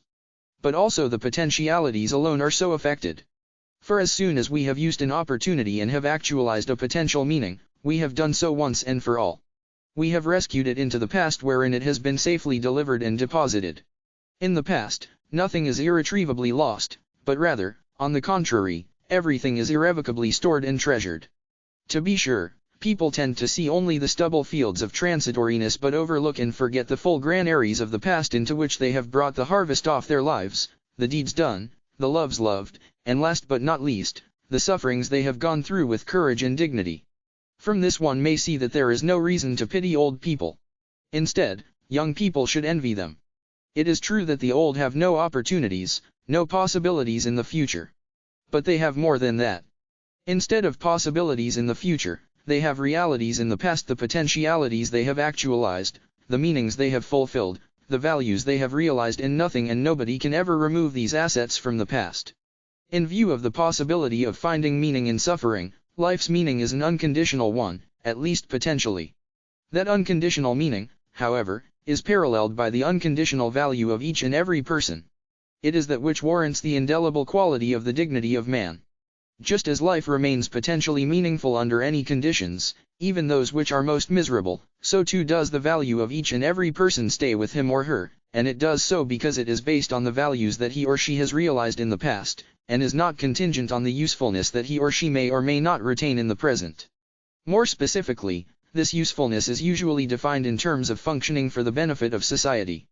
But today's society is characterized by achievement orientation, and consequently it adores people who are successful and happy and, in particular, it adores the young. It virtually ignores the value of all those who are otherwise, and in so doing blurs the decisive difference between being valuable in the sense of dignity and being valuable in the sense of usefulness. If one is not cognizant of this difference and holds that an individual's value stems only from his present usefulness, then, believe me, one owes it only to personal inconsistency not to plead for euthanasia along the lines of Hitler's program, that is to say, mercy killing of all those who have lost their social usefulness, be it because of old age, incurable illness, mental deterioration, or whatever handicap they may suffer. Confounding the dignity of man with mere usefulness arises from a conceptual confusion that in turn may be traced back to the contemporary nihilism transmitted on many an academic campus and many an analytical couch. Even in the setting of training analyses such an indoctrination may take place. Nihilism does not contend that there is nothing, but it states that everything is meaningless. And George A. Sargent was right when he promulgated the concept of learned meaninglessness. He himself remembered a therapist who said, "George, you must realize that the world is a joke. There is no justice, everything is random. Only when you realize this will you understand how silly it is to take yourself seriously. There is no grand purpose in the universe. It just is. There's no particular meaning in what decision you make today about how to act." 13. One must not generalize such a criticism. In principle, training is indispensable, but if so, therapists should see their task in immunizing the trainee against nihilism rather than inoculating him with the cynicism that is a defense mechanism against their own nihilism. Logotherapists may even conform to some of the training and licensing requirements stipulated by the other schools of psychotherapy. In other words, one may howl with the wolves, if need be, but when doing so, one should be, I would urge, a sheep in wolf's clothing. There is no need to become untrue to the basic concept of man and the principles of the philosophy of life inherent in logotherapy. Such a loyalty is not hard to maintain in view of the fact that, as Elizabeth S. Lucas once pointed out, throughout the history of psychotherapy, there has never been a school as undogmatic as logotherapy. 14. And at the First World Congress of Logotherapy, San Diego, California, November 6-8, 1980, I argued not only for the rehumanization of psychotherapy but also for what I called the degurification of logotherapy. My interest does not lie in raising parrots that just rehash their master's voice, but rather in passing the torch to independent and inventive, innovative, and creative spirits. Sigmund Freud once asserted, "Let one attempt to expose a number of the most diverse people uniformly to hunger. With the increase of the imperative urge of hunger all individual differences will blur, and in their stead will appear the uniform expression of the one unstilled urge." Thank heaven, Sigmund Freud was spared knowing the concentration camps from the inside. His subjects lay on a couch designed in the plush style of Victorian culture, not in the filth of Auschwitz. There, the individual differences did not blur but, on the contrary, people became more different, people unmasked themselves, both the swine and the saints. And today you need no longer hesitate to use the word saints. Think of Father Maximilian Kolbe, who was starved and finally murdered by an injection of carbolic acid at Auschwitz and who in 1983 was canonized. You may be prone to blame me for invoking examples that are the exceptions to the rule. Sed omnia preclaritam difficilia quam rara sunt, but everything great is just as difficult to realize as it is rare to find, reads the last sentence of the Ethics of Spinoza. You may of course ask whether we really need to refer to saints. Wouldn't it suffice just to refer to decent people? It is true that they form a minority. More than that, they always will remain a minority. and yet I see therein the very challenge to join the minority. For the world is in a bad state, but everything will become still worse unless each of us does his best. So, let us be alert in a twofold sense, since Auschwitz we know what man is capable of. And since Hiroshima we know what is at stake. This chapter is based on a lecture I presented at the Third World Congress of Logotherapy, Regensburg University, West Germany, June 1983. Basic Books, New York, 1980, p. 448. 1.2 Wirtschaftskrise und Seelenleben vom Standpunkt der Jugendberaters, Sozialerdelik Rundschau, Volume 4, 1933, pages 43-46. 3. For further information on this experiment, see Viktor E. Frankl, The Unconscious God, New York, Simon & Schuster, 1978, p. 140, and Viktor E. Frankl, The Unheard Cry for Meaning, New York, Simon & Schuster, 1978, p. 36. 4. For further information, see The Unconscious God, pages 97-100, and The Unheard Cry for Meaning, pages 26-28. Basic Theoretical Concepts of Humanistic Psychology, American Psychologist, XXVI, April 1971, p. 378. 6. The Place of Logotherapy in the World Today, The International Forum for Logotherapy, Volume 1, Number 3, 1980, pages 3-7. 7. W. H. Sledge, J. A. Boydston and A. J. Raby, Self-Concept Changes Related to War Captivity, Arch General Psychiatry, 37, 1980, pages 434-43. 8. The Defiant Power of the Human Spirit, was in fact the title of a paper presented by Long at the Third World Congress of Logotherapy in June 1983. 9. I won't forget an interview I once heard on Austrian TV, given by a Polish cardiologist who, during World War II, had helped organize the Warsaw Ghetto upheaval. "What a heroic deed," exclaimed the listener. Calmly replied the doctor, "To take a gun and shoot is no great thing. But if the SS leads you to a gas chamber or to a mass grave to execute you on the spot, and you can't do anything about it except for going your way with dignity, you see, this is what I would call heroism. Attitudinal heroism, so to speak." 10. See also Joseph B. Fabry, The Pursuit of Meaning, New York, Harper & Row, 1980. 11. Cf. Viktor E. Frankl, The Unheard Cry for Meaning, New York, Simon & Schuster, 1978, pages 42-43. 12. See also Viktor E. Frankl, Psychotherapy and Existentialism, New York, Simon & Schuster, 1967.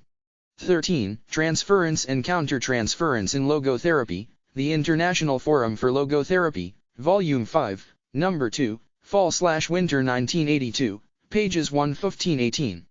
14. Logotherapy is not imposed on those who are interested in psychotherapy.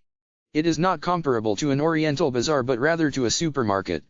In the former, the customer is talked into buying something.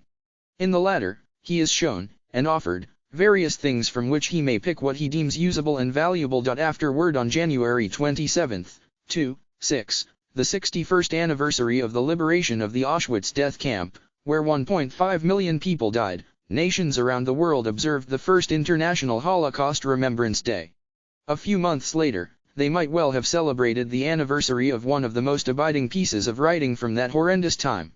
First published in German in 1946 as A Psychologist Experiences the Concentration Camp and later called Say Yes to Life in Spite of Everything, subsequent editions were supplemented by an introduction to logotherapy and a postscript on tragic optimism, or how to remain optimistic in the face of pain, guilt, and death. The English translation, first published in 1959, was called Man's Search for Meaning. Viktor Frankl's book has now sold more than 12 million copies in a total of 24 languages. A 1991 Library of Congress/Book of the Month Sciub survey asking readers to name a book that made a difference in your life, found Man's Search for Meaning among the 10 most influential books in America. It has inspired religious and philosophical thinkers, mental health professionals, teachers, students, and general readers from all walks of life. It is routinely assigned to college, graduate, and high school students in psychology, philosophy, history, literature, Holocaust studies, religion, and theology. What accounts for its pervasive influence and enduring value? Viktor Frankl's life spanned nearly all of the 20th century, from his birth in 1905 to his death in 1997. At the age of 3 he decided to become a physician. In his autobiographical reflections, he recalls that as a youth he would think for some minutes about the meaning of life, particularly about the meaning of the coming day and its meaning for me. As a teenager, Frankl was fascinated by philosophy, experimental psychology, and psychoanalysis. To supplement his high school classes, he attended adult education classes and began a correspondence with Sigmund Freud that led Freud to submit a manuscript of Frankl's to the International Journal of Psychoanalysis. The article was accepted and later published. That same year, at age 16, Frankl attended an adult education workshop on philosophy. The instructor, recognizing Frankl's precocious intellect, invited him to give a lecture on the meaning of life. Frankl told the audience that, it is we ourselves who must answer the questions that life asks of us, and to these questions we can respond only by being responsible for our existence. This belief became the cornerstone of Frankl's personal life and professional identity. Under the influence of Freud's ideas, Frankl decided while he was still in high school to become a psychiatrist. Inspired in part by a fellow student who told him he had a gift for helping others, Frankl had begun to realize that he had a talent not only for diagnosing psychological problems, but also for discovering what motivates people. Frankl's first counseling job was entirely his own. He founded Vienna's first private youth counseling program and worked with troubled youths. From 1930 to 1937 he worked as a psychiatrist at the University Clinic in Vienna, caring for suicidal patients. He sought to help his patients find a way to make their lives meaningful even in the face of depression or mental illness. By 1939 he was head of the Department of Neurology at Rothschild Hospital, the only Jewish hospital in Vienna. In the early years of the war, Frankl's work at Rothschild gave him and his family some degree of protection from the threat of deportation. When the hospital was closed down by the National Socialist government, however, Frankl realized that they were at grave risk of being sent to a concentration camp. In 1942 the American consulate in Vienna informed him that he was eligible for a U.S. immigration visa. Although an escape from Austria would have enabled him to complete his book on logotherapy, he decided to let his visa lapse. He felt he should stay in Vienna for the sake of his aging parents. In September 1942, Frankl and his family were arrested and deported. Frankl spent the next 3 years at 4 different concentration camps: Theresienstadt, Auschwitz-Birkenau, Kaufering, and Tierkheim, part of the Dachau complex. It is important to note that Frankl's imprisonment was not the only impetus for man's search for meaning. Before his deportation, he had already begun to formulate an argument that the quest for meaning is the key to mental health and human flourishing. As a prisoner, he was suddenly forced to assess whether his own life still had any meaning. His survival was a combined result of his will to live, his instinct for self-preservation, some generous acts of human decency, and shrewdness. Of course, it also depended on blind luck, such as where he happened to be imprisoned, the whims of the guards, and arbitrary decisions about where to line up and who to trust or believe. However, something more was needed to overcome the deprivations and degradations of the camps. Frankl drew constantly upon uniquely human capacities such as inborn optimism, humor, psychological detachment, brief moments of solitude, inner freedom, and a steely resolve not to give up or commit suicide. He realized that he must try to live for the future, and he drew strength from loving thoughts of his wife and his deep desire to finish his book on logotherapy. He also found meaning in glimpses of beauty in nature and art. Most important, he realized that, no matter what happened, he retained the freedom to choose how to respond to his suffering. He saw this not merely as an option but as his and every person's responsibility to choose the way in which he bears his burden. Sometimes Frankl's ideas are inspirational, as when he explains how dying patients and quadriplegics come to terms with their fate. Others are aspirational, as when he asserts that a person finds meaning by striving and struggling for a worthwhile goal, a freely chosen task. He shows how existential frustration provoked and motivated an unhappy diplomat to seek a new, more satisfying career. Frankl also uses moral exhortation, however, to call attention to the gap between what one is and what one should become, and the idea that man is responsible and must actualize the potential meaning of his life. He sees freedom and responsibility as 2 sides of the same coin. When he spoke to American audiences, Frankl was fond of saying, "I recommend that the Statue of Liberty on the East Coast be supplemented by a Statue of Responsibility on the West Coast." To achieve personal meaning, he says, one must transcend subjective pleasures by doing something that points, and is directed, to something, or someone, other than oneself. by giving himself to a cause to serve or another person to love. Frankl himself chose to focus on his parents by staying in Vienna when he could have had safe passage to America. While he was in the same concentration camp as his father, Frankl managed to obtain morphine to ease his father's pain and stayed by his side during his dying days. Even when confronted by loss and sadness, Frankl's optimism, his constant affirmation of and exuberance about life, led him to insist that hope and positive energy can turn challenges into triumphs. In Man's Search for Meaning, he hastens to add that suffering is not necessary to find meaning, only that meaning is possible in spite of suffering. Indeed, he goes on to say that to suffer unnecessarily is masochistic rather than heroic. I first read Man's Search for Meaning as a philosophy professor in the mid-1960s. The book was brought to my attention by a Norwegian philosopher who had himself been incarcerated in a Nazi concentration camp. My colleague remarked how strongly he agreed with Frankl about the importance of nourishing one's inner freedom, embracing the value of beauty in nature, art, poetry, and literature, and feeling love for family and friends. But other personal choices, activities, relationships, hobbies, and even simple pleasures can also give meaning to life. Why, then, do some people find themselves feeling so empty? Frankl's wisdom here is worth emphasizing. It is a question of the attitude one takes toward life's challenges and opportunities, both large and small. A positive attitude enables a person to endure suffering and disappointment as well as enhance enjoyment and satisfaction. A negative attitude intensifies pain and deepens disappointments. It undermines and diminishes pleasure, happiness, and satisfaction. It may even lead to depression or physical illness. My friend and former colleague Norman Cousins was a tireless advocate for the value of positive emotions in promoting health, and he warned of the danger that negative emotions may jeopardize it. Although some critics attacked Cousins' views as simplistic, subsequent research in psychoneuroimmunology has supported the ways in which positive emotions, expectations, and attitudes enhance our immune system. This research also reinforces Frankl's belief that one's approach to everything from life-threatening challenges to everyday situations helps to shape the meaning of our lives. The simple truth that Frankl so ardently promoted has profound significance for anyone who listens. The choices humans make should be active rather than passive. In making personal choices we affirm our autonomy. A human being is not one thing among others, things determine each other, Frankl writes, but man is ultimately self-determining.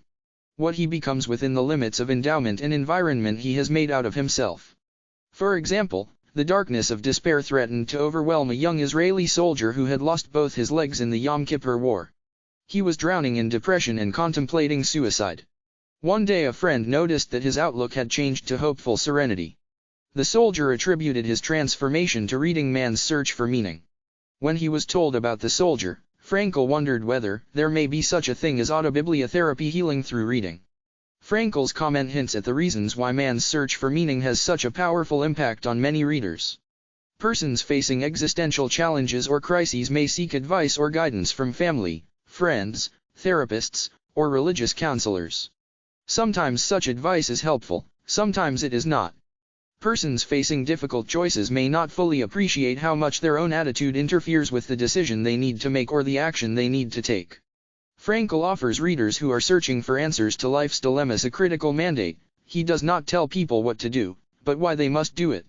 After his liberation in 1945 from the Tierkheim camp, where he had nearly died of typhus, Frankl discovered that he was utterly alone. On the first day of his return to Vienna in August 1945, Frankl learned that his pregnant wife, Tilly, had died of sickness or starvation in the Bergen-Belsen concentration camp. Sadly, his parents and brother had all died in the camps. Overcoming his losses and inevitable depression, he remained in Vienna to resume his career as a psychiatrist, an unusual choice when so many others, especially Jewish psychoanalysts and psychiatrists, had emigrated to other countries. Several factors may have contributed to this decision. Frankl felt an intense connection to Vienna, especially to psychiatric patients who needed his help in the post-war period. He also believed strongly in reconciliation rather than revenge. He once remarked, "I do not forget any good deed done to me, and I do not carry a grudge for a bad one." Notably, he renounced the idea of collective guilt. Frankl was able to accept that his Viennese colleagues and neighbors may have known about or even participated in his persecution, and he did not condemn them for failing to join the resistance or die heroic deaths. Instead, he was deeply committed to the idea that even a vile Nazi criminal or a seemingly hopeless madman has the potential to transcend evil or insanity by making responsible choices.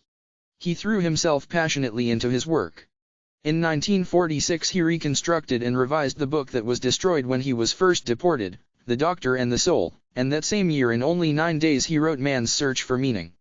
He hoped to cure through his writings the personal alienation and cultural malaise that plagued many individuals who felt an inner emptiness or a void within themselves. Perhaps this flurry of professional activity helped Frankl to restore meaning to his own life. 2 years later he married Eleanor Schwind, who, like his first wife, was a nurse. Unlike Tilly, who was Jewish, Ellie was Catholic. Although this may have been mere coincidence, it was characteristic of Viktor Frankl to accept individuals regardless of their religious beliefs or secular convictions.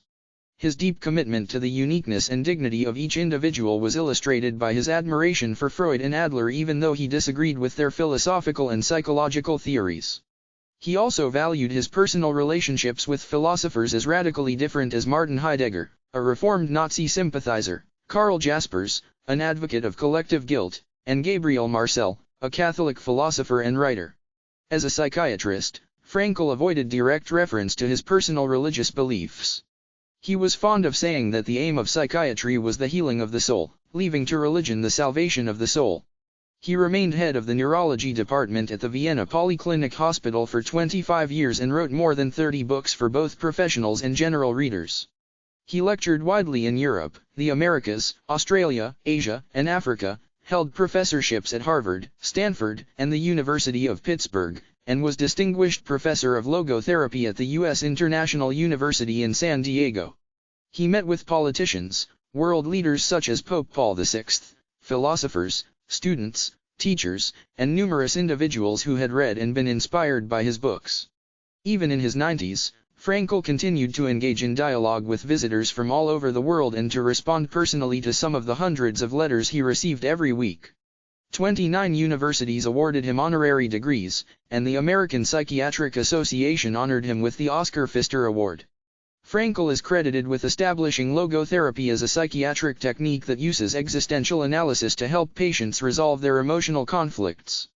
He stimulated many therapists to look beyond patients' past or present problems to help them choose productive futures by making personal choices and taking responsibility for